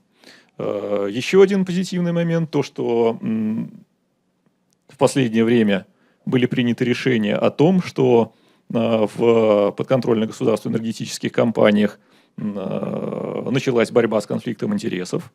По крайней мере, хотя бы это было озвучено публично, что это недопустимо. Это было озвучено на высшем уровне президентом, что недопустимо, оборзели уже, и хватит, значит, предоставлять прекрасные возможности своим родственникам, которые занимаются бизнесом в той же сфере, что и, значит, вы руководите. Вы же выделяете деньги, и вы же их осваиваете. Да? Вот это нужно прекратить. Есть декларирование. Топ-менеджмент госкомпаний стал декларировать свои доходы. Не все, правда, к сожалению, здесь пока существуют огромные пробелы. Топ-менеджмент «Газпрома» и «Роснефти», как известно, отказался. Там еще ряда компаний отказались соглашать суммы своих доходов, сославшись формально на то, что они не являются компаниями, созданными там распоряжением определенным. Нашли юридическую лазейку. Но не суть важна. Главное, что эти требования уже есть, и государство их хотя бы выставляет. Это означает, что пройдет какое-то время, там, я не знаю, годы или десятилетия, но, по крайней мере, эти данные мы рано или поздно увидим, и, по крайней мере, мы когда-то их добьемся, да, чтобы они были оглашены. Еще один плюс того, что госкомпании стали отчитываться о своих подрядчиках, имеется в виду о владельцах и бенефициарах, пока это происходит в закрытом режиме, исключительно закрытым, то есть это все предоставляется компетентным органам, которые, конечно, эту информацию не разглашают. Но, по крайней мере, уже государством сделан такой запрос с тем, чтобы даже если бенефициары подрядчиков скрываются за офшорными компаниями, хотя бы государство имело представление о том, кто они такие. Это уже плюс. Соответственно, следующим ходом должно быть запрос со стороны общества, чтобы и общество тоже могло видеть, кто же является реальным бенефициаром, значит, тех контрактов, которые выдают вот данные государственные компании. На этом о хорошем все. Переходим к основной части. Да. Собственно, «Газпром», «Роснефть», мониторинг коррупции или ситуаций, которые могут быть ассоциированы с коррупцией в этих энергетических компаниях. И вот я просто поделюсь нашим опытом, то, что мы делали в отношении этих компаний, как мы это все считали и к каким выводам пришли. Как известно, эти подконтрольные России компании являются одними из крупнейших источников денег. Ресурсы, которые они вкладывают в инвестиции, колоссальные. Это миллиарды долларов. Вот это данные за 2013 год, 25,5 миллиарда примерно. Это «Газпром», и 20 миллиардов – это «Роснефть». Это колоссальные средства. Более того, сами бизнесмены, участники российского рынка, которые так или иначе ищут деньги для инвестиций, ищут деньги для использования, признают, что российские государственные компании являются для них чуть ли не основными источниками этих средств. И мы разговаривали со многими основателями инвестиционных компаний, самых разных компаний, которые действуют в различных секторах.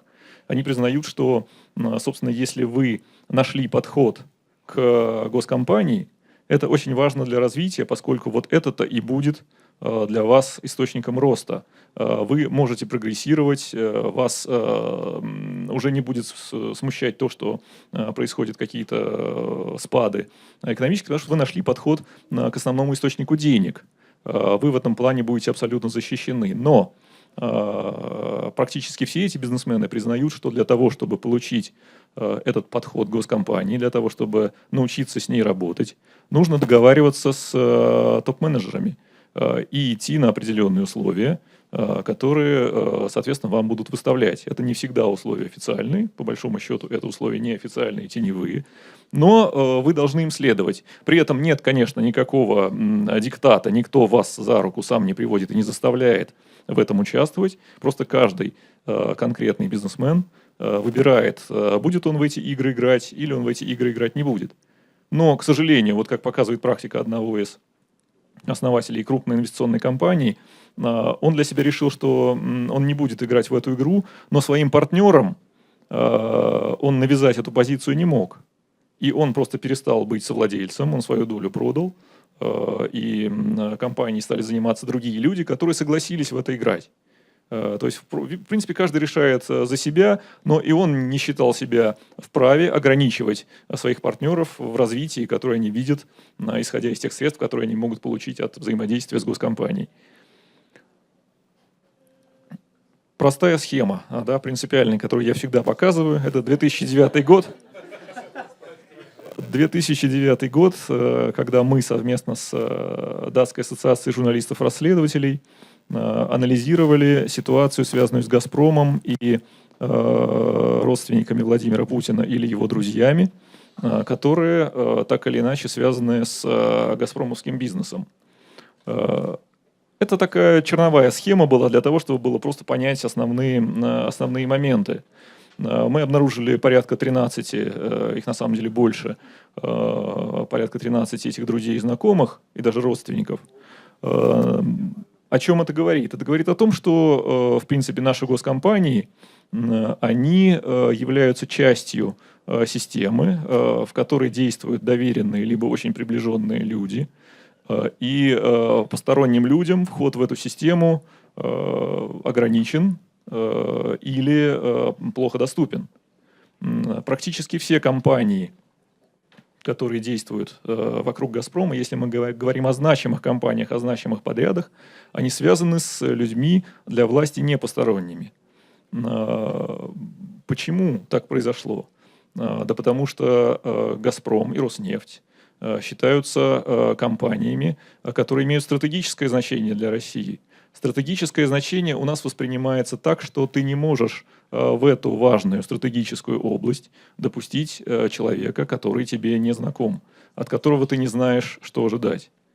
Именно поэтому, собственно, в большинстве случаев мы видим людей, которых давно знают, которые могут прийти на прием в любой момент, которые пересекались в прошлом с президентом или которые с ним работали долгое время.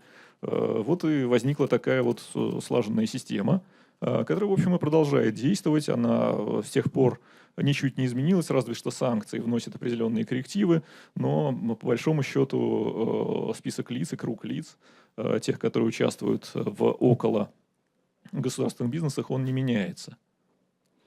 Мы проанализировали ситуацию и связанную с топ-менеджерами госкомпаний. В частности, если говорить о тенденциях, на которые мы обратили внимание, мы смотрели и сравнивали, каков был объем бизнесов родственников газпромовского руководства. Допустим, в те времена, когда «Газпромом» руководил Рэм Иванович Вяхерев и еще ранее Виктор Степанович Черномырдин, когда они создавали «Газпром». Да, и вот у нас была одна цифра на 98-2001 год. Всем было известно. Это все можно выяснить элементарно, поскольку существует единый государственный реестр, существует Spark Interfax, который дает отчеты о компаниях, о владельцах компаний и в том числе финансовые показатели компаний. И, собственно, если смотреть на выручки этих компаний, вы можете себе примерно представить эти объемы. Вот мы берем основную компанию на тот момент, в которой совладельцами были родственники, дети, да, бывших руководителей «Газпрома», это Рэма Вяхерева и Виктора Черномырдина, и смотрим на тот момент, какие были показатели. Это все в миллиардах рублей. Да, так, 69,5 примерно миллиарда, ну, 70, да. Это был показатель примерно 98-2001 года. То, что, в общем, было связано с этими людьми. Вот данные более современные. Это 2006-2011 год, когда в «Газпроме» уже поменялось руководство и пришла в 2001 году, да, как известно, 2001, начало 2000-х команда Алексея Миллера. нового руководителя. Питерская команда, да, он привел знакомых людей туда. Сам он был знаком с Владимиром Путиным достаточно давно, поскольку работал и в правительстве Санкт-Петербурга, а потом в морском порту. И мы видим компании, 3 компании, которые были связаны с, значит, детьми или женами руководства «Газпрома», и видим здесь выручки этих компаний на тот период. Все это контракты были исключительно с «Газпромом». Да? Мы исходим только из того, что мы можем видеть относительно компании, которая работала в большей части, значительной части или полностью на «Газпром». Или участвовал в поставках, которые в итоге оказывались у «Газпрома». И 2010-2012 год. Еще одна группа компаний, связанных с другим газпромовским руководителем и его родственником. Мы видим вот эти цифры. То есть, в общем-то, мы видим тенденцию, что несмотря на то, что постоянно были разговоры еще у новой газпромовской команды в 2000-х годах, когда она приходила, что мы должны бороться с семейственностью и, значит, отстранять детей бывших руководителей от этих контрактов. В общем, ситуация не изменилась. Она осталась примерно той же. Единственное, что, если мы посмотрим, к сожалению, ушло за рамки этого листа график, но, конечно же, и выручка «Газпрома» в то время была совершенно другой. Если мы посмотрим на соотношение к общей выручке «Газпрома», она, безусловно, с тех пор значительно выросла, то процент здесь будет гораздо больше, чем здесь. То есть, в принципе, руководство «Газпрома», даже новое руководство «Газпрома» считает, видимо, это в порядке вещей, что хорошо, мы увеличили показатели компании, и, видимо, мы достойны, да, чтобы пусть и меньшую часть, да, от этих показателей получить лично. Вот такова ситуация, она пока не меняется. Вот в долларовом эквиваленте там 2010-2012 год, если там по современному курсу брать, это примерно $3 миллиарда, да, сколько проходило через эти компании именно. Вот принципиальная схема бизнесов семейных в рамках «Газпрома», которые, в общем, мы дальше остановимся на других схемах, которые затрагивают конкретные фигуры в «Газпромовском правлении». Валерий Голубев – это давний знакомый Владимира Владимировича Путина. Он бывший офицер КГБ, некоторое время работал в правительстве Санкт-Петербурга, был членом Совета Федерации. И, собственно, благодаря Владимиру Владимировичу он и был приглашен в «Газпром» на эту должность. Он является одним из тех людей, который имеет прямой доступ к президенту, может к нему обращаться, в том числе, как рассказывают, принимать ряд кадровых решений в «Газпроме». Его супруга Татьяна Голубева, она была учителем физики и французского языка, если мне не изменяет память, тоже в Санкт-Петербурге. Следующий человек – это Ярослав Галко, тоже член правления «Газпрома», и, соответственно, его супруга, сейчас уже бывшая. Да, я знаю, уже бывшая. Да, это, ну, в общем, она позиционирует себя как певица и поэт. Поэтому для нас было неожиданным, когда мы, собственно, к концу 2000-х годов, в 2007 примерно, в 2009 году обнаружили, что и Светлана Галко, и Татьяна Голубева были владельцами, были владельцами вот этой вот прекрасной компании «Интерстильтех», да, которая сейчас уже не действует, но на 2007-2009 год эта компания поставляла трубы, которые шли в итоге в адрес «Газпрома». И так получилось, что ее показатели, ее чистая прибыль за это время, собственно, превысила годовой бюджет некоторых регионов Российской Федерации. Я вот тут с удивлением узнал, что Ярославль, да, не Ярославль, Кострома, да. Вот было так на тот момент. Компания перестала действовать после того, как у налоговиков возникли к ней вопросы. Разумеется, эта налоговая проверка ничем не закончилась. В суде признали правоту компании, но вот мы отметили такой момент. Еще одна интересная группа компаний, связанных с этими значит, родственниками. Была такая группа компаний ТГИ, Трансгазинвест она называлась. И она включала в себя компании, которые, с одной стороны, занимались транспортировкой труб для «Газпрома», вот такая как ТГИ «Транс», да?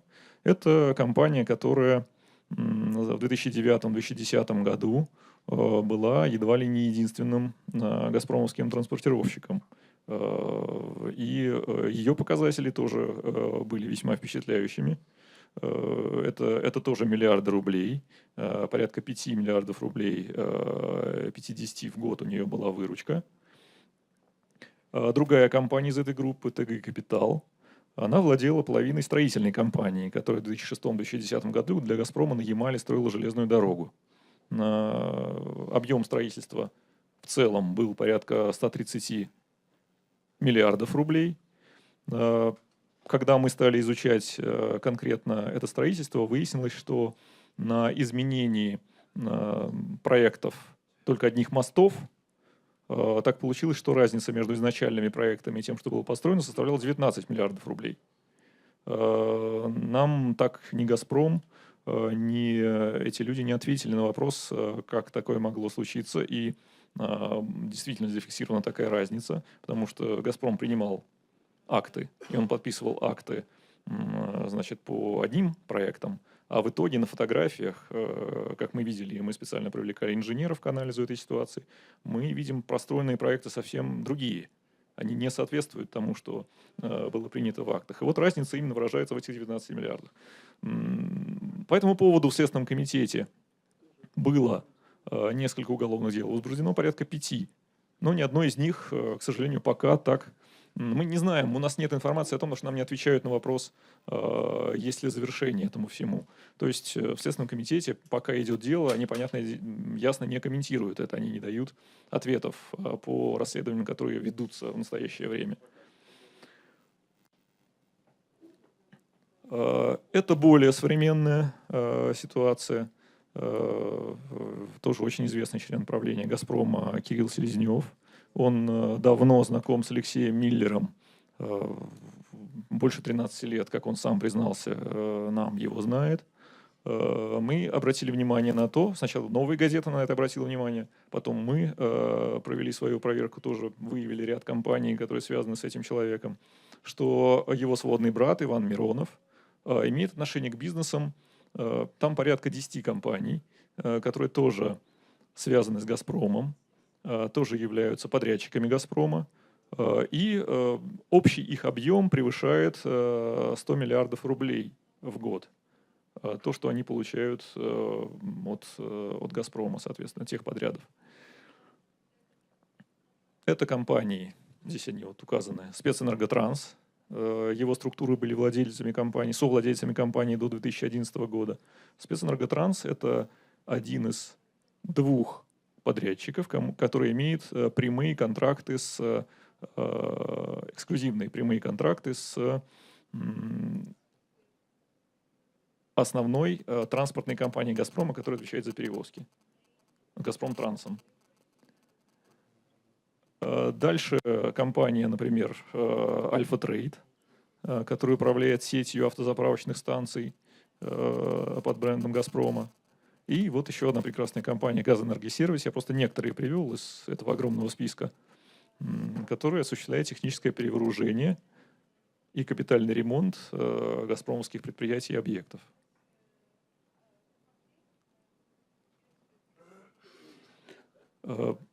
Если брать самых крупных подрядчиков и тех, кто, значит, является основными людьми, которые строят, прокладывают магистральные трубопроводы, а в прошлом еще и поставляли для них трубы. Это, безусловно, братья Аркадий и Борис Ротенберги, давние друзья Владимира Путина, вот они здесь. То есть здесь Аркадий Ротенберг представлен, вот, собственно, он, и здесь вот на фотографии, это Владимир Владимирович в молодости. Они вместе занимались дзюдо, и, собственно, вот после того, как Владимир Путин стал президентом, у Аркадия и Бориса Ротенбергов сложились очень удачные отношения с «Газпромом», и их компании, так вот по совпадению, стали одними из самых крупных газпромовских строительных подрядчиков. То есть мы знаем, что у «Газпрома» было, по крайней мере, 3 крупных строительных подрядчика.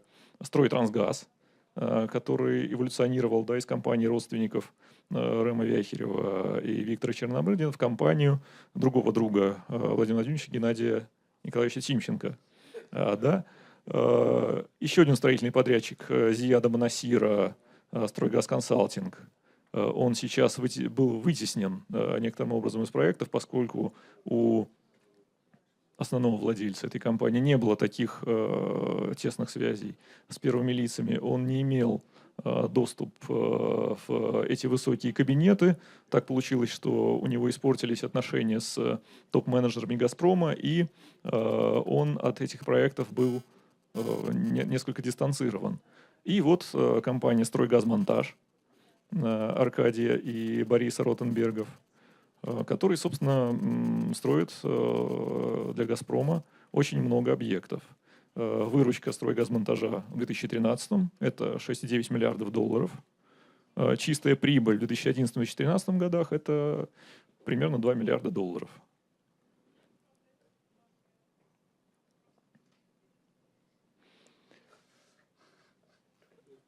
Теперь о Роснефти. В Роснефти так сложилось, что ключевыми игроками, по крайней мере, на несколько лет назад такова была ситуация, был Игорь Иванович Сечин, который, как известно, был помощником Владимира Владимировича в Санкт-Петербурге в 90-х годах. И, как говорил о нем Путин, когда меня перевели в Москву, я поехал работать, он попросился со мной, я его взял. Это он говорил в книге от первого лица. И еще один очень серьезный игрок, чья компания долгое время работала с Роснефтью и была одним из ключевых экспортеров российской нефти, это Геннадий Николаевич Тимченко, тоже старый знакомый Владимира Владимировича, один из совладельцев известной группы нефтеторговой «Гунвар». Гунвар эксплуатировал примерно треть российской нефти и нефтепродуктов, и, соответственно, был одним из крупнейших контракторов Роснефти. Между этими людьми, в общем-то, была такая конкурентная ситуация.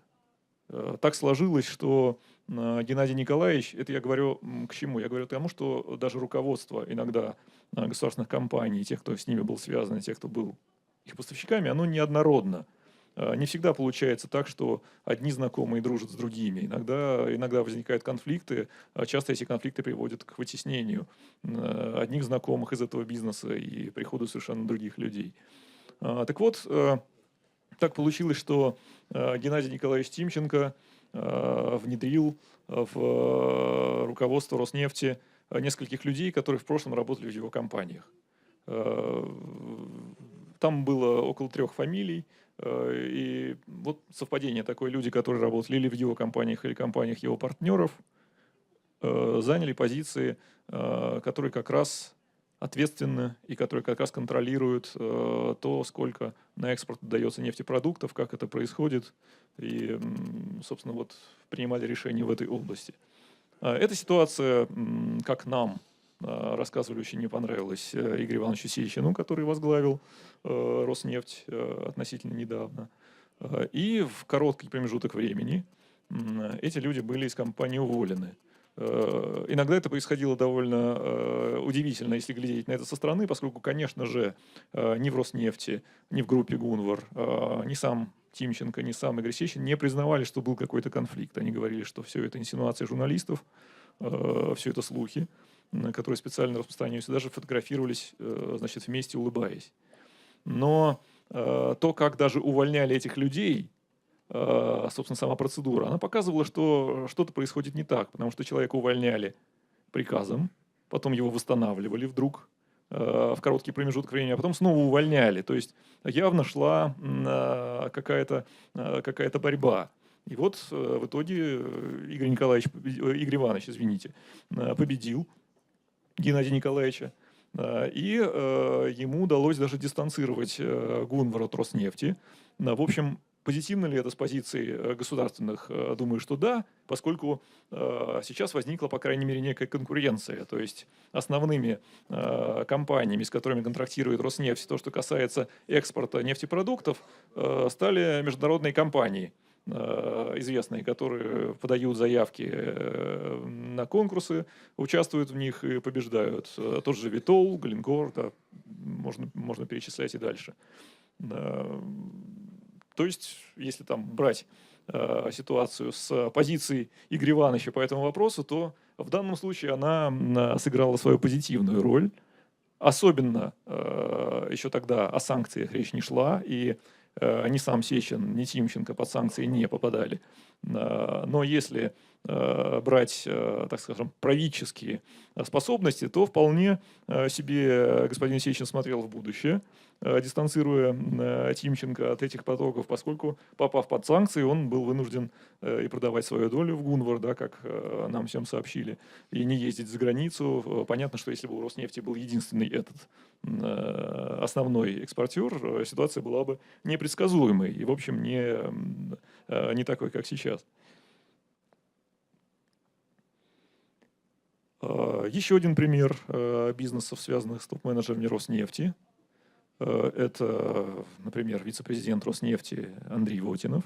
Он относительно недавно вице-президент с 2013 года.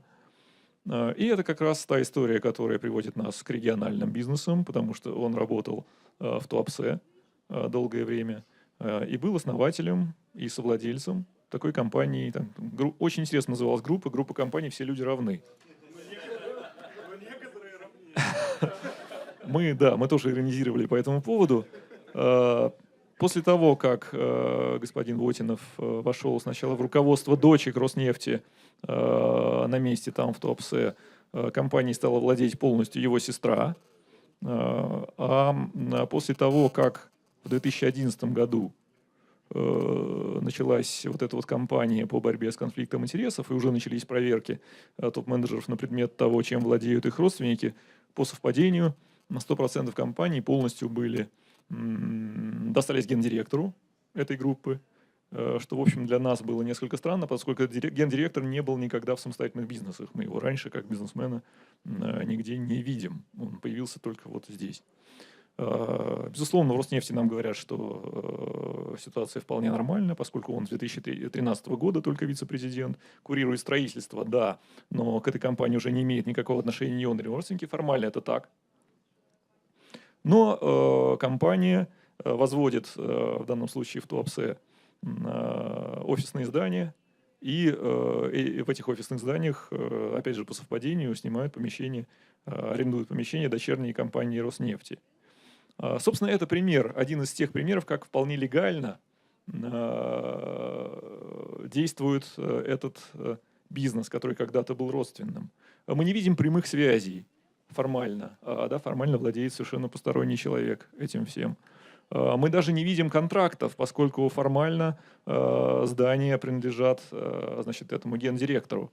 Они даже не участвуют в конкурсах, потому что, в общем, они не получают никаких подрядов от госкомпаний. Просто у них, значит, некоторые дочерние компании Роснефти арендуют помещения.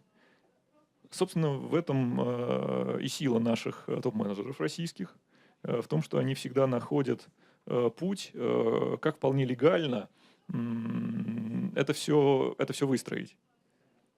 Часто в этом нет никакого нарушения закона. В отличие вот от этой схемы, там предыдущей, которую мы смотрели, связанной с братом, значит, новость-газпромовских менеджеров, где, в общем, вопросы возникают очевидные, поскольку вот раскрылись эти данные по владению, и они неоспоримы, поскольку есть раскрытие в рамках там процедуры, отчеты компании, которые показывают, что да, он владеет там рядом офшорных компаний, которые числятся владельцами вот этих. У этих компаний есть подряды с «Газпромом», есть соответствующие документы на этот счет. Тут они ничего не отвечают, они не могут это никак обосновать. Просто руководитель «Газпрома» говорит, что я об этом ничего не знаю, я об его бизнесе не знаю, я в нем не участвую, и вот не задавайте мне эти вопросы. То здесь люди вполне откровенно говорят, что нет, мы никакого отношения не имеем, это не наши вопросы, зачем вы нам их адресуете, им никакого отношения, ни малейшего. Вот еще один пример бизнесов, тоже достаточно умно построенной схемы, которая связана с управлением пенсионным фондом Роснефти. Это достаточно большой фонд, и так уж получилось, что сейчас им управляет единственная группа компаний, которая называется группа «Регион». Это известная компания в России. Когда мы проследили, собственно, историю того, как это все происходило, мы увидели, что примерно там, в 2005 году член правления Роснефти, ее финансовый директор, получил каким-то вот странным образом, тоже нам не отвечают на этот вопрос, хотя по документам мы видим, что это так. Это конкретные документы из реестра. Контроль над компанией РН Траст, которая на тот момент управляла средствами пенсионного фонда Роснефти. Познакомился с человеком, который приехал из одного из российских регионов. Ему тогда было 28 лет. Опять же, нигде в бизнесе он замечен не был. Он был менеджером среднего звена одной из инвестиционных компаний российских. И вдруг, значит, нам об этом официально сообщают, что вот именно этот руководитель среднего звена выкупил у члена правления Роснефти и ее финансового директора вот эту вот прекрасную компанию, которая управляет средствами Роснефти. После чего, значит, состоялось объединение двух компаний, этого РН Траста и группы «Регион», достаточно известной и крупной в России. Все было вполне легально. Сейчас компании группы – это единственные управляющие, которые, в общем, вполне себя хорошо чувствуют на этом рынке. Есть ли в этом уязвимое звено? Да, безусловно, если это расследовать с государственных позиций официальных и задавать вопросы, откуда средства на покупку, когда произошла сделка, откуда у молодого человека, который не был предпринимателем на тот момент, такие ресурсы. Почему компания совершенно, в общем, постороннего человека, который меньше года был знаком с руководителем, вдруг стала таким крупным управленцем пенсионных средств. Конечно, тут есть, что называется, повод для того, чтобы проводить более основательное расследование. Но понятное дело, что у нас в стране таких расследований не будет, просто потому что, опять же, если норвежский фонд будет вкладывать средства в Роснефть, покупать ее акции, они не должны видеть, что там идут какие-то уголовные расследования, связанные с коррупцией. Да, и вот все эти истории, они, собственно, остаются только нам, к тому, чтобы мы об этом делали публикации, чтобы эксперты на это смотрели, рассуждали об этом как о частном случае или о тенденции. Но мы видим тенденцию, поскольку мы анализируем всех топ-менеджеров с достаточно давнего времени и видим, собственно, как меняются эти бизнесы, как они растут или там исчезают, или продаются. И нам понятно, что это не единичный случай, далеко не единичный. И, по крайней мере, по разговорам с теми бизнесменами, которые работают с этими компаниями, мы тоже делаем выводы, пусть наши выводы недалеко идущие, о том, что, да, к сожалению, эта система очень широко распространена.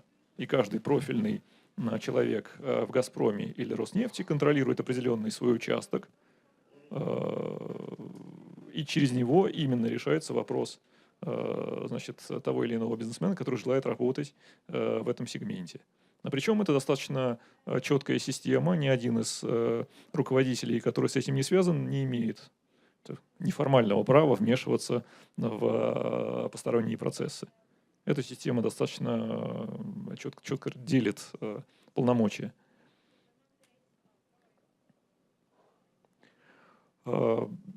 Итог этому всему. Вот мы говорили о том, что главное, значит, для развития – это предсказуемость и доверие. Может ли быть предсказуемость в системе, в которой большинство значительных позиций занимают люди по принципу близости, личной близости к руководителю государства.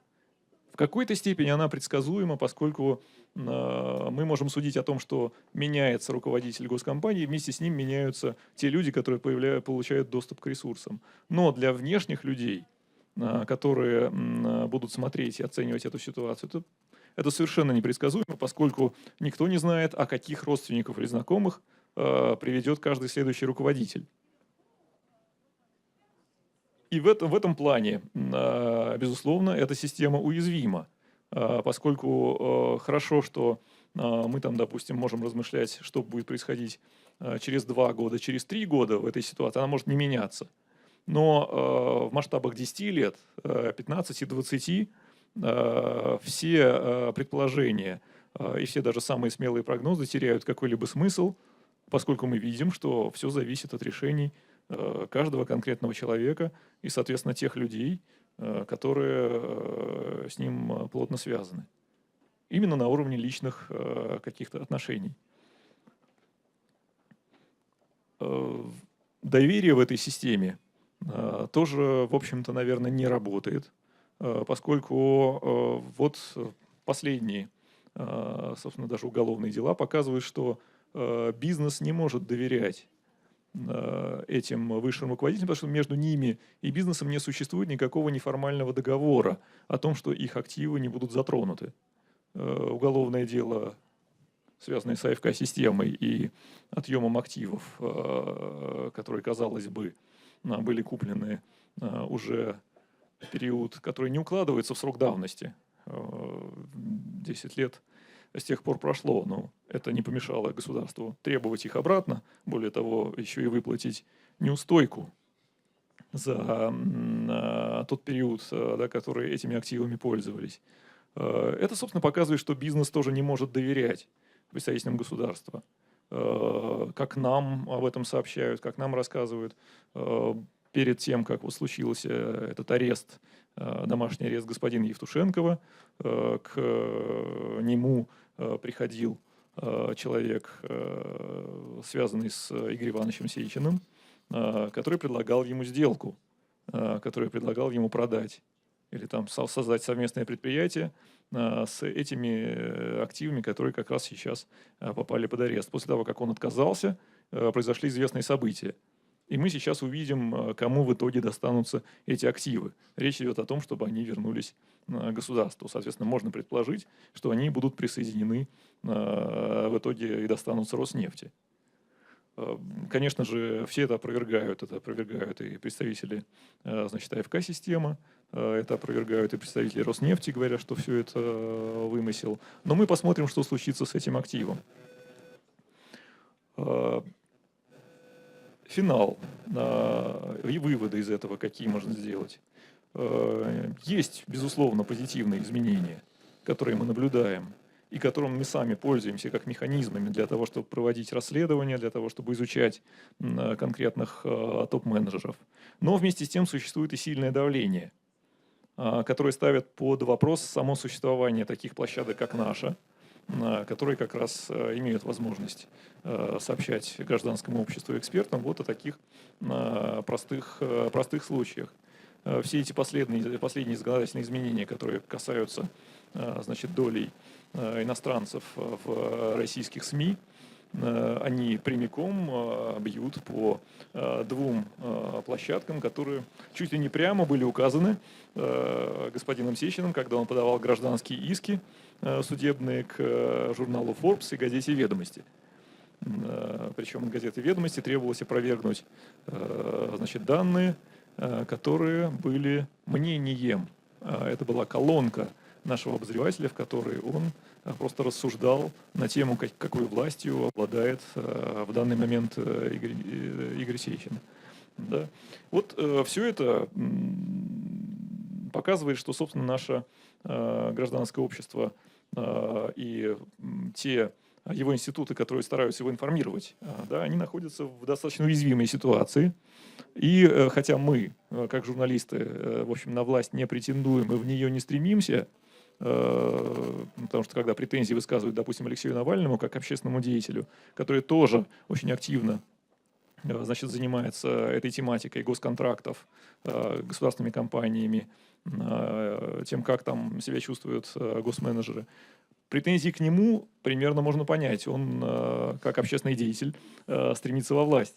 Но претензии к журналистам в рамках значит, наших исследований и в рамках того, чем занимается газета «Ведомости» как деловое издание, и чем занимается журнал Forbes, как тоже, в общем, деловой журнал, понять достаточно сложно.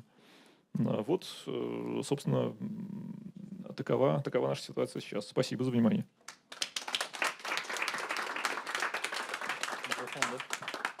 Микрофон шуму, да? Вот это попробуйте. Есть ли вопросы? Все, в общем-то, все понятно. Да, пожалуйста. Откуда начнем? Хорошо. Спасибо, Роман, большое.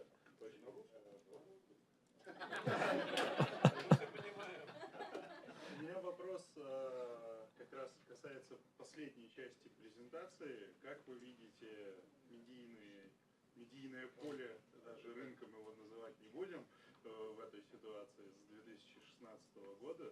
И как вы вообще смотрите на эту дату 1 января 2016? Не будет ли с ней то же самое, что с интернетом? Не будет ли она смещена? Я, в общем, оптимист. Я не думаю, что наши средства массовой информации не приспособятся к этому, поскольку оказалось, существуют механизмы, которые позволяют обойти этот закон. Просто потому, что он, как все законы, принимаемые нашей Госдумой, не самый умный. Да, он построен несколько по странному принципу, поэтому, в общем, как и в ряде других государств, такие законы, они вполне себе легально преодолеваемы. Это возможно. Я не думаю, что значит, будут какие-то ограничения тотального плана, направленные против нас. Просто сама тенденция и само отношение к тем вопросам, которые мы задаем, она наводит на определенные мысли. Я с сожалением могу отметить, что представители наших государственных компаний и руководители наших государственных компаний, в том числе из ближайшего круга Владимира Владимировича, они высказывают вполне определенные взгляды на этот счет, даже в своих ответах на наши вопросы. Из чего можно делать вывод о том, каким примерно мышлением и как примерно размышляют люди вот в этом окружении, может быть, он сам.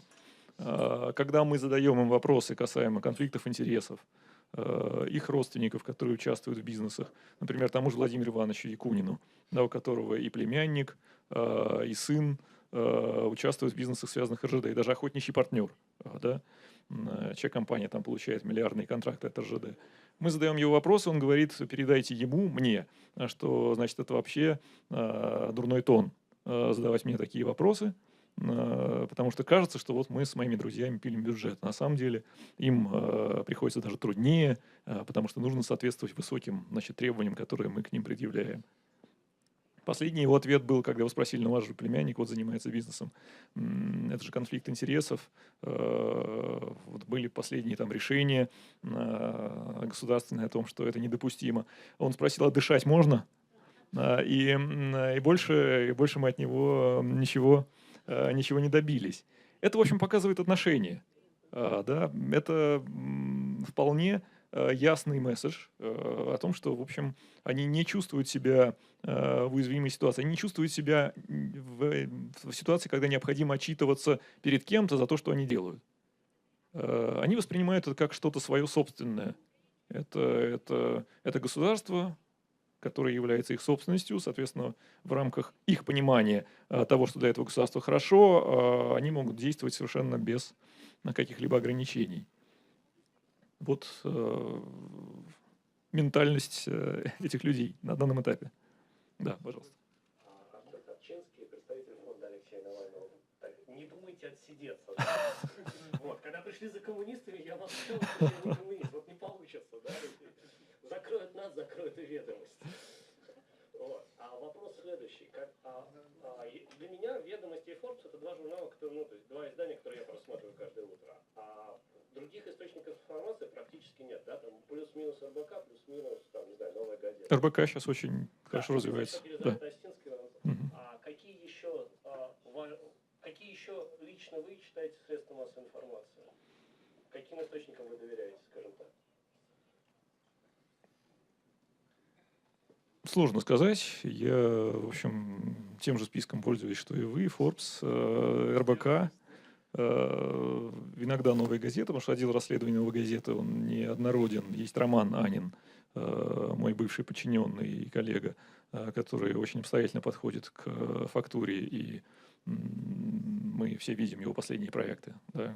Это очень хорошая работа, и посвященная отмыванию денег, да, как российские деньги через молдавские банки уходили по фиктивным судебным решениям за рубеж. То есть есть даже в собеседнике, который, в общем, не так на слуху, но и в нем есть достойные публикации, там, связанные с недвижимостью, там, интересных людей во власти и с частными отношениями какими-то между этими людьми. И в The New Times были публикации, связанные и с документами из прошлого, касаемо там биографии Владимира Владимировича Путина, и отношением в этом вот тесном кругу людей, когда они опубликовали записи господина Колесникова, который был партнером двух ближайших к Путину людей, Шамалова и Горелова, и бежал из страны после того, как там возникли определенные денежные трудности, так скажем, в их системе. Вот, то есть, в принципе, я-то считаю все. Да, вопрос в том, что мы сами это все проверяем, и часто просто не столько читаем, сколько сами пишем, поэтому, но источники есть. В первую очередь это вот те люди, которых я назвал, журналисты, которым можно доверять. Спасибо. Пожалуйста. Александр Ефремов, Москва. А вопрос в связи с развитием Spark-системы, то есть сейчас как бы расследования пошли на региональном уровне, то есть идут анализ ситуации, конфликт интересов не только как бы на федеральном уровне проводили, но и на региональном. То есть идет и журналистские расследования, происходят на региональном уровне, но они начинают затрагивать и федеральный уровень. То есть, например, та же АФК-система, которая касается ряда регионов, начиная от Башкирии, заканчивая Татарстаном и Республикой Мария, и другими. То есть как, по вашему мнению, какой прогноз развития дальше расследовательской журналистики? Потому что зачастую на конфликт региональных элит Кремль не обращал внимания, но сейчас уже идут реакции, даже, можно сказать, положительные. Часть элит теряют свои места, соответственно, приходят новые, то есть в регионе более-менее. И тот же так называемый Народный фронт, то есть он активно использует вот эту межклановую борьбу на региональном уровне. Не приведет ли это к тому, что начнется и на федеральном уровне более жесткое давление, соответственно, с регионов, или все-таки будет закручиваться давление на журналистов и на региональном также уровне? Ну, механизмов возможностей в регионах не так много, потому что площадки зависимы часто от местных властей намного серьезнее, чем мы. Потому что у нас вообще нет российских акционеров. Да, с этой точки зрения нам проще. В регионе все в одной маленькой семье, все друг друга знают, все знают, кто это контролирует, и часто просто не дают региональным журналистам что-либо сделать. Но, впрочем, вот для меня был сюрприз, когда была публикация, это не касаемо экономических тем, о похоронах российских десантников, которые погибли на Украине, как говорят их семьи. Да, и это появилось в региональной газете. Вы видите, какая реакция моментально последовала. Что было сделано с человеком, который является там, да, владельцем и автором, собственно, материала. Это сложно. Spark система очень дорогая. Не у всех, даже центральных газет, есть средства для того, чтобы оплачивать Spark. И вопрос-то всегда стоит в том, чтобы как добиться какой-то независимости издания. А как издание может быть независимым, если у него нет рекламы? Рекламный рынок у нас, понятно, в каком состоянии, ближайшие несколько лет ничего хорошего на нем не будет, он, наоборот, сжимается по вполне понятным причинам. Именно поэтому я пока не вижу каких-либо позитивных изменений в регионах, несмотря на старания отдельных журналистов. Это очень сложно и намного более опасно, чем значит, в Москве.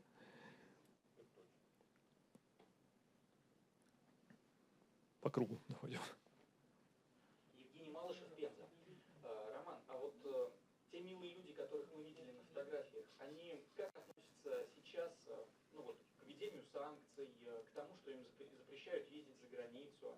Есть какая-то информация, у них меняется взгляд на жизнь, на дружбу, на то, что дальше делать? Ну, начнем с того, что они не все находятся под санкциями.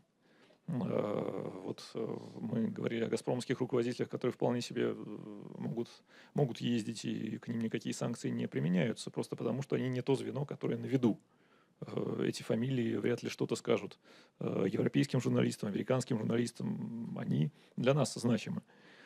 Что касается таких людей, как Тимченко, Сечин, Ротенберги, последнее решение Ротенбергов известно. Они, как об этом писали, переводят бизнесы на детей. Дети не являются объектом санкций, соответственно, могут вполне спокойно владеть компаниями, которые в том числе и заключают контракты с крупными западными компаниями. С этой точки зрения обойти ограничения для них в рамках российской давней традиции достаточно легко. Геннадий Николаевич Тимченко заявил, что им сложно. Интервью последние и Сечина, и Тимченко показывают, насколько для них это болезненный удар. Геннадий Николаевич Тимченко в интервью заявляет: я так расстроен, потому что вот моя семья уехала на Лазурный берег, я не могу их посетить, они там одни, я остаюсь здесь. Игорь Иванович Сечин дает интервью, в котором говорит, что его будет преследовать Ходорковский, и у правоохранительных органов есть, значит, информация на этот счет. То есть, в общем, нотки истерии, нотки того, что им это не нравится, есть, но никто из них никогда не позволит себе оспаривать большие политические решения, сделанные Владимиром Владимировичем в данной ситуации.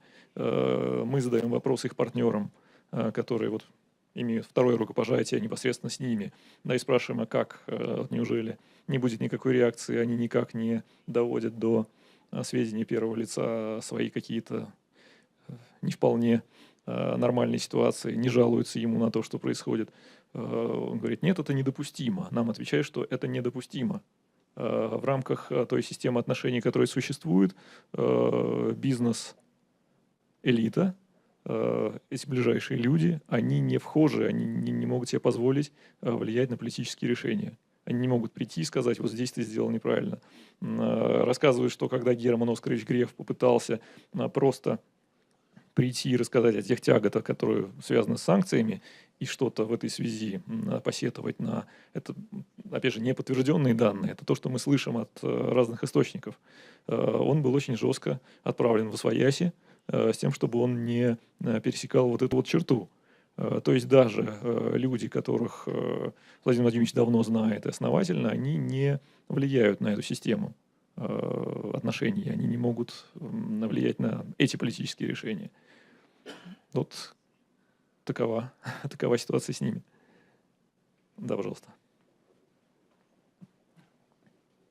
Ольга Фадеева, Ханты-Мансийский автономный округ. Вот вы здесь очень красочно в картинках описали схему высшей элиты нашего государства. Ну, я думаю, ни для кого не секрет, что на местах и в государственных органах та же самая схема распространена повсюду.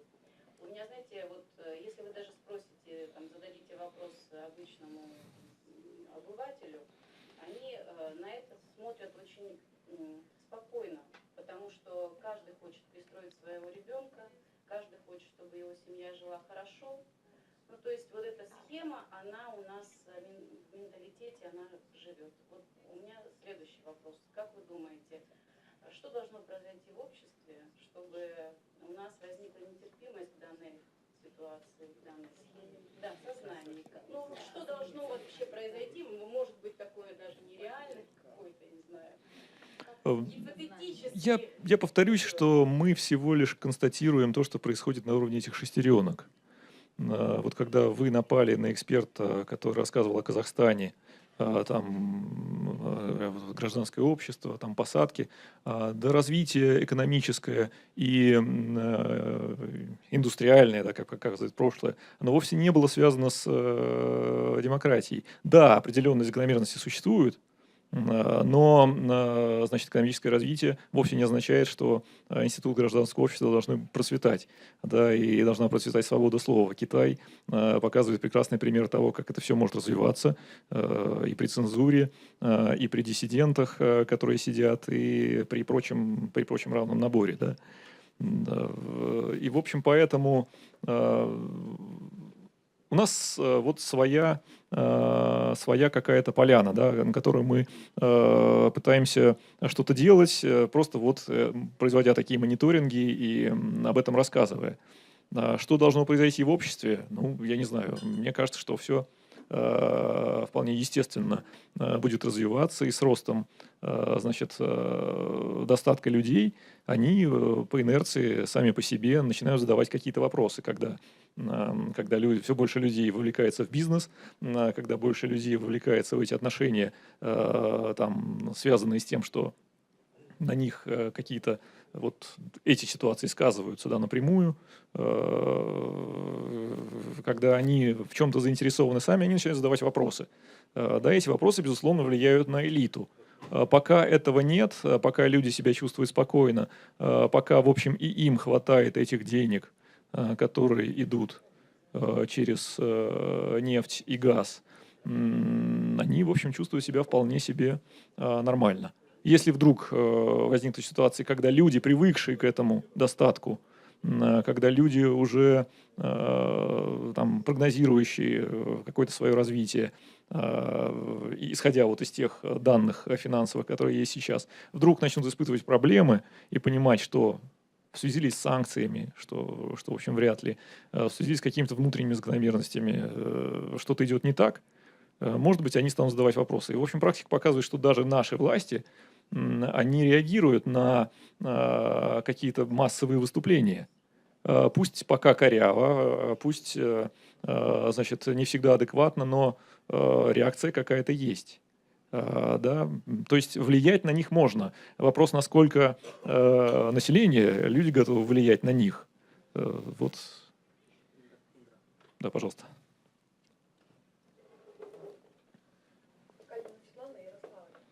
У нас в августе случилась такая интересная ситуация. У нас два действующих субъекта больших, ТВК-2 и вот Газпром Межрегионгаз, у них случился спор. То есть ТВК-2 задолжал Газпрому, и там очень долгая сложная история их отношений. Мы очень тоже долго разбирались, кто прав, кто виноват, но все бы не было так печально, но заложниками оказались мы, люди, жители Ярославля, потому что у нас практически неделю не было горячей воды, и нас использовали просто как бы, не знаю, как разменную монету, как шантаж. В принципе, потом, кажется, через неделю как-то ситуация урегулировалась, но эта ситуация не была разобрана и понятна и оценена до конца. Это так как бы маленькая ремарка, а вопрос в том, занимаетесь ли вы региональными вот такими расследованиями в таких ситуациях, потому что большие, крупные, так скажем, жизненно важные организации, или планируете ли вы это в будущем? Мы, к сожалению, к большому сожалению, просто не имеем физических возможностей заниматься всеми региональными ситуациями. Мы знаем, что их очень много, но мне всегда казалось, что это должно быть в центре внимания региональных журналистов. Тем более, что уж такие темы можно вполне осилить. В данном случае речь идет о группе «Синтез», да, знаменитой, ее конфликтах больше с там, с представителями «Газпрома» и государства. Там, как мне известно, есть две стороны. Да, группа говорит о том, что по странному стечению обстоятельств они приобрели предприятия, у которых уже были ранее большие проблемы, но к ним сейчас предъявляют претензии несмотря на то, что срок, который они хотели эти проблемы решить, еще не истек. Что-то вот в этом духе. У государства там своя позиция, они говорят, что, извините, вы собственники, вы должны что-то решать, и решать прямо сейчас. Это непростая ситуация там, да, поэтому в этом, в общем, я думаю, что региональные журналисты разобраться вполне могут. Тем более там не идет речь о самых первых лицах, там как раз можно вполне на региональном уровне заниматься расследованием, никто непосредственно не будет давить сверху с федерального уровня. Пожалуйста. Спасибо. Нам надо скоро закончить. Но я хочу я немножко по-другому понял вопрос оттуда и хотел бы повторить его. Может быть, это я не понял правильно, но мне интересно. Вот в революциях, в том числе в России в свое время, и почти всегда в революциях, и в идеологиях изменения общества, очень часто есть такое представление, что народ хороший, а люди наверху плохие. А нам надо снимать или поменять этих людей наверху, и все будет хорошо. А потом, после революции или других изменений, окажется, что на самом деле снимали этих людей, может быть, даже убили их, даже, может быть, их семьи убили, поставили совершенно других людей, другой идеологии, из других социальных классов, а поведение все-таки не меняется много. И вот для меня очень интересный вопрос. Если это, первый, может быть, это показывает, что проблема на самом деле не наверху, а проблема в общей культуре общества. И если это так, если всем просто хотят своим детям помочь и так далее, и если бы я был бы там президентом России или начальником Роснефти, может быть, я тоже хотел бы помочь старым друзьям и своим детям, и тогда я очень люблю своих детей, то если это так, то как можно тогда реально поменять культуру в целом в обществе? Это сложный вопрос, я знаю. Не знаю, как поменять культуру в целом обществе. Все элементы гражданского общества, все его части выполняют свою работу определенную, да. Вот Алексей Навальный, как общественный деятель, выполняет свою работу, образовав фонд борьбы с коррупцией, да, собрав огромную аудиторию, что было неожиданно, потому что я не думал никогда, что темой «Газпрома» можно заинтересовать 1 миллион человек, да, с лишним. Но он это сделал, за что честь ему и хвала, да, и продолжает постоянно всю эту тему госкомпаний. То есть это существует. У нас есть такие люди, которые пытаются привлекать внимание, в том числе это исправление общества и есть, когда человек может донести до обычного человека, среднестатистического, как вот личная его жизнь связана с тем, что происходит там где-то на заоблачном верху, в госкомпаниях, в госкорпорациях, которые часто человеку ни о чем не говорят, да, имена эти часто человеку ни о чем не говорят. Наверное, вот из таких вот инициатив и будет состоять как бы выздоровление этого общества в будущем. Другого, наверное, пути тут не существует. Ну, конечно, люди такие же, как везде. Когда иностранные компании приходят на российский рынок, и они вдалеке находятся от того общественного контроля, который есть за ними в Европе или в США, они ведут себя точно так же, как вели бы и наши любые компании. И Siemens, и Daimler Chrysler, и Hewlett Packard, и да, можно перечислять бесконечно. И Обраскон в Испании. Да, все они, приходя на российский рынок, действуют абсолютно в той же парадигме, которой действует любой российский бизнесмен. Они идут и находят эти личные связи. Часто это, значит, потом вытекает в уголовные дела, которые расследуют в Европе, в Германии, в Женеве, значит, в Швейцарии, или там в Испании и по всему миру, или в тех же США. Но не у нас, да. Это означает, что, в общем-то, и те люди, которые стали топ-менеджерами в вполне себе благополучных, с большой культурой гражданского общества странах, да, как там Германия, да, как США, придя на почву, когда они находятся без контроля, когда они как бы чувствуют себя в тени, способны совершать совершенно разные телодвижения, которые, в общем, они в своих обществах никогда бы себе не позволили. Соответственно, да, только этот гражданский надзор, только этот гражданский контроль позволяет этим людям сохранять приличный вид и не делать тех поступков, которые их не красят, так скажем. Огромное спасибо, Роман. Я думаю, на этой ноте мы завершим Спасибо. ваше выступление. Спасибо.